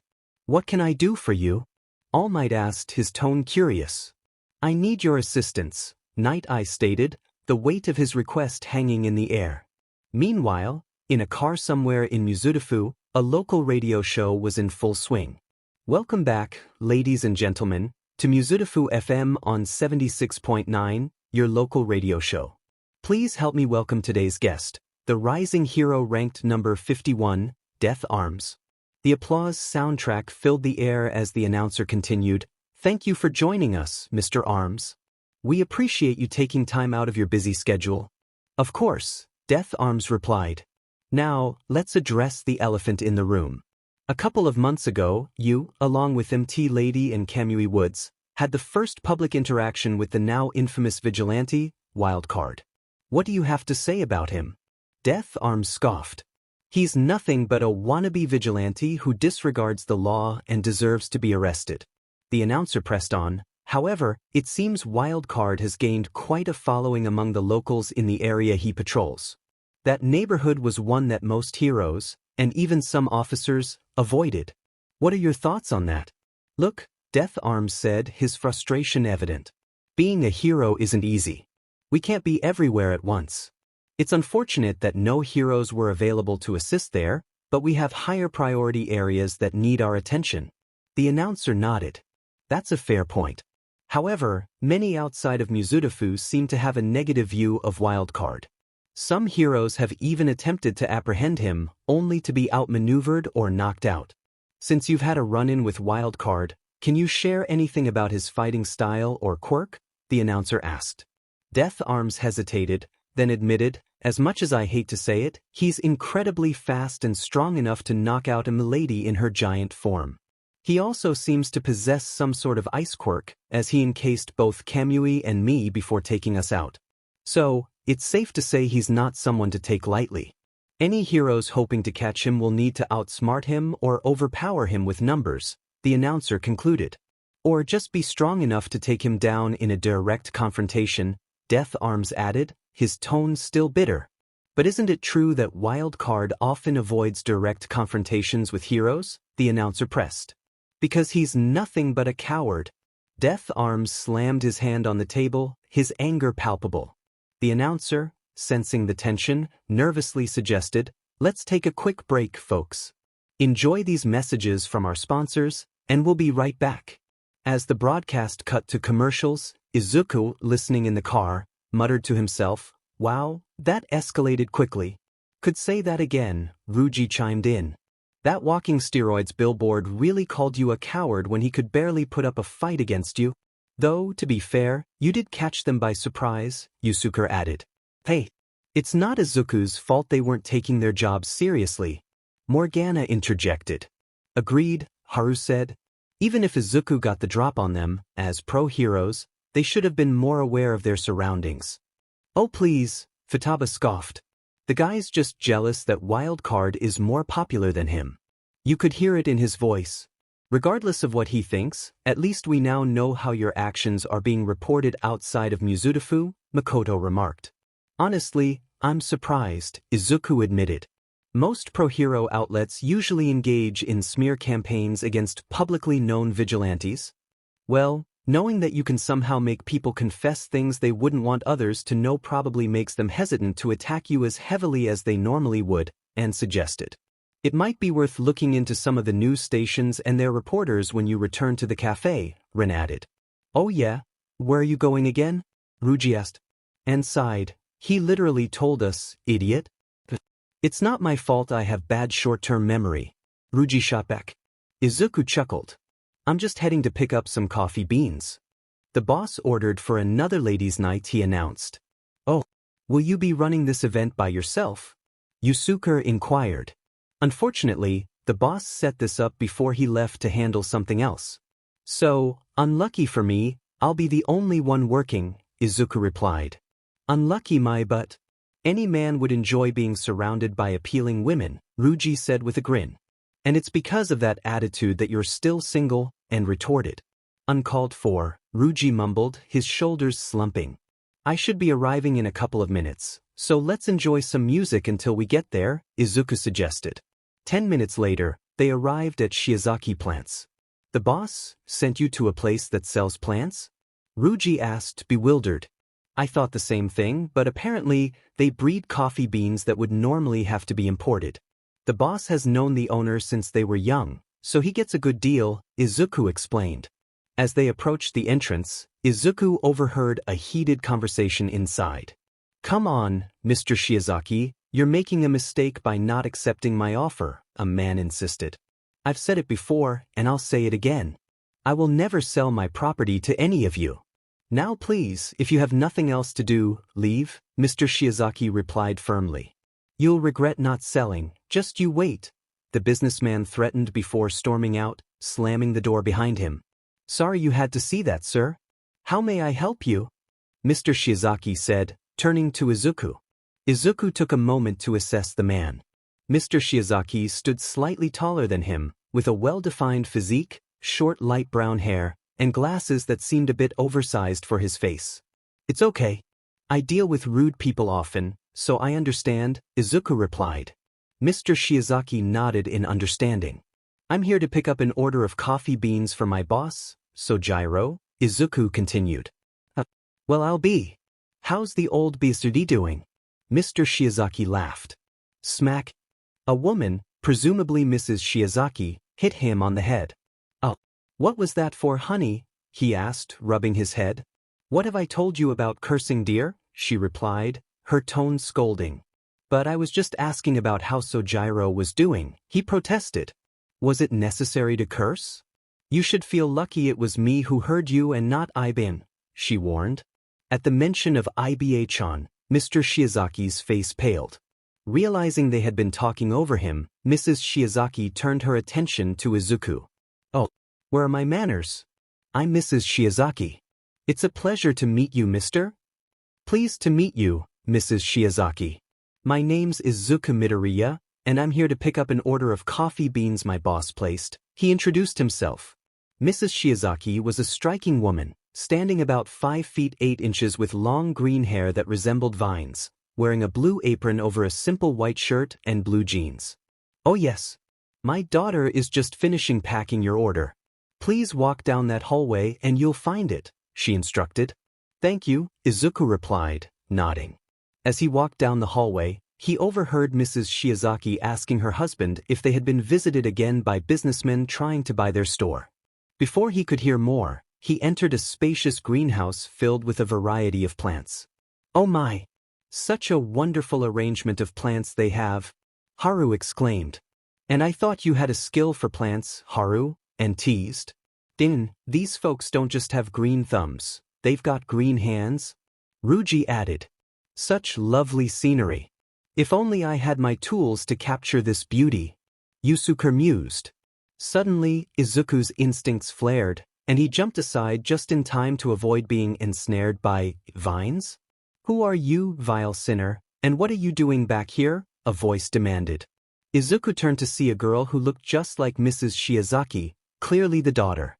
Sinner, he echoed, bewildered. Not the time to think about that, man. Ruji urged.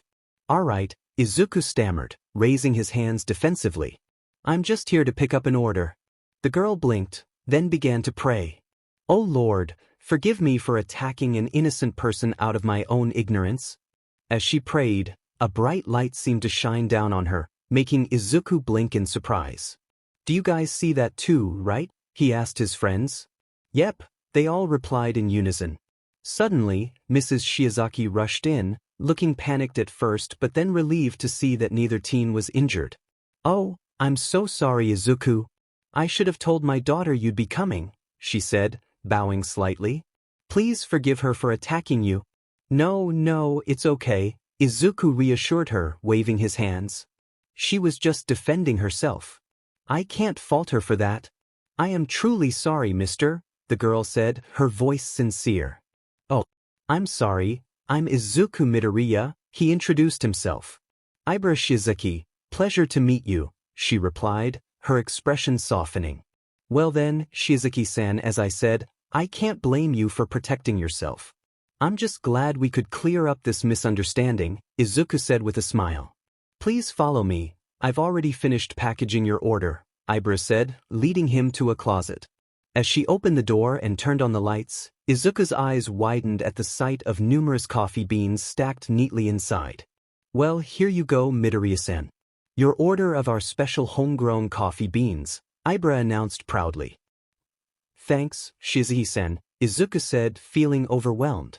After a 30-minute effort to load the coffee beans into his car, Izuku was astonished by the sheer quantity his boss had ordered.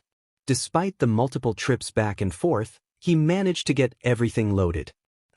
That old BA, Mr. Shiozaki started, but was cut off by a glare from his wife. Cough. That old man really likes his exotic beans. Sorry for making you take multiple trips, he said, trying to recover.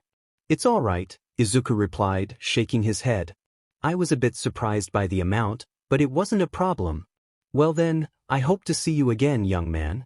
If you ever want another job, feel free to call me. Mr. Shiozaki offered with a grin. Smack. Mrs. Shiozaki hit him again. Don't listen to him, dear. He's got a few screws loose, she said, shaking her head. But I was able to convince you to marry me, wasn't I, honey? He teased. Shut up, she retorted, her cheeks flushing.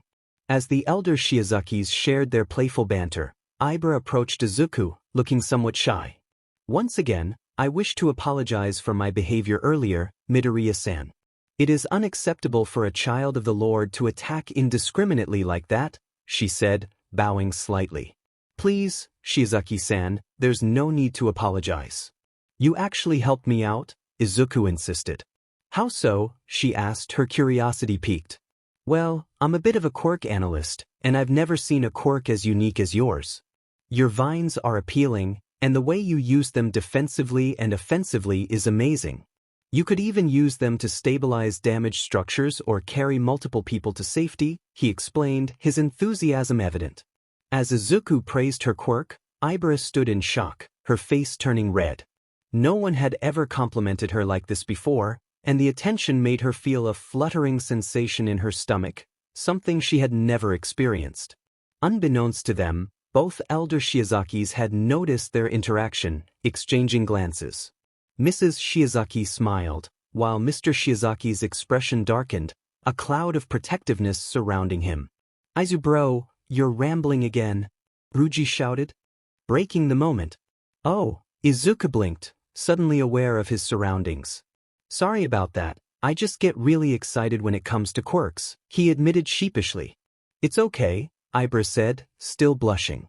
I was just surprised at how much you learned from watching it for such a short time. Shouldn't you be heading back before it gets too late? Mr. Shiozaki interjected, his tone slightly stern. You're right, Izuku said, wide-eyed. Thank you so much. Don't mention it. Please feel free to visit whenever you can, Mrs. Shiozaki encouraged. I'm sure Ibra would be happy to see you again. Mother. Ibra protested, her face turning crimson. Chuckling at the interaction, Izuku bid farewell to the Shiozaki family and made his way back to his car. As he walked, his stomach grumbled. Dang, I'm actually pretty hungry, he muttered. There's a store to your left where you can get some snacks, Futaba suggested. Turning his head, Izuku spotted a small convenience store and decided to grab something for the trip back. 5 minutes later, after leaving the store and bidding goodbye to the kind old owner he had helped with some heavy boxes, Izuku's attention was suddenly drawn to shouting coming from a nearby alley. Concerned that someone might be in trouble, he moved closer to investigate. What do you mean up front? I told you I'll pay you the money when you get the job done, a man shouted angrily. And I told you that I'm the one putting my image as a hero on the line, so either pay me now or no deal, another voice replied. Peeking from behind a garbage container, Izuku recognized the irate businessman from earlier. Standing in front of him was a small local hero known as Iron Horn, who had a quirk that allowed him to sprout dense horns around his body. He was typically known for stopping small-time criminals or assisting in searches when needed. Fine. You'll get your money. Just make sure to take the girl, the shady businessman said dismissively. Suddenly, a loud crash echoed through the alley, drawing both men's attention. Excuse me, is anyone there? Iron Horn called out, sprouting a few horns as he cautiously approached, ready to confront anyone who might have overheard their conversation. Izuku held his breath, hoping to remain unnoticed. Rustling. Hearing movement, the shady businessman lunged toward the source of the noise. Got you? You? He paused, staring down at a small cat. Meow, the cat replied innocently. It's just a stupid cat. Scram. Iron Horn snapped, attempting to kick the feline. However, he overstretched, hitting the wall instead and yelping in pain. Let's end it for now. I'll get you your money, just make sure to complete your end of the bargain, the shady businessman said, turning to leave. With a final grunt from Iron Horn, both men exited the alley, oblivious to the figure watching from the rooftop. Izuku sighed, relieved. That was too close for comfort. Nice quick thinking there, Izuku, Rin praised. Indeed. However, it appears you've stumbled upon a serious problem, Yusuke added. I knew some heroes were corrupt, but to openly take bribes for such a crime is disgusting, Makoto remarked. Utterly despicable that they're trying to target a kid because of adult problems. That bastard already got his offer rejected and is willing to stoop this low, and said, shaking her head. Demented. If only I could be out there, I'd kick both those guys' buttes. Ruji exclaimed, fists clenched. Do you have a plan, Izuku? Morgana asked, his tone serious. Realistically, I should go to the police or another hero, but Izuku trailed off, contemplating. They're not going to take your word over an established hero, Haru pointed out. Izuku nodded. Right? I can't give Ironhorn a calling card since he isn't part of any known hero agency, and little is actually known about his personal life. Really? Like nothing at all? Futaba asked, surprised. Yep. No known frequented locations, owned properties, or acquaintances. Basically, apart from his hero work, not much is known about him. I doubt he has a palace that needs me to take down, but definitely a corrupt shadow, Izuku explained, his determination growing. So are you going to have to fight him? Because I vote for that, Ryuji said eagerly. Taking him by surprise and knocking him out should be just fine. After that, you can use Arsene to confront his shadow directly, Rin suggested. Izuku sighed, steeling himself. Then I better get ready. He'll likely scope out the flower shop today and strike when he receives the money. I can take him out while he's staking out the shop before he enacts his plan. With that thought in mind, Izuku prepared for the upcoming confrontation. Later that night, he stood overlooking the Shiozaki flower shop, his heart racing with anticipation. As Ironhorn approached, Izuku sprang into action. He struck with a devastating gut punch that caught the hero off guard, forcing him to double over and cough. Without hesitation, Izuku grabbed Ironhorn's head and delivered a hard knee to his face, the sound of cracking bone echoing in the night. Ironhorn, you basta, he began to yell, but Izuku swiftly interrupted with a roundhouse kick that sent the corrupt hero crashing to the ground, unconscious. Why did that feel too easy? Izuku wondered aloud, confusion. Hearing the girl's voice, Izuku decided it was time to leave. He nodded at her before moving to the downed pro-hero. With a grunt, he lifted the unconscious man and slung him over his shoulder like a sack of potatoes. Before he departed, he pulled out a small USB drive and tossed it to the vine-haired girl, who nearly dropped it in surprise. Noticing her confused expression, he quickly explained. That holds some evidence I was able to acquire. Use it to ensure those who have been pressuring your family to sell your shop answer for their crimes. Before she could respond, Izuku leapt into the air and vanished into the night. Thank you. Ibe-chan. Are you still back there? Her mother's voice called out, prompting the young girl to wipe away lingering tears and adopt a determined expression. There you are, sweetheart. We were a bit worried that you were having trouble. Are you all good to go? There is something we must discuss first, mother, father. Oh, and what would that be? When I went to take the trash outside, I was attacked by the hero Ironhorn. What? Oh, my baby girl, are you okay? Yes, I am okay. A little shaken up, but okay. Ibe-chan, tell me. Did you defend yourself against that hero? We won't be mad if you did. Oh. Before Ironhorn could touch me, he was stopped by someone else. Someone else? Yes. It was WildCard. Honey, I don't want to say I don't believe you, but why would he be all the way out here? I don't know, but he gave me this, saying it had evidence against those who have been trying to get you to sell the flower shop. She extended her hand, and both parents exchanged worried glances as they looked at the USB in their daughter's palm. Meanwhile, after jumping from rooftop to rooftop, Izuku found a secluded spot to land. He carefully placed the unconscious hero down. All right, now that that's out of the way, it's time to face his shadow. Arsene, he called, summoning his companion. Arsene opened a rift into the metaverse. Taking a deep breath to steady his nerves, Izuku jumped into the red portal, ready to fight. Somewhere in Japan, Izuku found himself on a rooftop, scanning his surroundings. It was quieter than he expected. Try using your third eye to see if that might help you find the shadow, Izuku, Arsene suggested. Right? Closing his eyes, he calmed his racing heart and focused. Soon, the black void in his vision began to shift.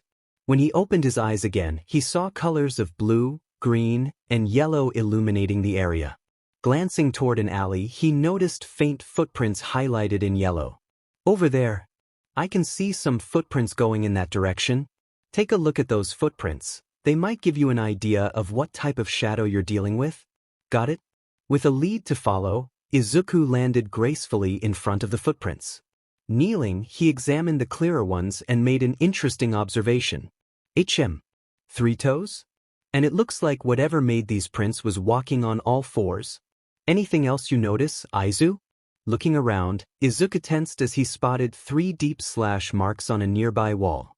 Whatever it is, it's got some razor-sharp claws. It might be better to follow the footprints from the rooftops. You might be able to get the drop on whatever the shadow is. Yeah, you're probably right. He leapt to the top of a nearby building and began to follow the path of yellow footprints.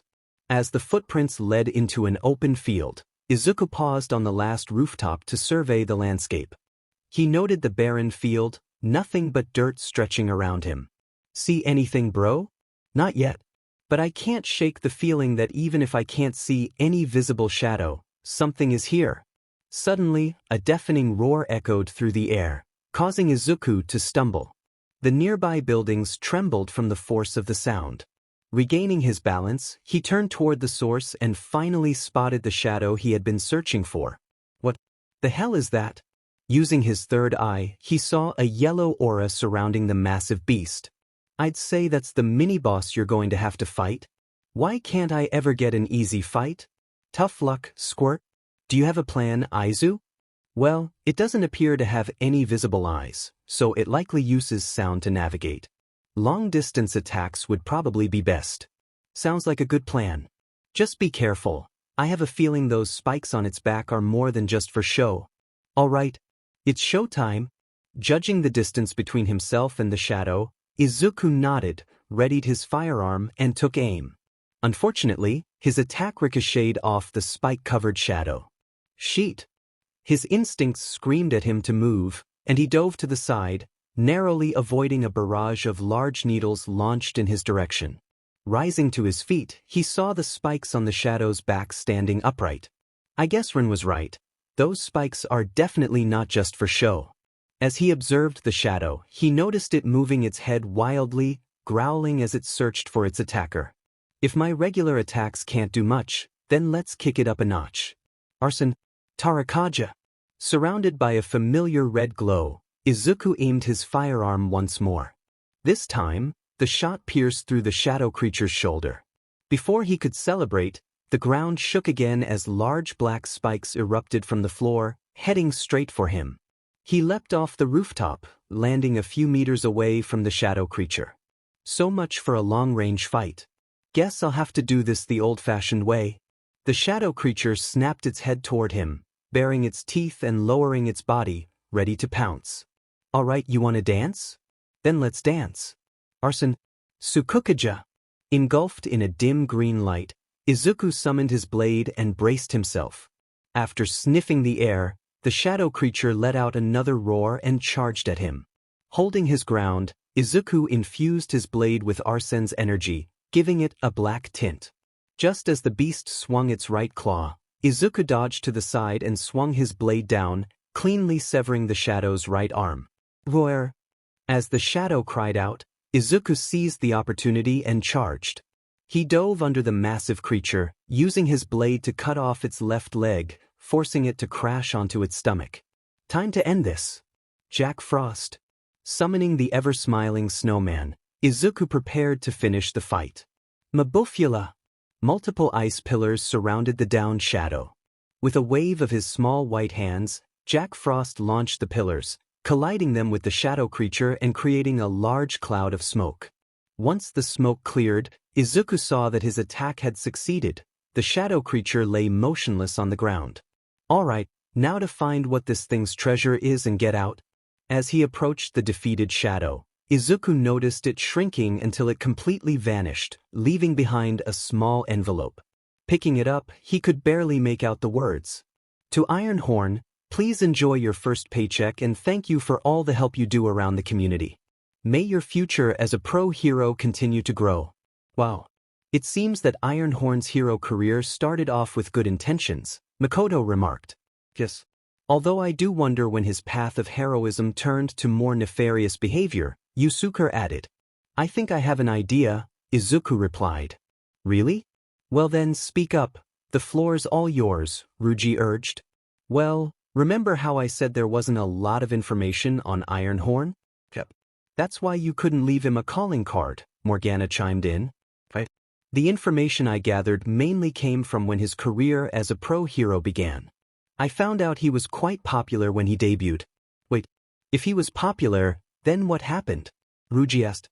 He was getting there before you interrupted him, genius, and retorted. Anyway, it seems his name dwindled quickly once a few new heroes started working in his area. After that, most of his information went off the radar, but I still found some rather interesting complaints about his behavior. What kind of complaints? Rin inquired. Some women reported that he asked for services from them in exchange for help. What? The Phantom Thieves exclaimed. That Bisu, and shouted. Please tell me something was done about his actions, Morgana demanded. I couldn't find any information on what was done to him, but I did notice sudden relocations he went through coinciding with some of the reports against him. Great. So those BS artists did jack shit, is what I'm hearing, Ruji said. Yep. The only good thing I found was that none of those interactions led to anything serious since other heroes would show up to help. Well then, it looks like shit will hit the fan if this evidence gets out, Ren smirked. Tomorrow's going to be an interesting day, Izuku replied, smirking as well. In the kitchen he had become so familiar with, Izuku was busy preparing for the night's event. Since he was handling everything himself, he made sure to be extra prepared, cleaning LeBlanc from top to bottom and ensuring he had plenty of ingredients for food and drinks. He also finished installing new security cameras the boss had ordered to provide evidence in case any unsavory individuals tried to cause trouble. These cameras would also help prevent shady officers or officials from making false claims. While he worked, Izuku felt his phone vibrate.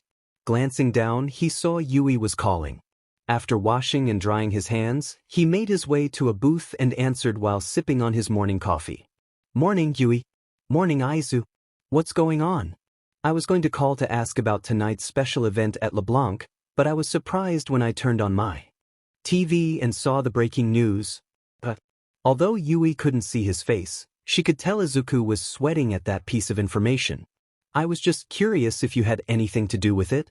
Hearing the overly sweet tone in her voice, Izuku realized he needed to tread carefully. Yui. In my defense, problems seem to find me more than I look for them. But. Sigh, if I didn't know you any better, I'd say you're lying, but I know what kind of luck you have. Letting out a breath he didn't know he was holding, Izuku decided to change the subject. Nervous chuckle, well, aside from discussing my amazing luck, will you be coming over for tonight's event? Sigh, sadly no.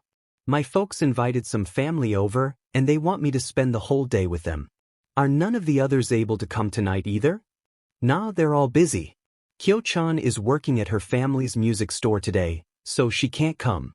Itsuka is helping her dad with something, and Mei is busy preparing her babies for UA's support exams. But it's fine. Hopefully, you'll have some fun with your family. And next time you stop by, I'll treat you to something. How does that sound? HM? You still there? Oh, what's this? Is Mr. Heart Stealer trying to take mine? Blushing and no, WBLII mean? Oh sorry, you're cutting out. I'll see you for that treat next time later. Izuku sighed. Meanwhile, with the Phantom Thieves, Ruji was pounding his fist on the ground, comical tears streaming down his face. The rest of the group looked at him with heavy sweat drops. Turning on the small TV in the cafe, Izuku flipped through channels until he found the one he wanted. Welcome back, folks. For those just tuning in, let's recap the current breaking news. This morning, officers apprehended a local pro hero known as Iron Horn. Evidence has been collected showing that this former hero has had numerous complaints made against him. But what has everyone in shock the most is the lawsuit made by the Shiozaki family against him and others, as they have provided evidence that showed Iron Horn was hired to try and kidnap their daughter in an attempt to get them to sell their land. We will now cut to the moment the former pro hero was led away by officers. Oh yeah. Time for the show to begin. Someone pass me some popcorn, Futaba cheered. In Mizudafu, Japan, reporters shouted questions at the arrested man.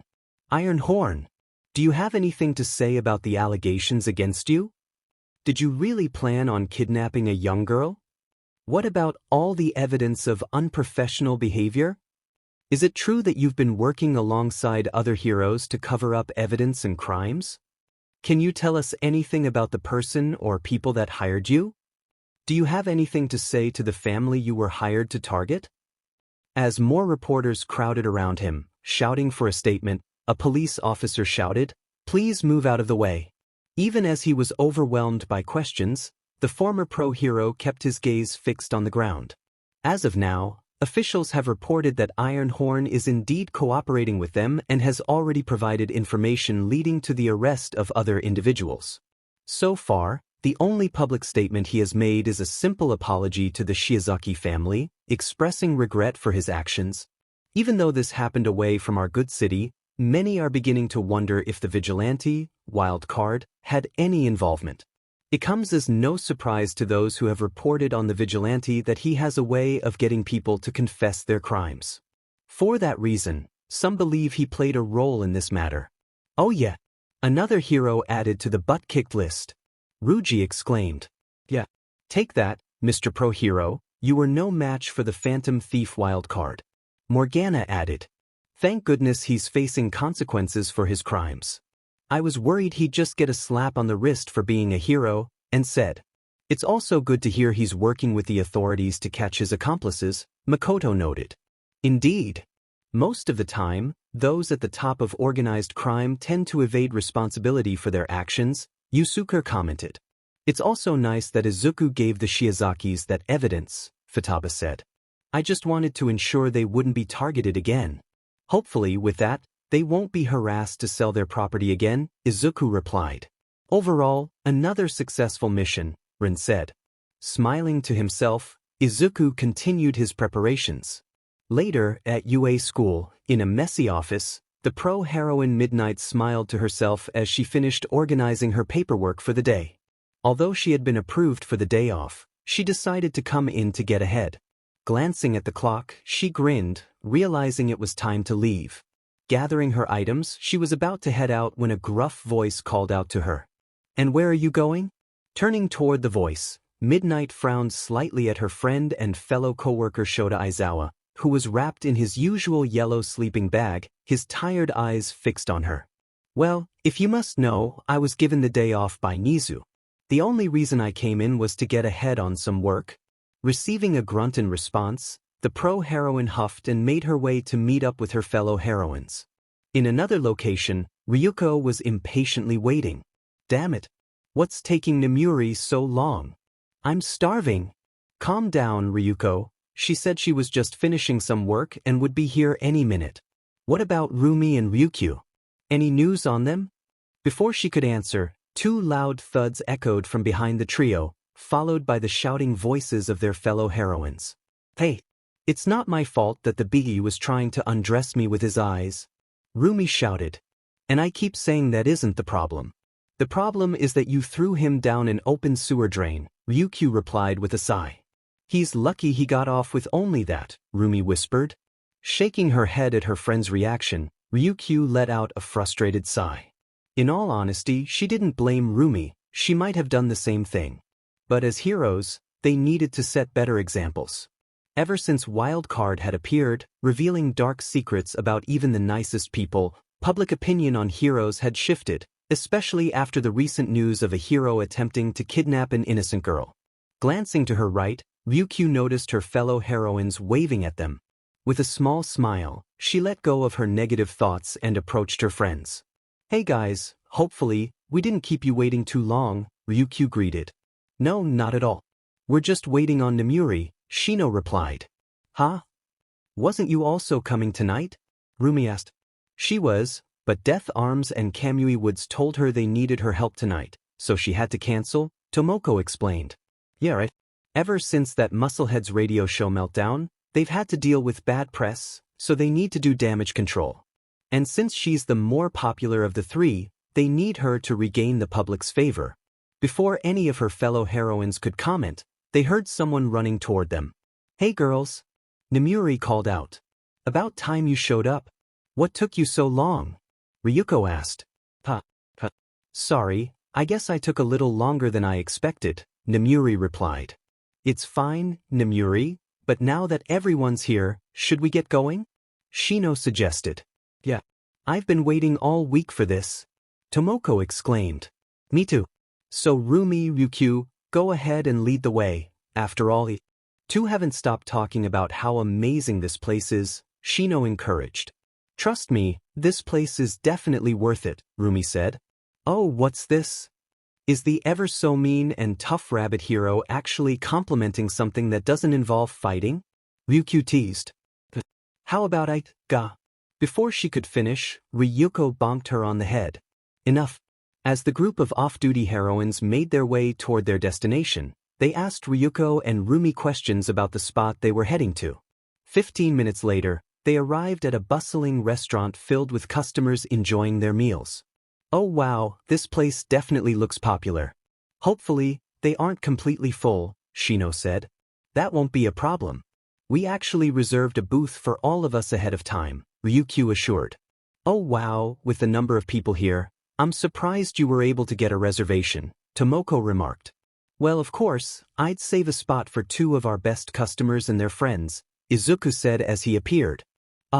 At his sudden voice, Tomoko jumped in surprise, but before she could fall, she was caught in a strong pair of arms. Oops. Sorry about that. I didn't mean to scare you, Izuku chuckled. Turning to their friend, the rest of the off-duty heroines noticed who had spoken. While Ryukyu wore her usual calm smile and Rumi sported her typical grin, the other ladies looked at him with surprise. To his right stood an appealing short brown-haired woman, her eyes wide with shock. I'm sorry, miss, is something wrong? Izuku asked. And no. Sorry, it's just that you caught me by surprise. I didn't hear you approach, Shino replied, blinking. My apologies, I didn't mean to startle you like that.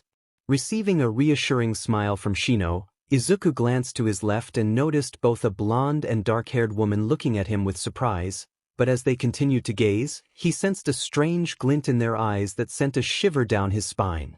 Before Izuku could continue with his evening routine, he felt a movement in his arms. Looking down, he was met with the flushed face of a stunning young woman with vibrant emerald hair. Not that I mind, but could you put me down now, please? Tomoko asked, her cheeks turning a deeper shade of red. Oh, I'm sorry, Izuku stammered, gently placing her on her feet. He decided it was best to keep things moving before anything more embarrassing could happen. Well then, if you ladies would please follow me, I'll take you to your booth, he said, clearing his throat. Snapping out of their dazed states, the group of heroines followed him, pleased to find a large booth that could accommodate them all. Please take your time looking over our menu. Here at LeBlanc, we mostly specialize in coffee and curry, but we've added a few new items if any of you wish to try them. I'll be back shortly to take your orders, he added, bowing slightly before heading off to check on his other customers, leaving the off-duty heroines to discuss among themselves. Wow, they really have a good number of different items to choose from. Can he really handle all of this by himself? Ryuko asked, surprised. Please. I've seen him manage larger groups than ours without breaking a sweat. Even when he's busy, he always makes Ryukyu and me his top priority since we come here so often, Rumi replied with a snort. That's pretty impressive. How many times have the two of you come here? Shino asked, astonished. Honestly, I've lost count. Ever since he added some special items for Ryukyu and me, I've had a hard time finding another place that's just as good, Rumi admitted. Same here.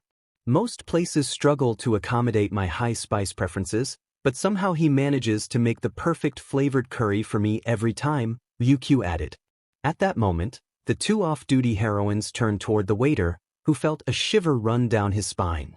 You wouldn't happen to be on that list now, would you? They said in unison, sly smirks on their faces. Izuku blinked, caught off guard. W. Suddenly, a loud smack echoed through the booth. Ga! Ryuko and Nemuri exclaimed in surprise. Please ignore them. They'll be having the LeBlanc special, Shino said, rolling her eyes. Yes, no problem. I'll have those out shortly, Izuku replied, shaking his head as he made his escape to fulfill their orders. Really, you two, can we not go out once without either of you trying to tease the staff? Shino sighed. Come on, Shino-chan. Did you see how flustered the little kitten got? He looked really cute, Tomoko giggled. Not you too, Shino lamented, hanging her head. Jokes aside, It is rather surprising that he's working all alone. I would have thought he'd have help on such a busy day, Namuri remarked. Well, he usually has his boss here to help him, but he told us that his boss went on a business trip and didn't know when he'd be back, Ryukyu explained with a shrug. DMN. His boss must have a lot of confidence in him to keep the place running by himself, Ryuko said, impressed. The kid has shown nothing but dedication, so I'm not surprised. He takes a lot of pride in his job. The first time Ryukyu, her brat, and I came here, he handled a drunk guy that came in without any difficulty, Rumi added. The other 4 ladies looked at their bunny-eared companion in surprise. Wow, his quirk must be strong if he was able to take down someone so easily, Tomoko said, astonished. At this, Rumi and Ryukyu exchanged small chuckles. What's so funny? Shino asked, confused. Before they could answer, Izuku's voice brought their attention back to him. It's because I don't have a quirk, he said, chuckling lightly. Once again, the 4 ladies' eyes widened in disbelief. If you don't believe us, why doesn't Tomoko use her quirk to confirm this? Rumi suggested. Izuku glanced over at the fellow green-haired customer and suddenly recognized her. In his mind, her clothing began to shift, and he could see the heroine she reminded him of. Hero name, Ragdoll. Courser. Description. Her quirk allows her to observe and monitor up to 100 people at a time, granting her access to a vast amount of information. Notes. Although not confirmed, it is believed she can also detect a person's quirk and any current weaknesses. Looking over at the other 3 members of the rescue group, his eyes widened in surprise as he realized that the other 2 women from the Wild PP Cats were also present. Before he could gather his thoughts, a gasp escaped Tomoko, capturing everyone's attention. It's true, she whispered. With that statement, Izuku noticed the looks of pity directed at him from the 4 older women. Deciding it was time to speak, he addressed them. Please, there's no need to feel bad. I have long accepted that the world isn't fair and will throw challenges that knock people down, he said with a small smile. But I've also learned that it's up to the person how they choose to handle those problems. Hearing this, the heroines leaned in, fully engaged with what the young man had to say. I may not have a quirk, but I've learned that a quirk doesn't define who a person is. No, a person's actions and attitude show who they truly are. Rumi and Ryukyu exchanged small smiles, while the others looked at him in surprise. Sorry about that, I tend to ramble sometimes. Please enjoy your meals and let me know if there's anything else I can do for you, he said, bowing before leaving them to their own devices. The group of off-duty heroines stared at the retreating figure of the young man until the sound of eating snapped them out of their trance. Quit staring at the kid like that. The last thing he needs is pity from those who'd never understand his situation, Rumi said, taking a bite of her food. But let me remind you all again that he's definitely a lot more than he seems, she added, stopping to emphasize her point. And he's already shown that he can take care of himself, so there's no need to believe he can't defend himself, Ryukyu chimed in with a small smile. Now enough of this mushy stuff. Either you guys start eating your food while it's still hot, or I'm going to eat it myself, Rumi declared, smirking. At this, the rest of them looked down at their plates, which indeed looked delicious. Without further ado, they began to eat. Oh wow! This is incredible! Tomoko exclaimed, her eyes sparkling. It's so delicious! Ryuko added, her enthusiasm infectious. Wow, you guys were right. This is amazing! Shino said, her eyes wide with delight.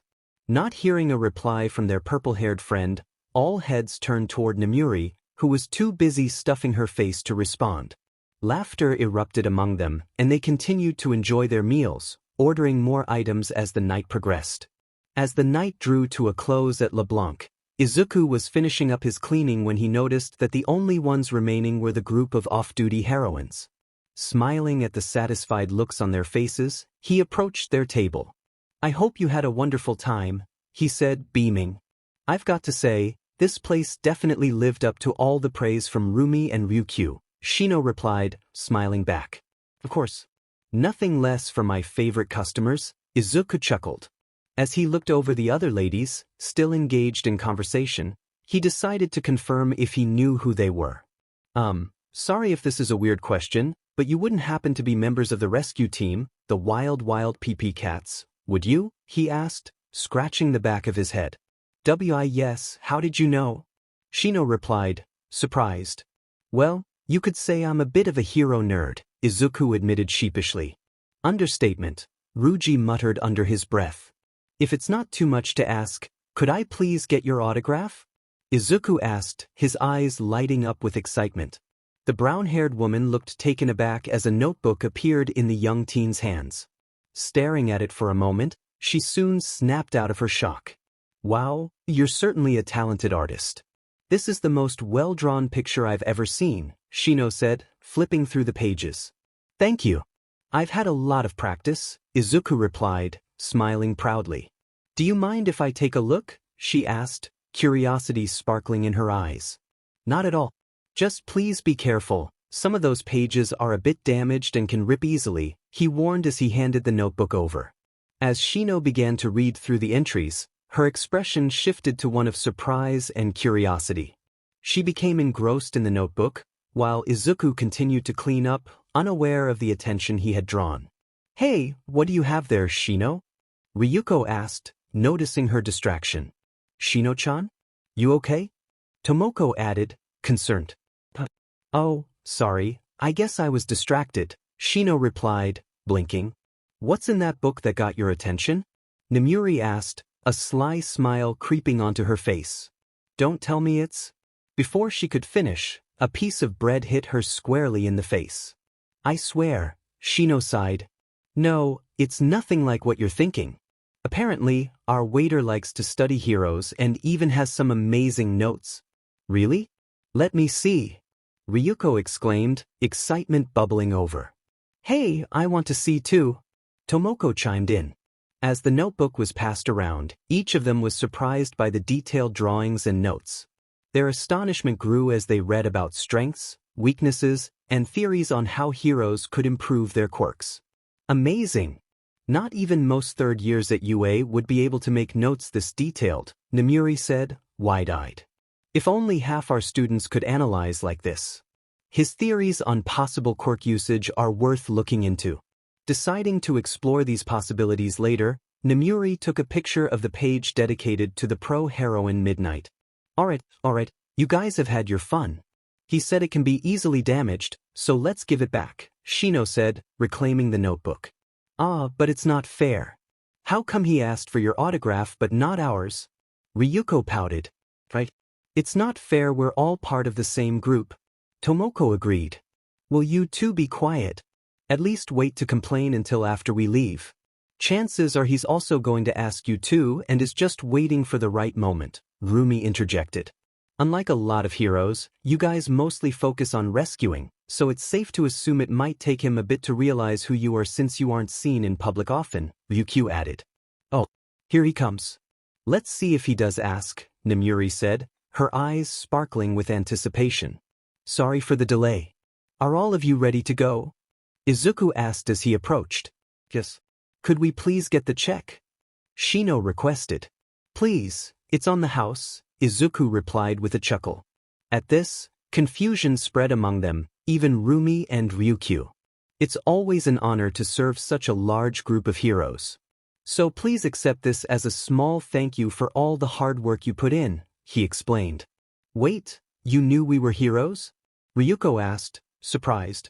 Well, if I'm being honest, I didn't immediately realize it, but I did have my suspicions. It wasn't until Rumi asked Miss Ragdoll to use her quirk to check if I had a quirk or not that I was able to put the pieces together, Izuku admitted. If you wouldn't mind, could I also get your autographs? He asked, his excitement palpable. After receiving not only the cat-themed heroine's autographs but also the R-rated heroines with a purple lipstick mark, the off-duty heroines bid him farewell, promising to stop by again in the future. Izuku sighed, reflecting on the busyness of the night. Man, tonight was busier than I expected. You handled it perfectly, even though you were by yourself, Yusuke said, watching from the sidelines. You crushed it tonight. Who knows, maybe when Sojiro decides to retire, he'll hand over LeBlanc to you, Futaba added. Yeah, maybe, Izuku replied, a small smile gracing his lips. Well, Now that that's done, what's next on the agenda? And asked, shifting the topic. Oh yeah, isn't your friend's hero exam coming up? How about you set up a celebration for them? Ruji suggested. Wait, but what if some of them don't pass? They'd feel really bad about a party meant to be a celebration, Morgana interjected. Come on, Mona, is there really any doubt that they'll pass? And countered. True. They're an amazing bunch. And with the help Izuku has been providing them, I'm sure they'll pass, Makoto added. Yeah, I guess you're right. I should have some more faith in them, Morgana conceded. Well, what do you say is? Rin asked, looking at him expectantly. I think that sounds like a great idea, Izuku replied, grinning. Meanwhile, in the principal's office at UA, Naomasa sighed, looking at Nizu. Why did you ask me to come here again? I know we're good friends, but I'm still busy dealing with other cases. Don't worry, detective. I assure you this will be worth both our time, Nizu replied, sipping his tea. With a click of a button, a picture of a notebook appeared in front of the tired investigator. A notebook about midnight? What's so important about this? Naomasa asked, raising an eyebrow. Take a closer look at those notes, Nizu urged. As Naomasa read through the pages, his expression shifted from confusion to wide-eyed astonishment. Oh wow, these are... I'm impressed. I haven't seen notes this good apart from some government documents about the heroes, Nizu remarked, a grin on his face. Alright, so what do these have to do with anything? Naomasa asked, still processing the information. Come on, detective. Do I really need to spell it out for you? Nizu replied, his grin widening. Naomasa remained silent, contemplating the implications. Alright. It appears I've gotten a little ahead of myself, Nizu said, putting his tea down. Naomasa, these notes not only hold incredible details about Midnight's quirk and how it works, but they also reveal weaknesses she wasn't even aware of. Now tell me, who in our city has been known to counter heroes he's confronted? WildCard, but what does he, Naomasa began, realization dawning on him. I see you've connected the dots, Nizu said, nodding. Although I want to believe this individual might be our vigilante, this is nothing more than circumstantial evidence at best. There's nothing here that would allow us to arrest him, Naomasa stated, his expression serious. I'm going to have to stop you there, detective. I'm not looking to have this person arrested, Nizu clarified. But, so what are you going to do then, Nizu? Naomasa asked, intrigued. I'm going to have a small conversation with him, Nizu replied, his grin returning. Back at LeBlanc, Izuku stretched, reflecting on the evening. You know, when you guys asked me for help, I didn't expect to be going over studying material for hours. Good thing it's been a slow day, otherwise, I might have had some trouble. Hey, it's not as if we like having to do all this stuff. Their acceptance rate is low for a reason, Kyoka groaned. Oh come on guys. It's not that bad. At the end of the day, all this work will pay off.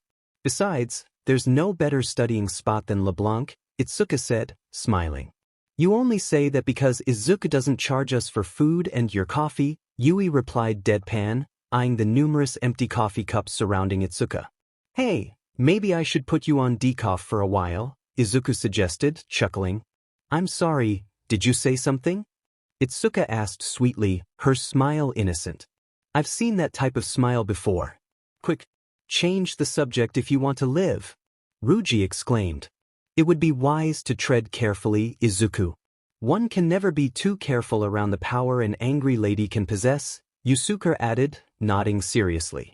Never underestimate the power of a set-off woman, Izuku, Morgana chimed in. And make sure you're not fooled by their looks, that's how they trick you into thinking they're harmless, Rin warned. Izuku felt sweat bead on his forehead.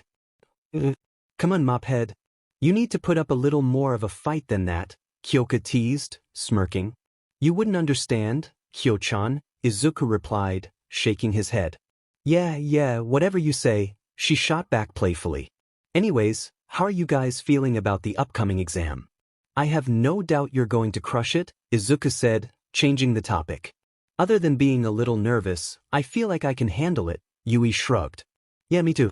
Thanks again for all the help, mophead. I definitely needed the extra studying for the writing portion, Kyoka added, stretching. And all that training. Izuku stood behind the counter of LeBlanc, a steaming cup of coffee in hand, ready to serve his customers. Could I ask who these heroes are? He inquired, glancing at Naomasa and Nizu. Oh, no one too crazy, Izuku replied with a smile, handing over the coffee. Just Mirko and Ryukyu.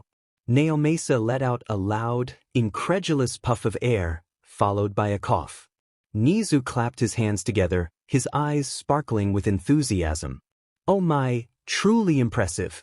Not only having one, but 2 top 10 heroes as regulars for your shop is no small feat. Thank you, sir, Izuku said, beaming. Here at LeBlanc, we take great pride in ensuring our customers receive the best service possible. Nizu smiled back. Well then, could I please get a cup of rosemary tea? Izuku nodded. I'll have it done in just a minute. Naomasa, still recovering from his earlier reaction, asked, You know, now that I think about it, aren't you supposed to be in school? Why are you working by yourself and so late? Yusuke thought to himself, and the questioning begins. Oh, my boss is just out on some business right now, Izuku explained. Since I'm taking online classes, he's okay with me running the store while he's away. Naomasa nodded, impressed. Well then, he must have a lot of trust in you. If how good this coffee is any indication of your ability to handle the shop, then I'm not surprised. Thank you, Izuku replied, handing over the tea. Also, here's your tea, mister. Oh, that's right.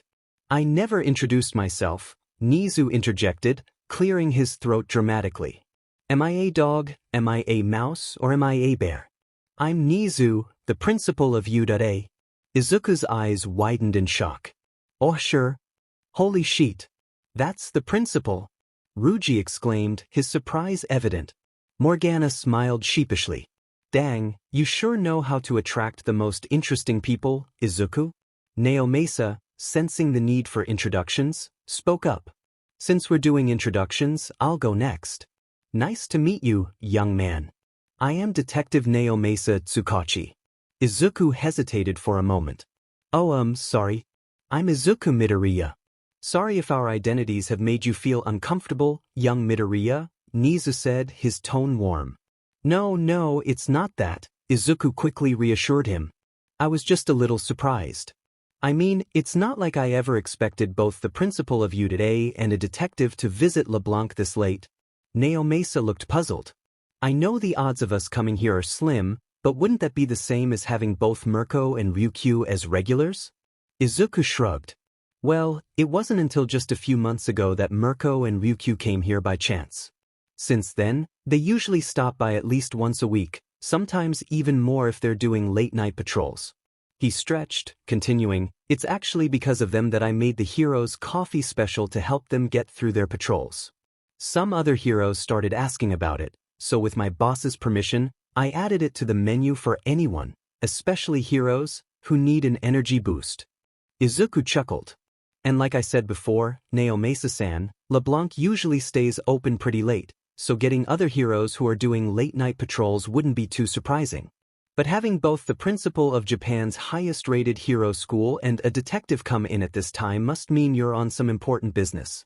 That's quite an interesting way of looking at things, young Midoriya, Nizu remarked, intrigued. Most people would be too awestruck or nervous by our titles to think about what our presence might mean. Izuku shook his head. I'm sorry, Mr. Nizu. I didn't mean to come off as rude or suspicious. I just tend to overthink things. As far as I'm aware, you two could have just come in like anyone else working late. No problem at all, young man, Nizu replied with a smile. I'm actually happy to see someone think outside the box. A mind like that will help anyone, even heroes, go far in their journey. Naomasa added, It's surprising to see someone your age working this hard. Most kids your age are focused on becoming heroes. Don't you want to be a hero, young man? At that question, both the principal and detective noticed a subtle change in Izuku's expression. Though he maintained a smile, it didn't reach his eyes. Well, Naomasa-san, that's an easy answer, Izuku said, his voice steady. I can't become a hero because I don't have what people think I need to become one. Oh, and what would that be, young Midoriya? Nizu asked, intrigued. I don't have a quirk, Izuku admitted. Both late-night customers widened their eyes in surprise. For Naomasa, this revelation raised questions about the vigilante they were investigating. For Nizu, it sparked a flurry of thoughts as he tried to connect the dots between the young man before him and the vigilante he had heard about. Suddenly, a memory of a notebook flashed in his mind. Well, Nizu said, sipping his tea, I can certainly understand why some people would say that. Many heroes I've known who made great impacts didn't have combat-oriented quirks. Izuku shrugged. It is what it is at this point, Mr. Nizu. I've accepted it. There's not much I can do about it. Actually, that's where you might be wrong, young Midoriya, Nizu replied, a glint of excitement in his eyes. An employee of mine actually stopped by and showed me something interesting. He pulled out a small silver disc and an image of a notebook appeared. You've got to be kidding me, Izuku thought, feeling a mix of disbelief and recognition. I can see you recognize this picture, young Midoriya, Nizu said, observing Izuku's reaction. That's actually my hero analysis notebook, Izuku admitted, reaching under his workstation to pull out the actual notebook and place it in front of the detective and principal. Oh, wonderful! Nizu exclaimed, clapping his paws together. Would it be all right if I took a look at its contents? Sure, please let me know what you think, Izuku replied, his heart racing with anticipation.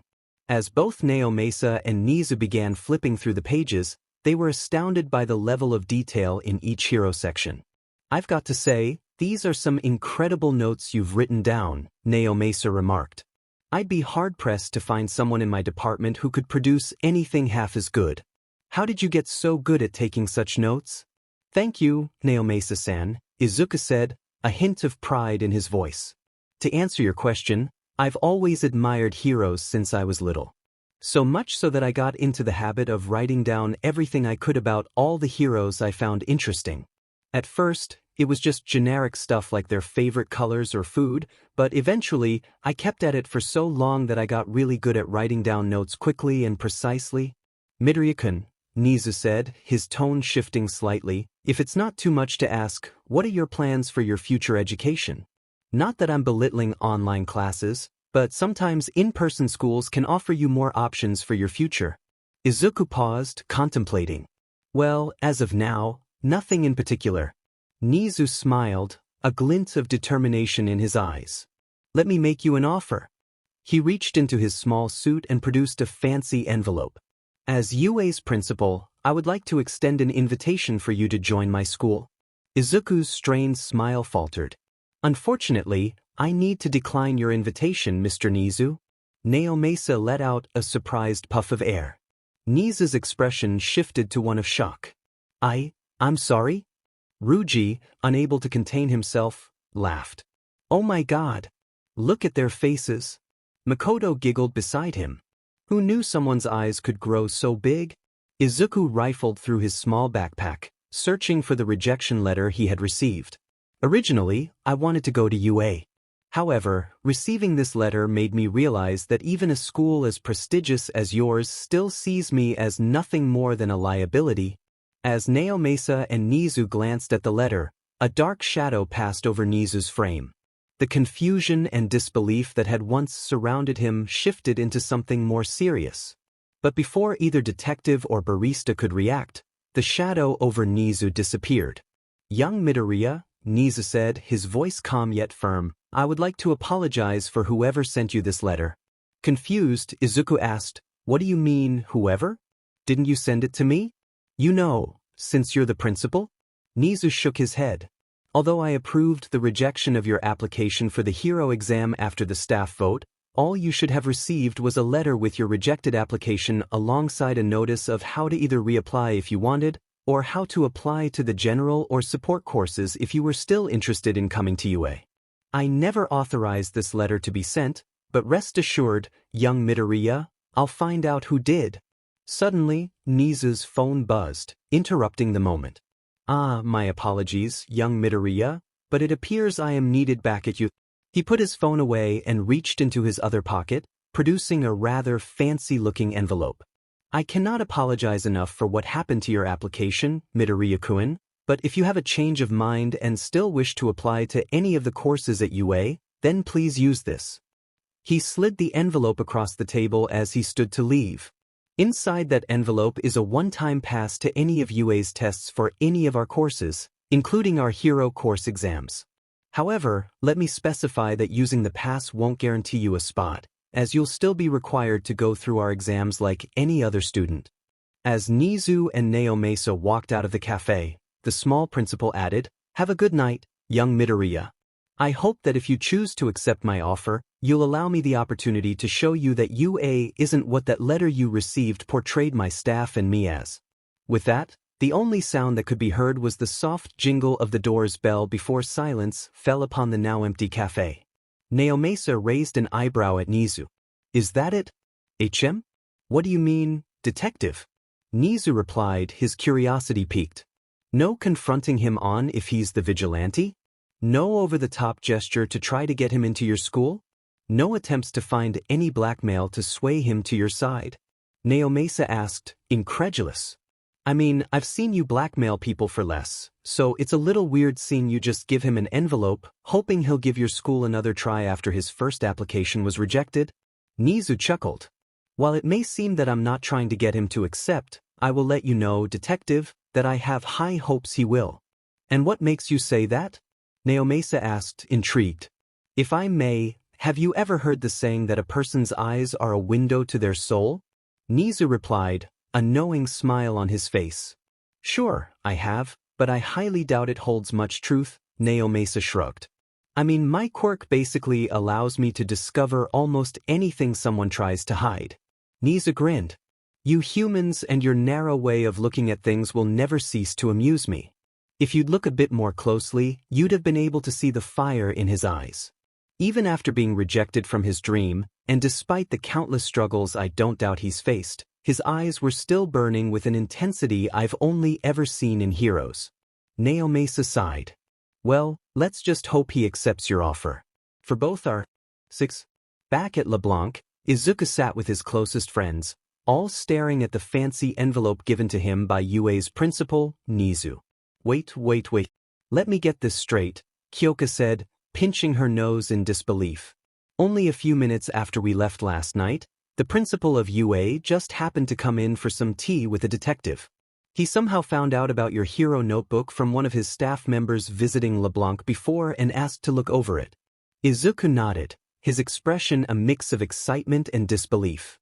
"He was so impressed with your work that he tried to offer you an invitation to UA, which you turned down," Kyoka continued. "After you showed him your rejection letter, which came from his school, he said he never authorized it and left you a free pass to take any of UA's exams as an apology." Izuku sighed. "Well, when you put it like that, it makes me sound a little crazy." "Diamenet, mophead. How do you end up in these situations?" Kyoka groaned. "Cut me some slack, Kyojin. It's not like I'm asking for these things to happen to me," Izuku replied, exasperated. "At this point, it seems like you're a magnet for trouble, Izuku. Whether you want it or not, trouble seems to find you," Yui remarked, shaking her head. "Poor Mr. Thief, unable to avoid getting himself into trouble," Mei giggled. "Not both of you too," Izuku said, anime tears forming in his eyes. "I think he's had enough," Itsuka interjected, giggling. "So, apart from your interesting luck, are you thinking about taking his offer, Izuku?" she asked. Izuku fell silent, contemplating the offer. Though he had been considering it, he still hadn't come to a decision. Seeing their friend in such a state left the girls with worried expressions. They understood that if they were in his position, the option of wanting to give the place that had rejected their dreams of becoming heroes a second chance would be a difficult one. "I don't know, guys," Izuku finally said, his voice heavy with uncertainty. "I mean, on one hand, this is what I've always wanted. A chance to become a hero and help others. But you still feel uneasy about going to the place that rejected you," Yui finished for him. Izuku nodded. "Yeah. The principal saying that the letter I got wasn't authorized by him is one thing. But even without that, my application was still rejected by the majority of the staff after they held a vote." Kyoka scoffed. "Just goes to show you that incompetence can happen even in the best school in Japan. At least it seems that the principal is on your side so far," Itsuka said. I doubt they'd put up much of a problem about you trying out for the exams without him doing something about it. If the boss man himself gave it to you, then there's no way they could deny you from trying, May added. Once again, the room fell silent as they all pondered what to say next. Seeing that her friends were unsure, Yui decided to voice her thoughts. I think you should take it. Ah, really? Izuku asked, surprised. Yes, Yui affirmed, nodding. As things stand, no one truly knows that you are the Vigilante wildcard, so going to UA could serve as a cover story in case anyone starts suspecting you. Izuku took a moment to think over Yui's words. He couldn't help but agree. After all, he knew that at some point, someone might connect the dots between wildcard and himself, so having another alibi would be a good idea. I'm with Yui on this, Itsuka chimed in. I think going to UA could be beneficial to you. Who knows? Maybe you can learn more about your powers there. Once again agreeing with his orange-haired friend, Izuku glanced over at Kyoka to hear her thoughts. As much as I would love to say don't accept and stick it to them for rejecting you in the first place, I also think you should take up the offer, Izuku, Kyoka said, a smirk on her face. It'd be great to see you show them what they missed the first time they rejected you. And I'd love to see what kind of shenanigans you'd get into. Chuckling at her last statement, Izuku looked over at May, who was bouncing excitedly in her seat. Yeah. Come in, Mr. Thief. If you accept and pass, then that means you can help me out with making more babies. May exclaimed. Izuku shook his head good-naturedly at his pink-haired companion. Taking in all the things his friends were saying, Izuku remained silent for a few seconds before his face broke into a large smile. Well, I guess I've got no other choice. Looks like I'm back in the game. Hearing this, all four girls smiled at their friend, relieved to see his former gloomy mood replaced with determination. Meanwhile, in UA's staff room, Nizu addressed his colleagues with a smile. Now, before I end this meeting, I would like to reiterate once again. If an individual comes to any of our exams with a pass that has my signature, you are to let them take the exam as any other participant. Seeing the reluctant glances exchanged among the staff, Nizu decided today was not the day to take any chances. In an instant, the atmosphere in the room grew heavy, as if an invisible weight had been placed on their shoulders. Absolutely none of you are to question said person on anything, Nizu continued, his tone firm. You take the pass and let them take the exam. If I find out that any of you disregarded this rule, the consequences will be severe. Do. Myself. Clear? He asked, his eyes narrowing. All present staff members vigorously nodded in agreement, and just as quickly as it had appeared, the pressure lifted. Good. You're all dismissed for the rest of the day, Nizu said with a smile. I suggest you take this time to relax, as the upcoming days will be very busy. Especially with our new psychology evaluations for our examinees, this year's exams are definitely going to be more challenging than in prior years. Without wasting any time, the staff members exited the room, each heading off to unwind in their own way. Some, like Snipe and Lunch Rush, went to pass the time with their hobbies, being shooting practice and cooking respectively. Others like Eraserhead decided to go home. Mike, scratching head, oh man, what's up with Nizu? He's usually more lax about how we handle things, but he's been more firm with us lately. Midnight, stretching, tell me about it. This year's exams are already making me feel exhausted. With all the paperwork we've been sorting through, it's a miracle we've had time to do anything else. Mike, yawn. I get him wanting everything to go smoothly, but he could loosen up a bit. With multiple pro heroes on hand, what's the worst that can happen? Before she could respond to her friend, Present Mick's phone lit up with a text message causing both heroes to stop walking as he grabbed his phone and soon lost all color in his face as he read the text. Midnight. Mike, you okay? Seeing him standing still and not responding, the R-rated heroine moved over next to him to read what the message he received said. To her slight horror, she saw that the message had been sent by Nizu with only 2 words, my office?